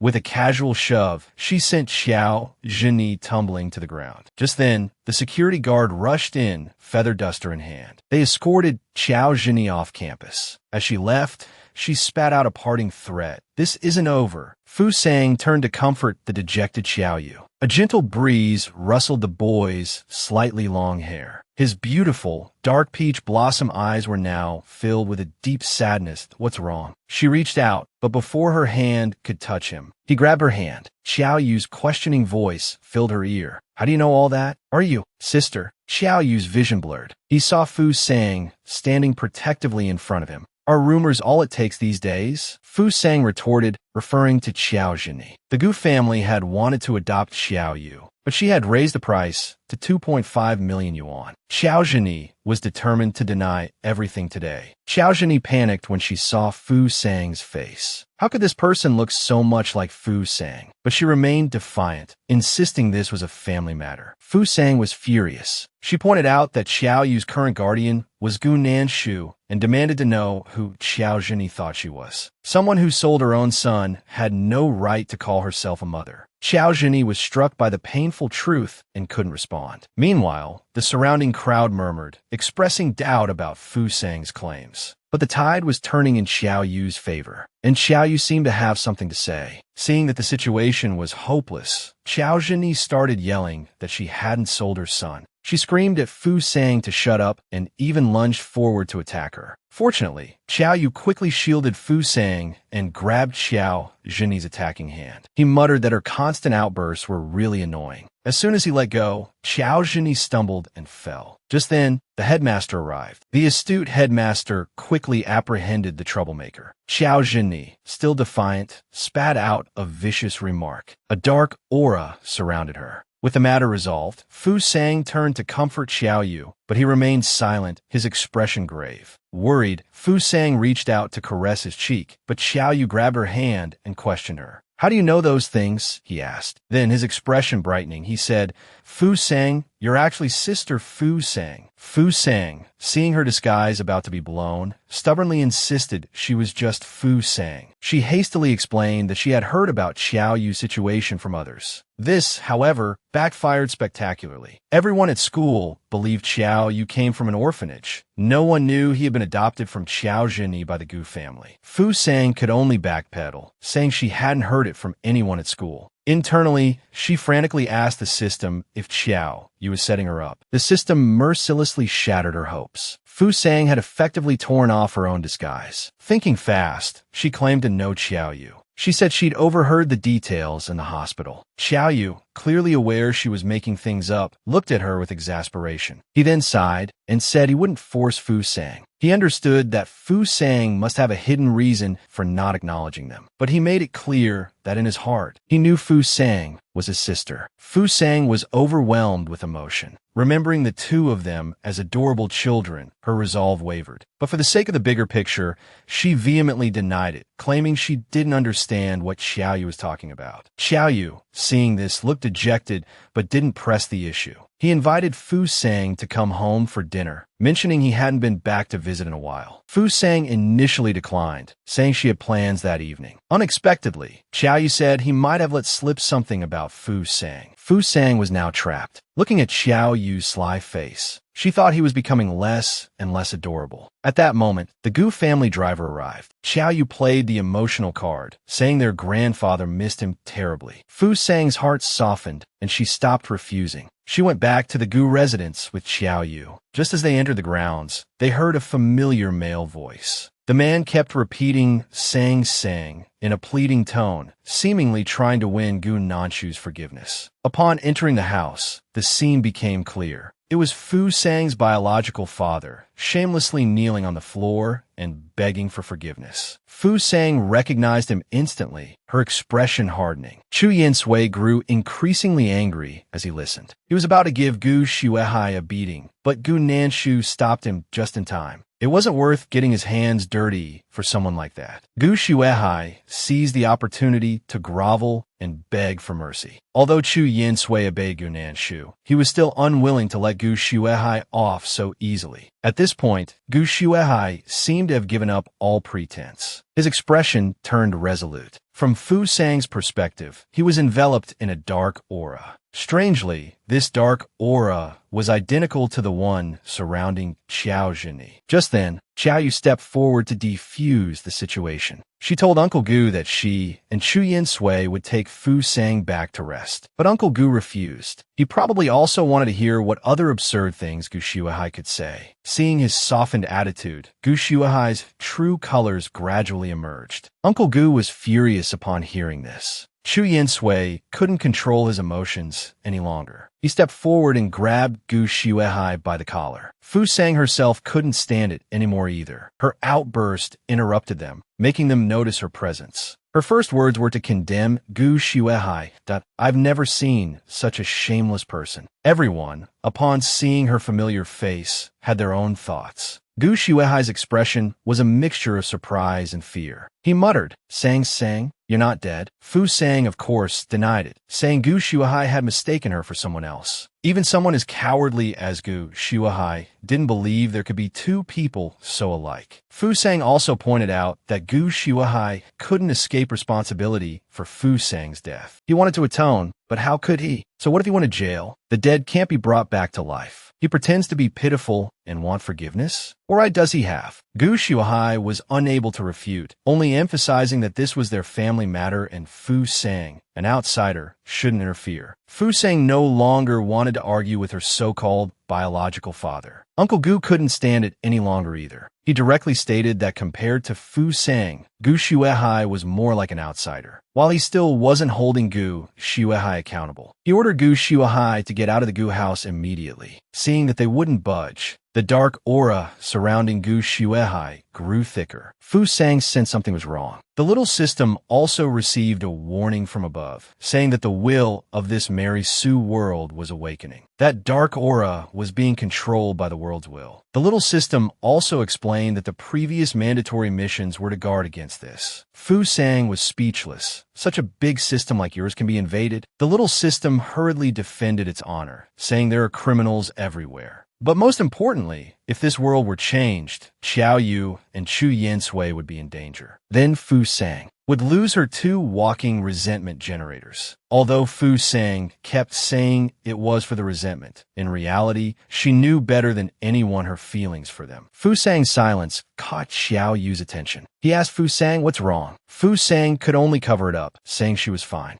Uncle Gu thanked Fu Sang. Fu Sang almost blurted out Grandpa, but caught herself just in time. She said she was tired and wanted to go back to her room to rest. Uncle Gu invited Fu Sang to stay a while longer, saying the house hadn't been this lively in a long time. Facing her grandpa, Fu Sang agreed, still regretting almost slipping up. Then Chu Yin Sui interrupted her regret, questioning how she knew so much about Fu Sang's situation. Fu Sang could only use the excuse that she learned about it from the news. Whether Chu Yin Sui believed it or not wasn't up to her. Just like with Xiao Yu, her excuses were weak in front of both of them. Chu Yin Sui seemed to have something more to say, but Xiao Yu interrupted him.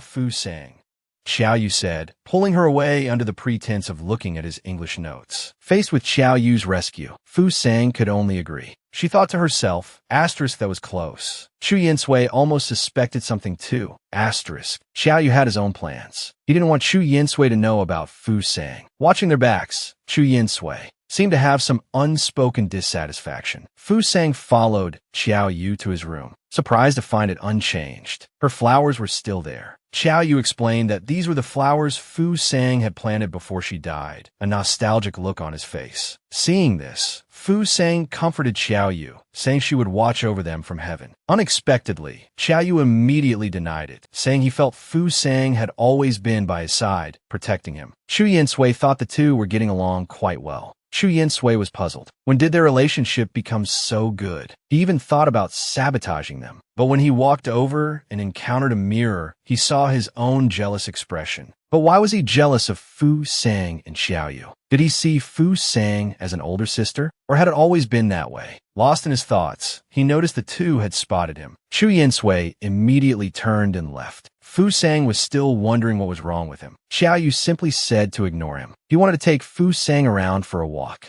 This time, Fu Sang refused decisively. She knew that if she stayed any longer, she would reveal her true self. Xiaoyu didn't insist. He just told Fu Sang to stay longer next time. Fu Sang gave a non-committal response and turned to leave. It was the day the exam results were posted, and everyone was buzzing with discussion. Fu Sang was particularly concerned about Chu Yinsue's results. She was afraid he would be last again. But the little system had full confidence in Chu Yinsui. Unexpectedly, this time, Chu Yinsui was practically neck and neck with Xiaoyu. The prophetic little system was filled with admiration, and Fu Sang's mission was considered complete. At this moment, Chu Yinsui walked over. Fu Sang asked him if he had seen his results. Chu Yinsui, unsurprisingly, was disappointed. Fu Sang was also prepared to fulfill her promise and give him the reward she had promised. Chu Yinsui was surprised that Fu Sang still remembered and secretly anticipated what gift Fu Sang would give him. Fu Sang rummaged through her bag, having apparently prepared the gift long ago. As expected, the unexpected happened. Fu Sang happily pulled out the dreaded 53. She proudly told Chu Yinsui that after finishing this, he would definitely improve next time. Chu Yinsui's face darkened. He wondered what he had been expecting. Fu Sang, seeing Chu Yinsui's expression, thought he didn't like it. Chu Yinsui, not wanting to disappoint Fu Sang, reluctantly took it and turned to leave. Even Fu Sang, as oblivious as she was, could tell Chu Yinsui was a little sulky. But in Fu Sang's eyes, Chu Yinsui was just being difficult, not liking the gift she gave him. The little system pointed out the obvious. What normal person would consider a study guide a reward? Only a nerd like Fu Sang would do something like that. Just as Fu Sang was berating the little system, a person shrouded in black energy walked up behind her. He walked straight ahead, bumping into Fu Sang. Fu Sang looked closely and realized it was Shun Lucy. What caught her attention even more was the black energy surrounding Shun Lucy. At this moment, the little system also detected the intruder's aura. An urgent mission was issued. Fu Sang asked what the mission was. The little system stammered. The mission was for Fu Sang to spend the night with the female lead. These missions were getting weirder and weirder. Fu Sang reluctantly asked if the mission could be changed, as she wasn't used to staying at other people's houses. The little system was firm, saying that if Fu Sang wanted to protect Chu Yinsui and Xiaoyu, she had to do as it said. Fu Sang immediately recognized the threat, but couldn't do anything about it. After telling Shun Lucy said she was very welcome. She also revealed that she hadn't been sleeping well lately. Sharp as ever, Fu Sang immediately asked her what she meant by not sleeping well. Shun Lucy said she often had nightmares. Her expression suggested it was more than just nightmares. Fu Sang immediately pressed her about the nightmares. Shun Lucy said, with some difficulty, that she dreamt she was pregnant with Chu Yinsui's child, and then Xiaoyu and Chu Yinsui were chasing her. She had the same nightmare every night. However, she would always wake up just as they were about to catch her. She was confused by such a ridiculous dream. She had no feelings for either of them. Faced with Shun Lucy's plea for help, Fu Sang could only send the little system to investigate. The little system immediately responded. It turned out that the black energy was invading Shun Lucy's dreams. Once the story in the dream was complete, it would become reality. After hearing this, Fu Sang decided to intervene. She didn't want Chu Yinsui and Xiaoyu to become like that. He arrived at Shun Lucy's home. Even so, Fu Sang still didn't want to sleep with her. He turned to Shun Lucy and asked if she thought Chu Yinsui and Xiaoyu would do such a thing. Shun Lucy said with difficulty that she didn't believe it, but the dreams felt so real that they frightened her. Seeing this, Fu Sang resigned herself to sleeping with Shun Lucy. Sure enough, Shun Lucy began having a nightmare. Fu Sang prepared to enter the dream. The little system quickly got to work. It stuffed Fu Sang into Shun Lucy's dream, and she unexpectedly became a hotel receptionist. Just then, a familiar voice reached her ears. Shun Lucy appeared, being supported by a man, looking dazed and disoriented. The man seemed to have malicious intentions. Seeing this, Fu Sang quickly ran forward to stop him, but she was too late. The elevator doors closed. However, Fu Sang cleverly remembered the floor they stopped at. She planned to take the stairs directly to the 7th floor. Arriving there, she found they were already gone. Just then, a coworker called out to Fu Sang. Unexpectedly, the coworker was an old acquaintance. Without time to think, Fu Sang asked him if he had seen the two people who had just come up. The coworker proved helpful for once, pointing out their room. Having gotten the answer, Fu Sang rushed off without explanation. By this time, the man in the room was about to turn into a beast. Shen Lucy was powerless to resist. Just in the nick of time, Fu Sang finally arrived. She pulled the creepy man away. He cursed and threatened her. Fu Sang wasn't easily intimidated. She quickly resolved the fight. Shen Lucy, unsure of Fu Sang's intentions, quickly got out of bed to ask what was going on. Fu Sang immediately comforted her. Her handsome appearance might not impress men, but it certainly impressed women. The little system praised Fu Sang for preventing the plot from unfolding. Fu Sang expressed confusion. Apparently, in the altered plot, the female lead would have knocked out the creepy man with an ashtray and escaped. But while escaping, she would have mistakenly entered the male lead's room and been taken advantage of by him. She would then become pregnant with his child. Unable to bear his possessiveness, she would leave with the child and meet the gentle and refined villain, thinking he was her savior. But he would only want to imprison her.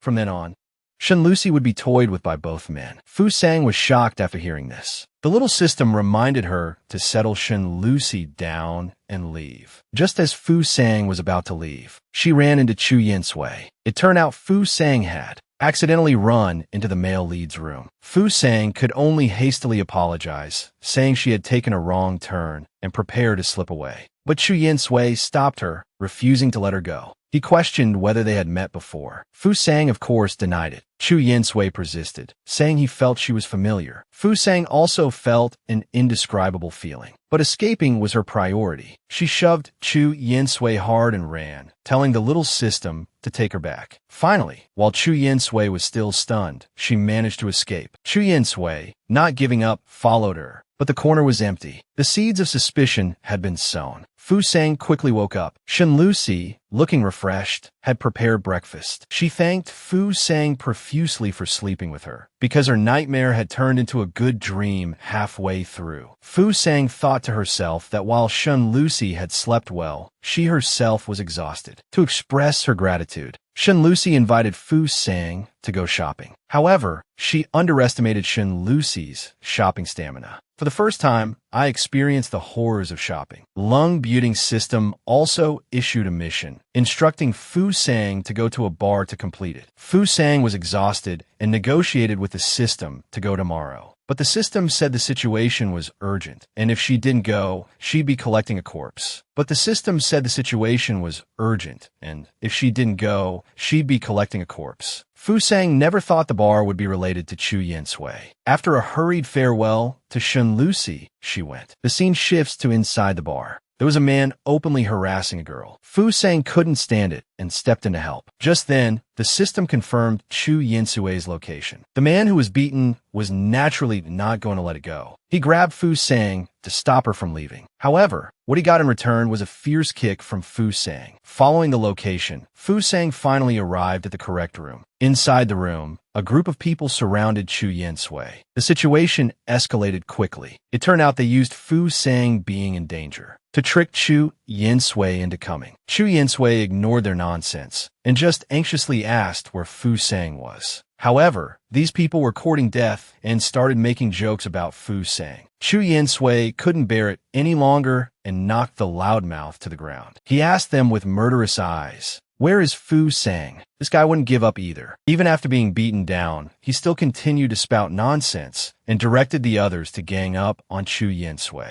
He even boasted that Chu Yinsui wouldn't walk out of the room alive. Chu Yinsui naturally scoffed at this. He would never allow anyone to hurt Fu Sang. The words "kill them" raged in his heart. Chu Yinsui swung a bottle and smashed it down. The troublemakers didn't expect Chu Yinsui to be serious. They all thought Chu Yinsui had gone mad. Chu Yinsui, holding the now deadly broken bottle, was about to attack his next target when Fu Sang arrived just in time and called out to him. Looking at the unharmed Fu Sang, Chu Yinsui froze. It turned out he really believed those people and thought Fu Sang was in danger. Fu Sang snatched the broken bottle from his hand, relieved in her heart that she had arrived in time to to prevent any fatalities. But Chu Yin-sui grabbed Fu Sang's hand, making sure she was really unharmed. Fu Sang reassured Chu Yin-sui, saying, "What could they possibly do to me?" She then asked Chu Yin-sui, "Why is a student here in a bar?" Chu Yin-sui unnaturally replied that it was for Fu Sang. Fu Sang was speechless, saying that as a good student, how could she be mixed up with them? She expressed her anger at Chu Yin-sui's stupidity. Fu Sang was anxious and angry. Because of a simple lie, she almost ruined Chu Yin-sui's life. Chu Yin-sui wouldn't let Fu Sang fuss. He said loudly that when it came to matters concerning Fu Sang, he lost his reason. Fu Sang was startled by his sudden outburst and asked why he was so agitated. And at that moment, Chu Yin-sui understood his own feelings. It turned out he felt this way about Fu Sang. It had nothing to do with whether Fu Sang was his sister or not. He simply liked Fu Sang. Understanding his feelings, things became simpler. He pulled Fu Sang, wanting to leave. Those people naturally wouldn't let them go easily. Several of them blocked their way. One of them continued to run his mouth, teasing Fu Sang. He taunted Chu Yin-sui, saying he was now being kept by a rich woman and even mentioned the rich woman's death. He was completely dancing on Chu Yin-sui's minefield. Fu Sang was also angry and prepared to teach them a lesson. Fu Sang stopped Chu Yin-sui first, preventing him from acting. She told Chu Yin-sui that she could handle it. Chu Yin-sui simply told Fu Sang to leave first. Fu Sang knew she probably couldn't persuade them. Following her gut, she knocked Chu Yin-sui unconscious. The others exchanged glances, thinking Fu Sang was ruthless. The system also worried that Fu Sang's blow was too heavy. Fu Sang, however, said she knew her own strength. She then almost provocatively asked them if they wanted to fight one-on-one or all together. The group, still defiant, wanted to fight. However, their stutters and beads of sweat betrayed their true feelings. Fu Sang stepped on one man's face. She added that she could rip his tongue out and also clear up the rumor about Chu Yin-sui being kept. Besides, Chu Yin-sui had to be good-looking to be kept in the first place. They, on the other hand, were just sewer bugs. They might as well line up for reincarnation now and hope to be born into a rich family. Fu Sang's sharp tongue angered the group. They yelled at Fu Sang, saying they weren't afraid to hit a woman. Fu Sang told them to bring it on. At that moment, the door burst open. The bar's security had arrived. The bar manager earnestly told Fu Sang not to go out alone at night. When asked about her guardian, Fu Sang said he would arrive soon. In reality, Fu Sang had no idea when he would arrive. Just then, Xiaoyu showed up and immediately told the manager that Fu Sang was his younger brother. The manager was surprised that Fu Sang had found someone younger than herself. Xiaoyu wasn't happy with this designation either. Fu Sang quickly explained the situation to the manager. Xiaoyu was speechless. How was he taking advantage of the situation? The meticulous manager asked why they had different surnames if they were siblings. Fu Sang lied, saying they had the same mother but different fathers. Xiaoyu seemed even more displeased with this. Seeing the manager's hesitation, Xiaoyu used his superpower, saying he could compensate for all the damages. The manager seemed taken aback by this display of wealth. Fu Sang then brought up another matter.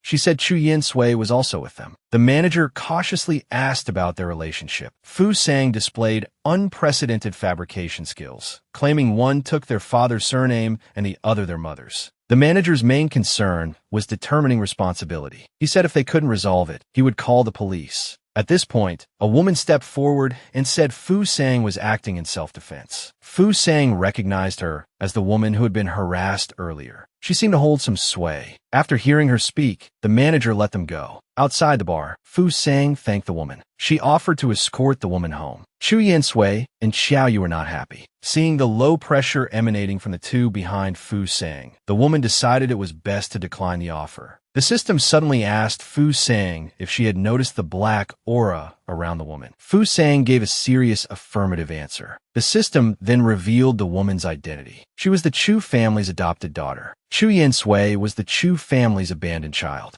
According to the plot, Chu Yin-sui would eventually return to the Chu family. Seeing this, Fu Sang asked the system to arrange for her to visit the Chu family and investigate. Xiaoyu suddenly asked Fu Sang why she went to the bar. She honestly replied that she wanted to find Chu Yin-sui. Xiaoyu felt that Fu Sang cared deeply for Chu Yin-sui. Seeing this, Chu Yinsui apologized to Fu Sang, saying he shouldn't have involved her. Fu Sang took the opportunity to flick Chu Yinsui on the head, asking if studying at home wouldn't have been better. Xiao Yu found their playful banter irritating. Chu Yinsui then asked Fu Sang how she knew where he was if she hadn't been bullied. This stumped Fu Sang. Xiao Yu intervened, saying he had someone watching Chu Yinsui. He then draped his jacket over Fu Sang and reminded Chu Yinsui that it was late and he should go home. Chu Yinsui's doubts remained unresolved. Fu Sang's timely arrivals always made him suspicious. Xiao Yu, however, simply didn't want Chu Yinsui to know he was the older sister. Meanwhile, Fu Sang was scheming. Maybe I'll go to the Chu family's tomorrow. The next day, she arrived at the Chu family's home. Fu Sang was still puzzled about how the little system had arranged it. The system explained that Fu Sang and the Chu family were originally acquainted. One person, one bucket. Completely unaware, Chu Shinran was spying on them. A voice inside Chu Shinran was clamoring, urging him to kill Fu Sang, saying that this way, Chu Shinran could control the course of the world. Chu Shinran was still rational. He thought he didn't need to control the course of the world, because having his own family was enough. At this moment, a man walked towards Fu Sang. It turned out to be Chu Shinran's older brother. He took the initiative to strike up a conversation with Fu Sang and asked for her contact information. Fu Sang was surprised. The man glared angrily. At this time, the little system issued a timely reminder. It turned out that this person was the eldest son of the Chu family, Chu Yinsui's older half-brother. Fu Sang quickly grasped the key point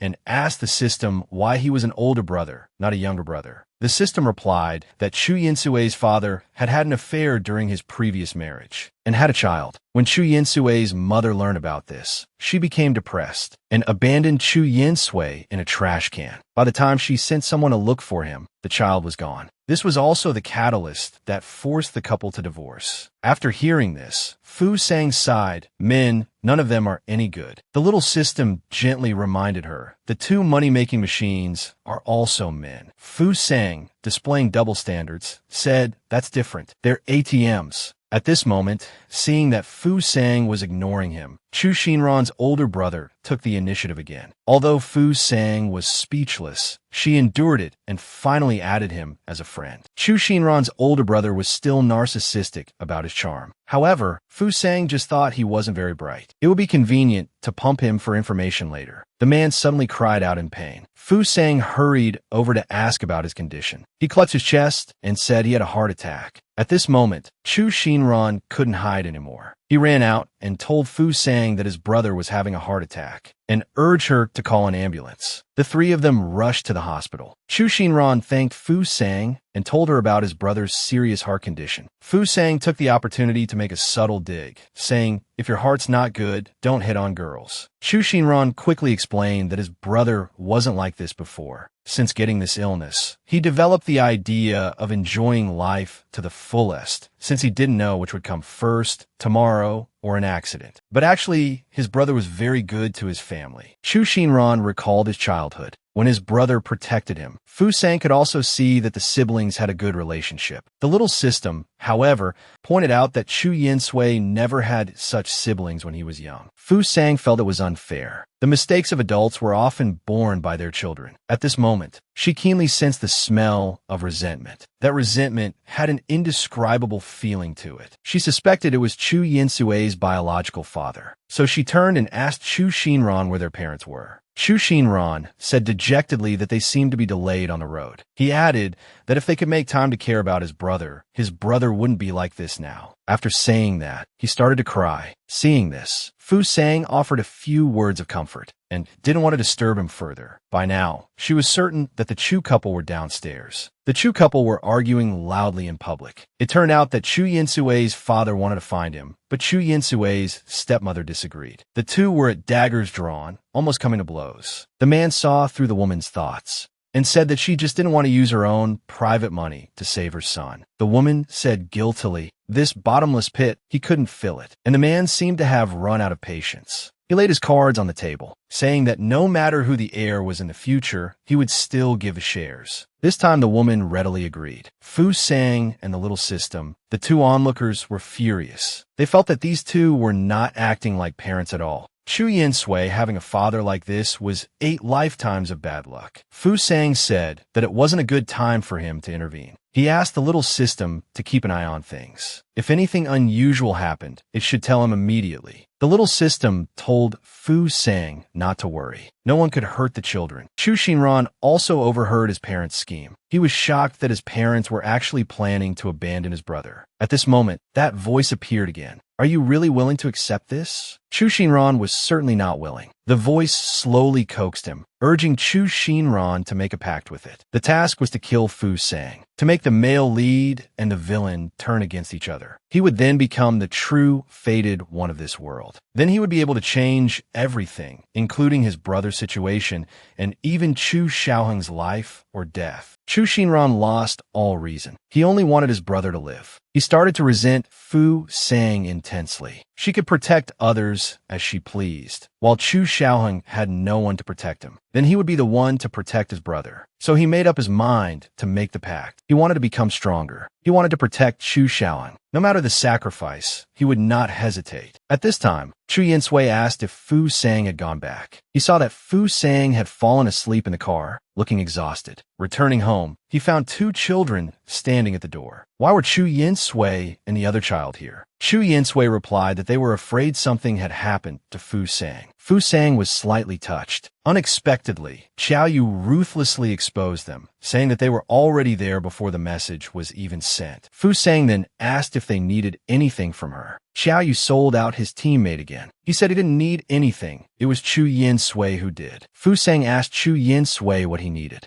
But Chu Yin-sui said he couldn't say with Xiao Yu present. Xiao Yu, however, said directly that he wasn't leaving. Fu Sang was speechless at the 2 childish boys. She was about to call them a car to take them home. At this moment, the 2 seemed to have some unspoken understanding. They both told Fu Sang to rest well. They both said there was no need for Fu Sang to bother. The 2 took the elevator downstairs together. Xiao Yu broke the silence. He asked Chu Yin-sui if he saw Fu Sang as an older sister. Chu Yin-sui said that Fu Sang was just Fu Sang. Xiao Yu blocked Chu Yin-sui's path. He asked if he was admitting that he liked Fu Sang. Chu Yin-sui also saw through Xiao Yu's intentions. He said they would compete fairly and let the best man win. Xiao Yu agreed. The next day arrived in a blink of an eye. Fu Sang munched on popcorn specially provided by Chu Yin-sui. She wondered why she had been dragged to watch a basketball game. Chu Yin-sui already had a lot of fangirls. Fu Sang watched the game for a while. She thought Chu Yin-sui played well. Amidst the cheers, Chu Yin-sui scored another basket. The cheers of his fangirls rose and fell, but his first glance was towards Fu Sang. Fu Sang felt that Chu Yin-sui was being overly cheerful compared to usual. Suddenly, a hand reached out in front of her. Without a word, it took away her popcorn. Xiao Yu thoughtfully handed Fu Sang a bottle of water. He also said that eating only popcorn was too dry. Fu Sang stared blankly, stealing glances. Chu Yin-sui also noticed Xiao Yu's presence. Xiao Yu looked provocatively in Chu Yin-sui's direction. Seeing Xiao Yu's smug look, Chu Yin-sui was extremely annoyed. He suddenly took out a math problem, saying he didn't understand it. He asked Fu Sang if she could teach him. Seeing that Fu Sang's eyes were only on him, Xiao Yu couldn't have been happier, but Chu Yin-sui was very displeased. A slam dunk to vent his emotions. A handsome figure, earning even more cheers from his fangirls. But the person Chu Yin-sui most wanted to see still hadn't noticed him. Chu Yin-sui was very displeased. He strode over and was about to drag Fu Sang away. At this moment, Xiao Yu wasn't happy. He said that Fu Sang wasn't Chu Yin-sui's accessory. The atmosphere between the 2 was tense. Fu Sang was speechless but couldn't do anything about it. Meanwhile, Chu Xinran was peeking from upstairs. That evil voice was tempting him again,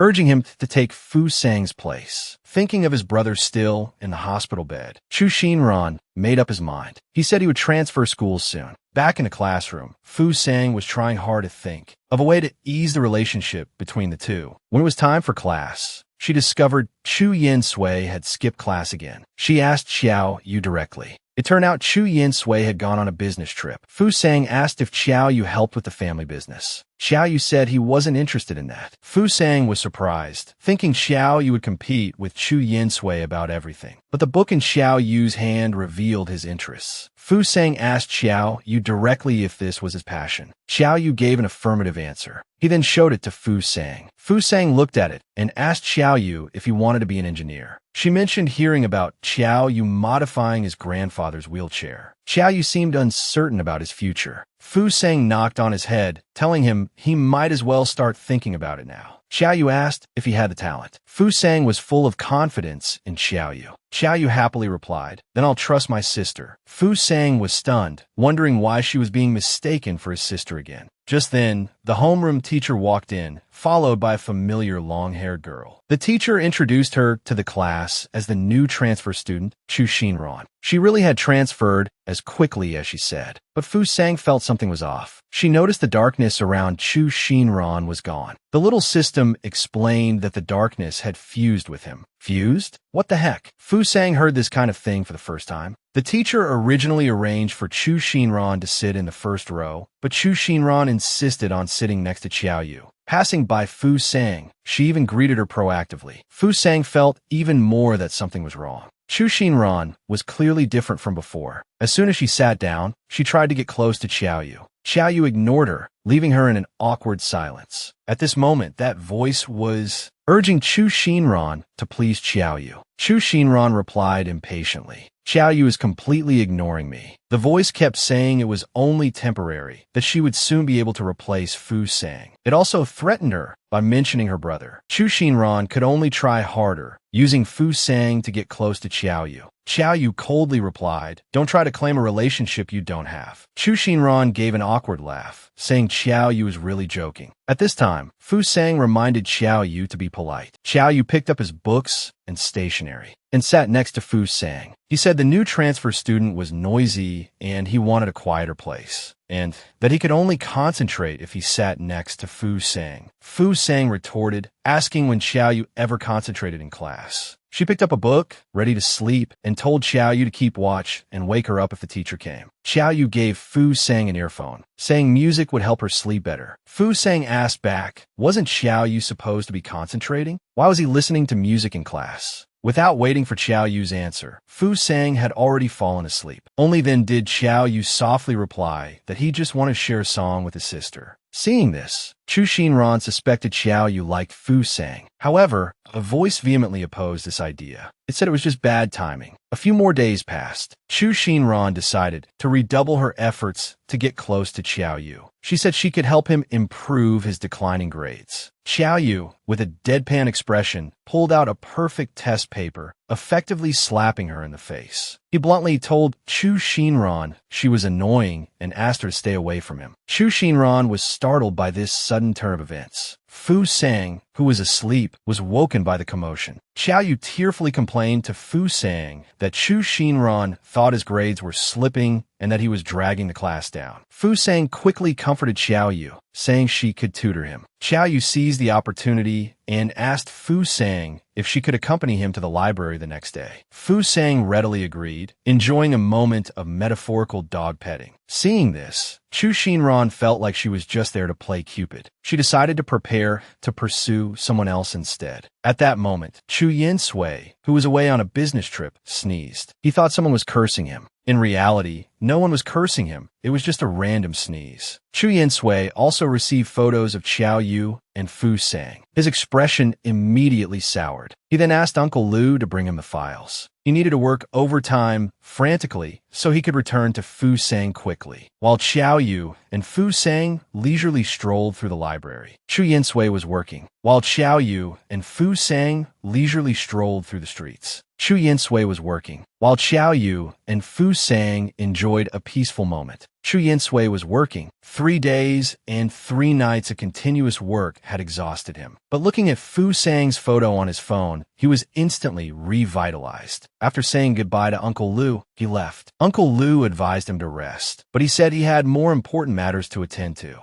That evening, Fu Sang heard a knock on the door. She wondered who would come this late. She was even more surprised to see Chu Yin Sui. She asked, "You're back." Chu Yin Sui didn't answer, but instead rushed into Fu Sang's embrace. Cuddling with Fu Sang felt very healing. Seeing his exhausted state, Fu Sang invited him in to rest. She asked him how long it had been since he'd had a proper rest. Chu Yin Sui said he hadn't slept in days. Fu Sang thought this wouldn't do and wanted him to go back and rest properly. Chu Yin Sui grabbed Fu Sang, acting coquettishly and saying he couldn't walk. Fu Sang, her mind clouded by his cuteness, readily agreed to let him stay the night. She then said she would go and tidy up a room for him. In the blink of an eye, Chu Yin Sui had already fallen asleep. Fu Sang figured he must be truly exhausted. Chu Yin Sui even called Fu Sang's name in his sleep. Comforted by Fu Sang's presence, he slept soundly. The next day, Fu Sang woke up and left her room to find Chu Yin Sui busy in the kitchen. She was surprised he could cook. Just then, Chu Yin Sui noticed Fu Sang and invited her to try his cooking. Fu Sang voiced his surprise. Chu Yin Sui played it coy, telling her to just try it. Chu Yin Sui fed, Fu Sang habite. She thought his cooking was quite good, and even joked that if he didn't want to be a CEO anymore, he could open his own restaurant. Chu Yin Sui wondered why Fu Sang was so certain he could be a CEO. Fu Sang replied that she had faith in him. After all, that was the plot of the story. Chu Yin Sui was happy that Fu Sang believed in him. He continued talking, inching closer and closer. Noticing this, Fu Sang immediately told Chu Yin Sui to eat his own food, and quickly finished hers, leaving none for him. Seeing this, Chu Yin Sui wanted to try the other dish. Of course, Fu Sang didn't let him. Their playful banter almost made them late. Chu Yin Sui asked if Fu Sang, a good student, wasn't worried about being tardy. Fu Sang retorted, which part him screamed, "Good student?" As they were talking, they ran into Xiao Yu. Xiao Yu asked why they were together, his expression immediately turning sour. Chu Yin Sui boasted that he'd stayed over last night, so of course they were together now. Xiao Yu was utterly shocked by this news. Chu Yin Sui proudly emphasized it again.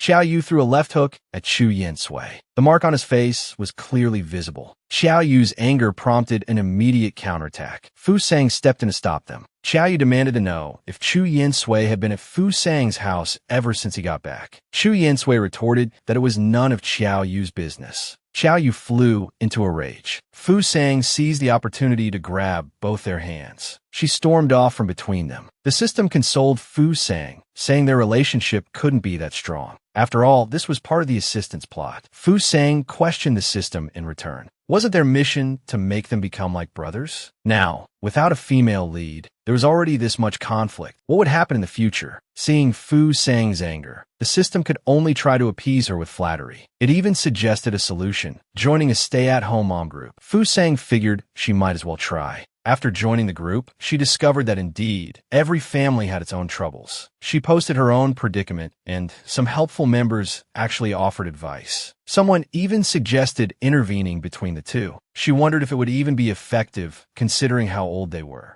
After some thought, she decided to try anyway. She started thinking about where to take them on the weekend. Suddenly, inspiration struck. She thought of the perfect place, an amusement park. Fu Sang asked if they would like to go. They were naturally thrilled to be invited out by Fu Sang. However, they didn't expect the other to be there as well. Seeing this, Fu Sang could only play the role of peacemaker, saying that brothers shouldn't hold grudges. With that, she pulled them both into the amusement park. The first stop was the haunted house. Her goal was to make them so scared they would rely on each other. But she herself didn't find it scary. After all, she was practically half a ghost herself. Xiao Yu, watching the young couple clinging to each other at the entrance, hatched a plan. He grabbed Fu Sang's hand and pretended to be afraid of the dark. Fu Sang told him that if he was scared, he could stand in the middle, and she and Chu Yin Sui would protect him. Chu Yin Sui saw right through this. He knew Xiao Yu was faking it. He thought, who wouldn't do that? And immediately turned to Fu Sang, claiming to be afraid of ghosts. Xiao Yu retorted that he saw through him too. Then they started bickering. Fu Sang was truly speechless. So, the three of them walked forward without a trace of fear. They showed no fear of the haunted house. The staff dressed as ghosts could only watch them go. The three emerged from the haunted house, ignoring each other. Fu Sang felt the need to lighten the mood and suggested riding the roller coaster. Unexpectedly, they both said in unison that they would only go if the other didn't. Fu Sang then suggested the carousel, only to be met with another simultaneous response. Fu Sang was truly at a loss. Just then, the three of them arrived in front of an antique-looking building. It turned out to be a murder mystery game center. The staff enthusiastically promoted their services, and Fu Sang was immediately struck by the improve relationships feature. This time, both of them simultaneously thought of Fu Sang dressed in ancient attire. Their hearts fluttered. When Fu Sang suggested it, they both immediately agreed. Their eagerness made Fu Sang start to doubt herself. After changing into their costumes, both of them looked like refined ancient gentlemen. Chu Yinsui seemed a little uncomfortable in the costume. Xiao Yu said he didn't have to wear it if he didn't want to. Chu Yinsui, of course, refused, saying he wouldn't give Xiao Yu an opportunity to take advantage of him. At this moment, Fu Sang also came out, changed into her ancient costume. Both of them widened their eyes in unison. Fu Sang praised them, saying they looked handsome.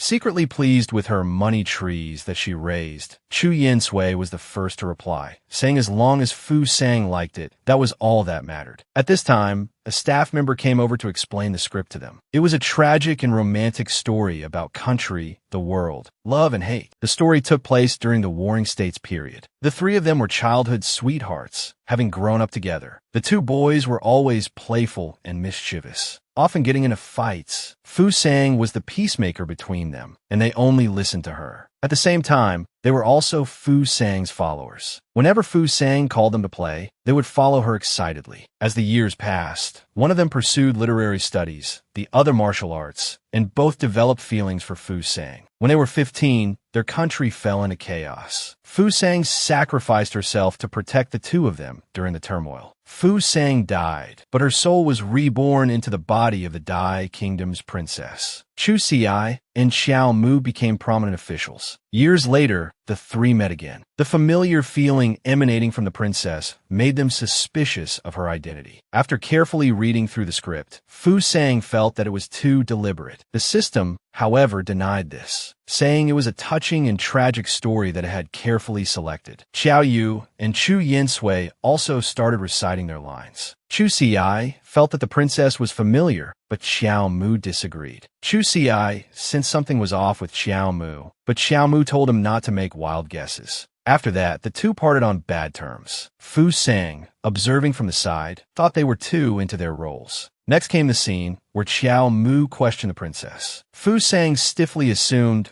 Fu Sang's role, saying she only resembled Xiao Mu's old friend. She also advised Xiao Mu to move on. Xiao Yu was amused by Fu Sang's nervousness. He comforted Fu Sang, telling her not to be nervous and to just follow his lead. Fu Sang was touched by his thoughtful gesture. Xiao Yu, playing the role of Xiao Mu, then delivered his lines. He said that although Fu Sang was gone, the princess was Fu Sang to him. Seeing this scene, Chu Yinsui recalled the times Xiao Yu and Fu Sang spent together. He also wished that Fu Sang would only have eyes for him. The story returned to the script. The princess was to be married off to a foreign land for a political alliance, but both of them thought of elopement. Fu Sang snapped back to reality, feeling that the story was too pointed, as if it had been orchestrated. The system, however, vehemently denied any involvement. As it spoke, the wedding sedan's curtains were opened. Fu Sang knew the play was starting. Someone lifted Fu Sang's red veil.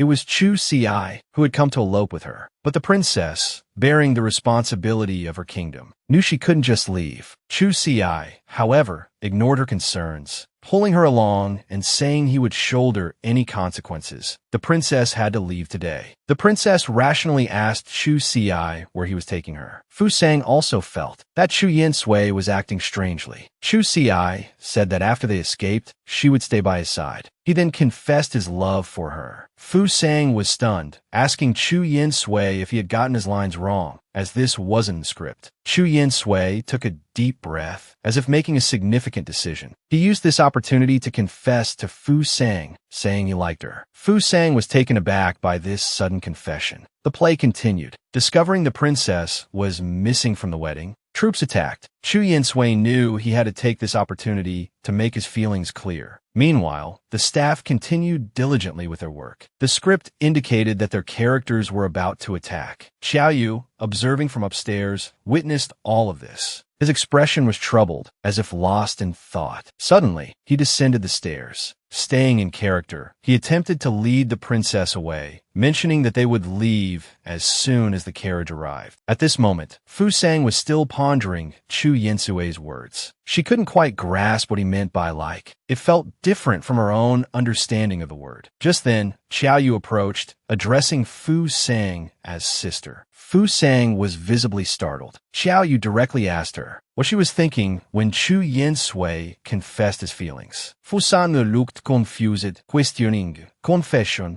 At this point, Xiaoyu realized Fu Sang's obliviousness. He asked her directly if she didn't understand what Chu Yinsui's like meant. Fu Sang, as if struck to the core, was speechless. Without waiting for her reply, Xiaoyu explained. Chu Yinsui's like means blatant favoritism, understanding, and acceptance. It means thinking about you constantly and being overjoyed at the prospect of spending time together. And that just one hug from you would give him courage and strength. Fu Sang latched onto a key phrase, plus. Xiaoyu then confessed his own feelings for Fu Sang, claiming his affection was no less than Chu Yinsui's. Fu Sang's eyes widened in shock. Faced with this awkward situation, it was unclear who she would choose, just as the script dictated. Which person would the princess leave with? Fu Sang, after a moment of thought, declared she would choose neither. Using the princess's persona, she expressed her true feelings. Fu Sang wished for them to get along harmoniously, stating that she belonged only to herself. Both men were clearly taken aback. Seeing their lack of cooperation, the staff threatened to complain to the manager. To avoid trouble, Fu Sang quickly dragged both men away. On their way back, Fu Sang, unable to bear their continued dejection, acknowledged their confessions, but reiterated that she wouldn't choose either of them. Chu Yinsui persistently asked if she disliked them. Xiaoyu listened thoughtfully. Fu Sang chuckled, admitting that she liked them both, a statement that deeply shocked the two men. However, Fu Sang added that her like seemed different from theirs. She couldn't currently comprehend their feelings for her, but if they wanted her to understand, she would try her best. Until then, she hoped the three of them could get along. Especially, she hoped the two of them could reconcile and try to be friends. Both men remained silent. Chu Yinsui was the first to break the silence. If it was Fu Sang's wish, he would do it. Xiaoyu, looking dejected, said he would try. Fu Sang was satisfied with their responses.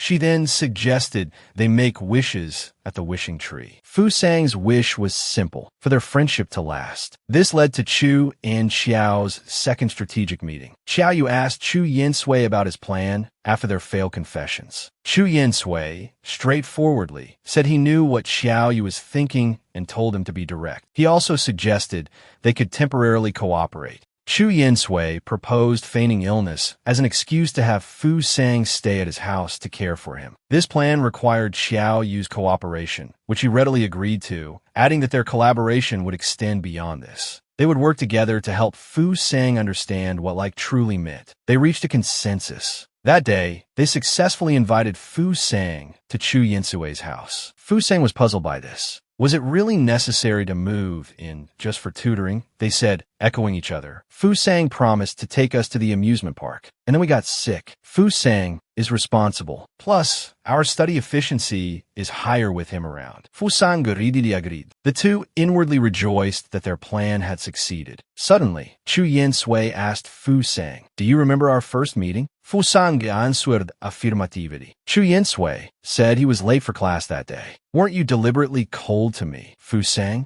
To get my attention?" Xiaoyu enthusiastically applauded from the side. Fu Sang was completely bewildered. Then Xiaoyu said, "My first meeting with you was also quite interesting." Fu Sang remained bewildered. Xiaoyu said, "We were in the hallway. You were walking and bumped right in my arms." This time, Fu Sang immediately denied it. Chu Yinsui chimed in, "Smooth move, bro." Fu Sang finally understood. These two rascals were tampering with his memories. Fu Sang exploded. "Just do your homework," he yelled. The brothers' plan too had failed. so they decided to initiate their ultimate plan. Chu Yinsui lay on the bed. Fu Sang came over and told him to stop being lazy and get up to do his homework. Chu Yinsui grabbed Fu Sang, pinned him down on the bed, and asked which problem. Fu Sang asked in alarm, Chu Yinsui, are you crazy? Chu Yinsui replied affectionately, I really don't understand this problem. Teach me, Fu Sang. Even Fu Sang's heart started racing. He shoved Chu Yinsui away, threw the book in his face, and said, do it yourself. Then he ran downstairs. He spoke into the miniature communicator near his collar, telling the other person, Fu Sang is downstairs. Get ready. The other person replied, Roger. Chu Yinsui picked up a book and muttered, this book is really useful. Little did he know, it was a cheesy tutorial from years ago. As Fu Sang went downstairs, he replayed the recent events in his mind, wondering if Chu Yinsui had lost his mind. Just then, a servant ran up to Fu Sang and said, Xiao Yu fainted. Come quick. Fu Sang rushed away anxiously. Xiao Yu was slumped in a chair. When Fu Sang approached, Xiao Yu grabbed him. Honey, I feel so bad, he said. Fu Sang replied gently, if you feel bad, go back to your room and rest. But Xiao Yu protested, but I want to see you, Fu Sang. I can only see you during tutoring. He then asked Fu Sang pitifully, can I have you all to myself today? Fu Sang blushed, flustered by the question. He made an excuse, saying he wasn't feeling well and needed to cancel tutoring for the day. Then he dashed out the door. Xiao Yu smiled slyly. He thought the book Chu Yinsui was reading was surprisingly useful. Little did he know, it was another cheesy tutorial from years ago. Having escaped the two, Fu Sang asked the system, what is this strange feeling? The system replied, it's the feeling of your heart fluttering, of course. Fu Sang wondered, is it really? The next day, Chu Xinran noticed that Chu Yinsui had finally come to school. Xiao Yu happened to be absent. It was the perfect opportunity for him to act. Chu Yinsui asked Fu Sang, after these past few days, do you feel anything for me? Fu Sang didn't understand what he meant. Chu Yinsui thought Fu Sang was lying. Seeing Chu Xinran, he suddenly had a brilliant idea. What if I got close to another girl? Would you be jealous, Fu Sang? He then walked straight towards Chu Xinran. Chu Xindan wonder why Chu Yinsui was suddenly approaching him. At that moment, the dark aura was urging Chu Xinran on, saying, don't waste such a golden opportunity. The dark aura would manipulate a street sign to fall, giving Chu Xinran the chance to save him. This was a sure win for Chu Xinran. The street sign began to wobble precariously. Just as Chu Yinsui walked by, the sign fell. Fu Sang happened to see all of this. Seeing the situation, he ran over and pulled Chu Yinsui back. That was close. Both of them were unharmed. He then hugged him tightly, because Chu Yinsui almost had an accident. Chu Yinsui was touched that Fu Sang was worried about him. Just as the two were still rejoicing that neither of them was injured, they heard a bang. Looking ahead, they saw Chu Xinran bleeding and injured. Fu Sang didn't say much, only that they needed to save her first. Fu Sang accompanied Chu Xinran to the hospital. He had a strong feeling that the falling sign was no coincidence. And the little system confirmed his suspicion, saying it was most likely the dark aura's doing, solely to make Chu Yinsui grateful to Chu Xinran for saving him. Fu Sang thought this tactic was despicable and clumsy. At this time, Chu Yinsui hugged Fu Sang from behind and asked why he had saved him earlier. Fu Sang blushed at the sudden embrace and awkwardly said he just saved them both, no reason needed. Chu Yinsui then looked dejected, but still pressed on. Was it really not because you like me? This time, Fu Sang hesitated. Suddenly, footsteps came from outside the door. It turned out to be Jiang Wei, Chu Xinran's nominal mother. She demanded to know from Fu Sang if he was the one who caused Chu Xinran's injury. Fu Sang retorted angrily. Chu Xinran was trying to play the hero, but it backfired on her. Jiang Wei argued back, saying Chu Xinran had always been kind and wouldn't have any ulterior motives for saving someone. Fu Sang questioned this. Jiang Wei angrily accused Fu Sang of being disrespectful. Don't think you can act recklessly just because your parents have connections. She then tried to hit him, claiming to be disciplining him on behalf of his parents. Chu Yinsui quickly grabbed Jiang Wei's hand and threatened that if she touched Fu Sang, the Chu family would make her pay. He stared Jiang Wei down, saying he meant what he said. Jiang Wei was distracted. However, she realized Chu Yinsui looked a lot like that person. Suddenly, it hit her. Could this be the illegitimate son Chu Xiuda was looking for? Fu Sang nervously pulled Chu Yinsui away. Chu Yinsui immediately reassured him that he was fine. Fu Sang then told Jiang Wei, for the sake of being classmates, to be reasonable and not delay Chu Xinran's treatment. But Jiang Wei was relentless, insisting that Chu Yinsui was the one responsible for her daughter's injuries. She also warned Chu Yinsui to stay away from her daughter, her true intention being to keep Chu Yinsui out of Chu Xiuda's sight. But Fu Sang refused to take the blame. He said they should wait for the police to arrive and review the surveillance footage to determine who was responsible. He also told Jiang Wei to control her daughter. He then told Chu Yinsui to leave with him. After they left the ward, Fu Sang seriously told Chu Yinsui to stay away from Chu Xinran in the future. Chu Yinsui's heart leaped with joy. He asked Fu Sang if he was jealous. Fu Sang seemed unfamiliar with the concept of jealousy. Chu Yinsui rephrased his question, asking if Fu Sang was unhappy because he was interacting with Chu Xinran. This time, Fu Sang understood and said yes, he was very unhappy. Chu Yinsui immediately explained that this was jealousy, meaning Fu Sang wasn't completely indifferent to him. Fu Sang was speechless. He simply thought Chu Xinran was dangerous. But it didn't matter, as long as Chu Yinsui stayed away from her. Chu Yinsui then pressed on, asking if this meant his chances of pursuing Fu Sang were higher now. Just then, the elevator arrived. Fu Sang quickly stepped inside. Looking at the descending floor numbers, Chu Yinsui was inwardly delighted and certain. Fu Sang's heart raced for a while. Later, the weekend arrived. Vacation meant being able to sleep in without a care in the world. However, bright and early, someone rang Fu Sang's doorbell. It was Chu Yinsui. He self-righteously told Fu Sang to get up and study. The two sat at the desk. Fu Sang asked if he understood the problem he had explained. Chu Yinsui's eyes involuntarily drifted to a strange place. When Fu Sang caught him zoning out, he blushed. So, changing the subject, Chu Yinsui said he was hungry and asked if Fu Sang had anything to eat. Fu Sang brought out instant noodles. Chu Yinsui casually asked if Fu Sang usually ate this. Honestly, I don't know what to say about you, Fu Sang retorted, saying that Chu Yinsui's hunger wasn't her problem. Chu Yinsui wasn't annoyed though. He even said that he would take care of the meal today. Chu Yinsui could be seen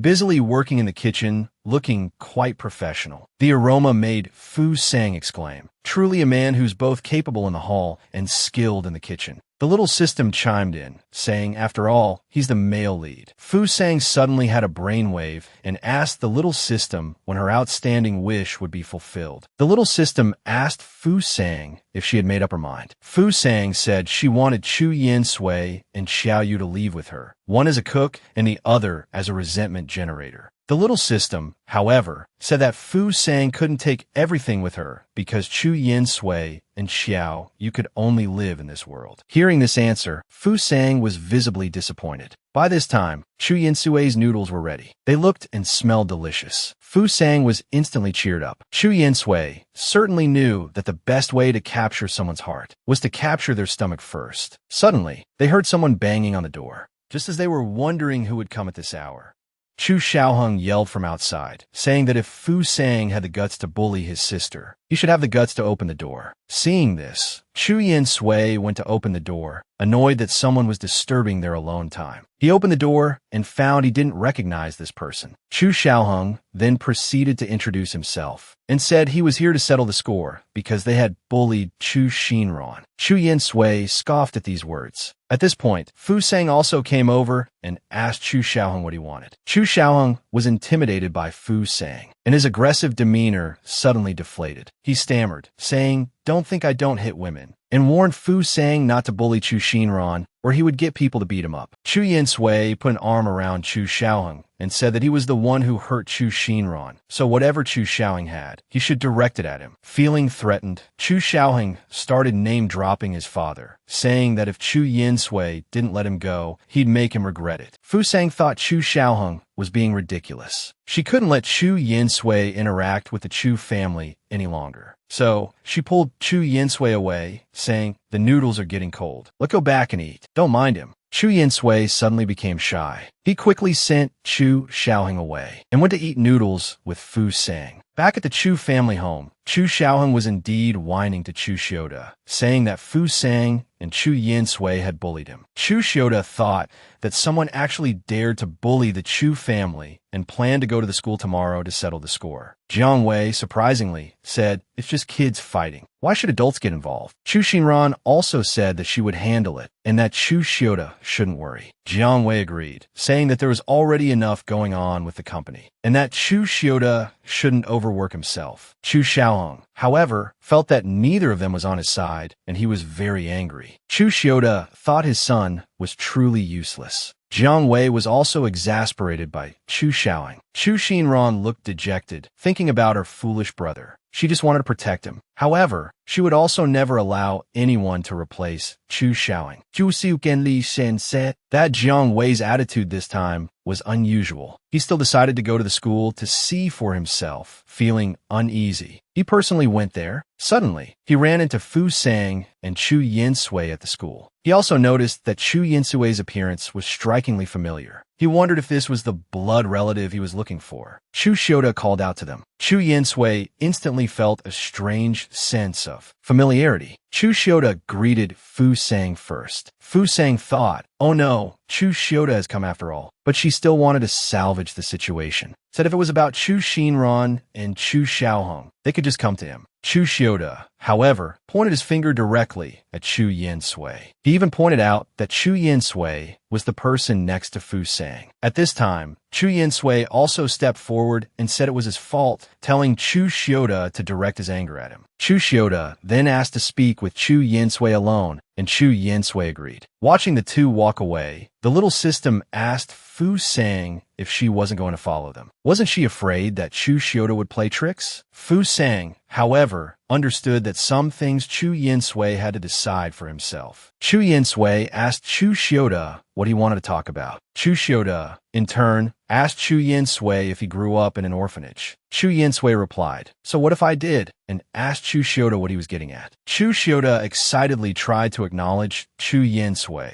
saying that he was his long-lost son. Chu Yinsui's first reaction was that this man was talking nonsense. Chu Xiuda said that back then, his mother suffered from postpartum depression and then, due to mental instability, abandoned him. He completely brushed aside his own infidelity. Then he said that when he went back to look for him, Chu Yinsui was already gone. Immediately, he started calling himself Dad and played the victim, saying he had been searching for Chu Yinsui for many years until now. He then stiffly hugged Chu Yinsui and told him to come home with him so that they could be a family again. Chu Yinsui saw through Chu Xiuda's act. He pushed Chu Xiuda away. He didn't believe that Chu Xiuda had been looking for him for many years and he wouldn't go back with him. Chu Xiuda tried to tempt him, saying that if he went back with him, the entire Chu family would be his. Chu Yinsui declared boldly that he didn't care about the Chu family, because compared to the Gu family, Chu Xiuda was insignificant. Hearing about the Gu family, Chu Xiuda was stunned. He immediately contacted his secretary to investigate information related to Chu Yinsui and the Gu family. Unexpectedly, Chu Xinran was eavesdropping in the shadows again. He also learned that Chu Yinsui had returned, meaning Chu Xiaoheng would lose his position. And Heiqi added fuel to the fire, saying that only a healthy heir was worthy of inheriting the Chu family. Chu Xiaoheng, with his limited time left, would inevitably be abandoned. Chu Xinran collapsed to the ground, muttering in refusal, thinking about the hospitalized Chu Xiaoheng. He decided not to let this happen. If he couldn't have Chu Yinsui, he would destroy him. Heiqi was surprised by Chu Xinran's thoughts, but was naturally pleased. He said he could help him. Chu Yinsui was seen walking casually down the hallway, but in reality, his mind was filled with thoughts about his birth parents, driving him to the brink of a mental breakdown. He could neither accept being abandoned by his birth mother nor the sudden appearance of his birth father. He walked as if he had lost his soul and almost fell. Fortunately, Fu Sang arrived in time and caught him. Chu Yinsui showed his vulnerability, murmuring Fu Sang's name and hugging her for warmth. He asked Fu Sang if he could hold her for a while, and Fu Sang agreed. She then asked if he was feeling any better. Chu Yinsui told Fu Sang about his birth parents.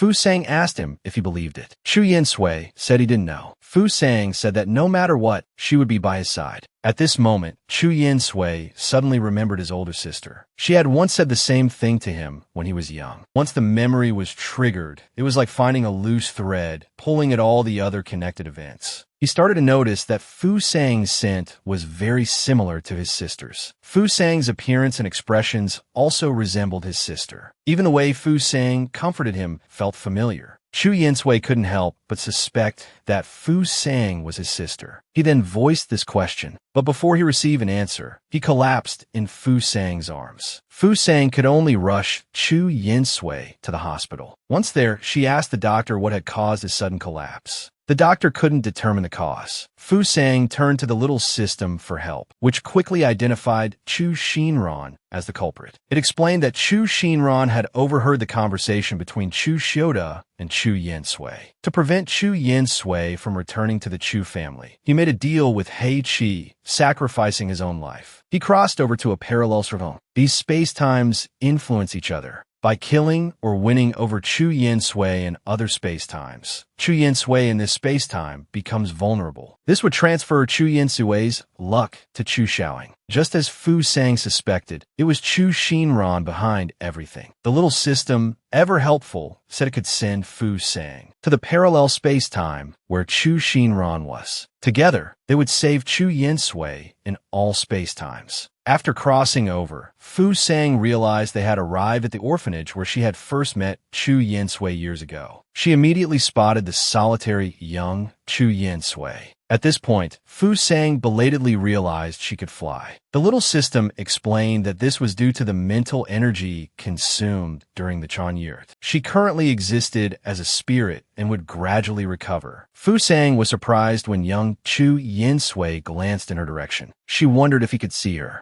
At that moment, young Chu Yin-sui confirmed her suspicion. He pointed to the sky where Fu Sang was floating and told the orphanage director that someone was there. The director, unable to see Fu Sang, assumed young Chu Yin-sui was making things up again. Impatiently, she told him to stop causing trouble and shoved him. A child couldn't withstand such a push from an adult. Fu Sang watched anxiously, flying over to try and catch the falling Chu Yin-sui, but her efforts were futile. Fu Sang found herself passing right through him. At the same time, a hand reached out in front of young Chu Yin-sui, offering to help him up. It was Chu Shinran. Not only was he wearing the same clothes as Fu Sang, but he was also imitating the way Fu Sang had adopted Chu Yin-sui years ago. Young Chu Yin-sui seemed indifferent to Chu Shinran. Instead, he glanced back at Fu Sang. He dusted himself off and stood up, ignoring Chu Shinran completely and walking away. Undeterred, Chu Shinran told the director he wanted to adopt him. Hearing that Chu Shinran wanted to adopt him, Fu Sang rushed to warn young Chu Yin-sui, telling him that Chu Shinran wasn't a good person and not to go with him. Young Chu Yin-sui didn't answer directly. Instead, he asked who Fu Sang was. He felt like he had seen her somewhere before. Fu Sang gently replied, "I'm your older sister. I'm here to protect you." Young Chu Yin-sui's eyes widened at her words. Meanwhile, Chu Shinran was pressing him, urging him to come home. Young Chu Yin-sui glanced at Fu Sang, seemingly making a decision. Then he declared himself a jinx, saying he would bring bad luck to Chu Shinran. Chu Shinran pretended not to care, offering him false comfort. Young Chu Yin-sui refused to play along. He stated plainly that Chu Shinran wasn't his sister and he didn't want to go with him. In Fu Zaitet Chu Xindan grabbed young Chu Yin-sui. In her current spirit form, Fu Sang felt powerless. Ignoring young Chu Yin-sui's protests, Chu Shinran forcibly took him away. Seeing this, Fu Sang could only comfort young Chu Yin-sui, telling him not to be afraid and that she, as his older sister, would find a way to rescue him. Having successfully gotten him into the car, Chu Shinran was smug. He still planned to win young Chu Yin-sui over, but the boy was unresponsive. Fu Sang, who had secretly followed them, found Chu Shinran's tactics ridiculous. Chu Shinran, however, thought that this world's Chu Yin-sui was too difficult to win over, so it might be better to just ruin him. He suddenly swerved the steering wheel hard. The vehicle collided violently with something beside it. Fu Sang thought Chu Shinran must have gone mad. In that critical moment, Chu Shinran still instinctively shielded young Chu Yin-sui. But as a spirit, he couldn't do much. At that moment, there was another violent collision.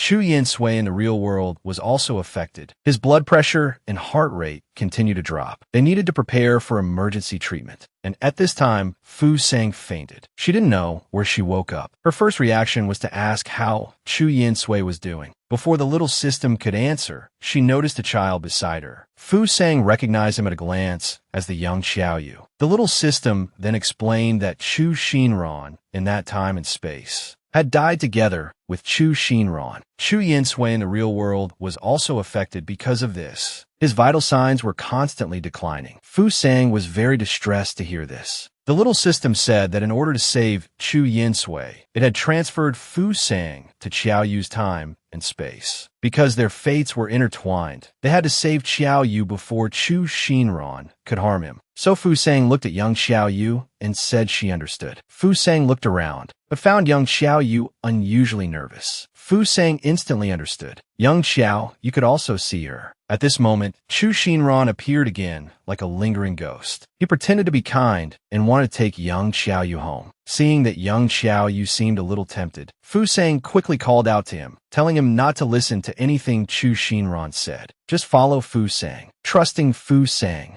young Xiaoyu turned and ran. Chu Xinran gritted his teeth, hating Fu Sang intensely. He took young Xiaoyu to a secluded place. Fu Sang asked how young Xiaoyu could trust her so easily. What if she were a bad person? Young Xiaoyu said Fu Sang was a good person. He could tell. Fu Sang was surprised. Young Xiaoyu had just met her and already friend-zoned her. Young Xiaoyu also said he had a question for Fu Sang. Fu Sang asked him what he wanted to ask. Young Xiaoyu asked if Fu Sang was a fairy. Why couldn't Chu Xinran see her? Fu Sang was also puzzled by this way of questioning. She explained to young Xiaoyu that in this world, only he could see her. Only then did young Xiaoyu ask his real question. He asked Fu Sang if she could protect him. He was very well-behaved and obedient. Fu Sang, of course, gave him an affirmative answer. She said that even if he wasn't well-behaved and obedient, she would still protect him. Only at this moment did young Xiaoyu show a genuine smile. But Fu Sang was gradually becoming transparent. Just like that, she dissipated in front of young Xiaoyu. Looking at the disheartened young Xiaoyu, Fu Sang hurriedly asked what was happening. The little system apologetically explained that Fu Sang had used up too much spiritual energy last time and needed to replenish it. It also told Fu Sang that overdrawing her spiritual energy would harm her. The scene shifted to Xiaoyu's home. Xiao Zheni was seen beating and scolding Xiaoyu again. Fu Sang resolutely demanded the little system make her corporeal. The little system tried to persuade her, but to no avail. Just as Xiao Zheni was about to deliver a harsh blow, Fu Sang materialized in time and grabbed Xiao Zheni's hand. She snatched Xiao Zheni's weapon. Xiao Zheni asked Fu Sang who she was and how she got in her house. Fu Sang directly flung Xiao Zheni off and said, "I'm your ancestor." Xiao Zheni, seeing the big trouble Xiaoyu had caused her, wanted to sell him to Chu Xinran immediately. After all, people offering such a high price were rare. She couldn't miss this opportunity. At this moment, Xiaoyu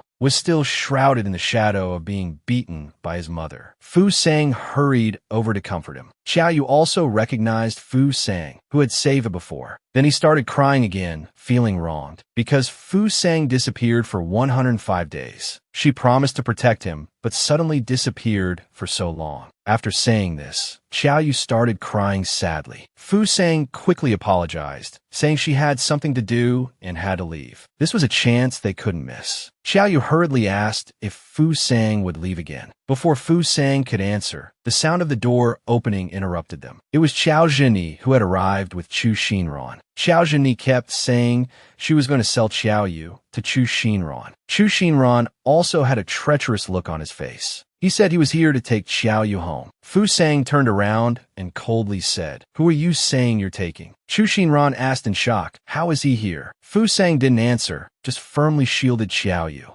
Xiao Zheni became impatient. She said she could sell her son however she wanted. Fu Sang firmly grabbed and stopped Xiao Zheni's hand that was pulling at Xiaoyu. She also said that she had recorded the conversation and called the police. After all, human trafficking is illegal, and Xiaoyu was her younger brother. No one could take him away. At this moment, the sound of a police siren blared, Everyone knew the police had arrived. Chu Xinran could only give up, deciding to try again in another world. He drew a knife, intending to die together with Fu Sang and Xiao Yu. Fu Sang swiftly grabbed it, telling him to try if he dared. She then backhanded Chu Xinran, preparing to hand him over to the police. She whispered in his ear that she wouldn't let him succeed again. Turning back, she comforted Xiao Yu, saying that with Xiao Zhini having a criminal record, she wouldn't dare sell him. Fu Sang would also use her own methods to stop Xiao Zhini from hitting him. But Xiao Yu had already lost hope in this family. He asked Fu Sang if she could take him away and threw himself into her arms. He begged her not to leave him. At this moment, something slowly approached the two of them. Fu Sang was taken away again. Xiao Yu tried to grab her, but couldn't. Fu Sang opened her eyes and found herself back in Chu Yinsue's orphanage. The small system explained that they had been attacked by He Qi. Moreover, He Qi had repeatedly disrupted parallel worlds, causing chaos. He Qi brought them here to deal with them first. Fu Sang looked up and saw Chu Yinsui being bullied again. The small system said with surprise, Chu Yinsui is still alive in this world. But Chu Yinsui was still being bullied by his classmates. Seeing this, Fu Sang wanted to save Chu Yinsui. The small system reminded Fu Sang that she had already overdrawn too much spiritual energy. Fu Sang insisted, saying she would take responsibility if anything happened. Understanding Fu Sang's determination, the small system could only comply with her wishes.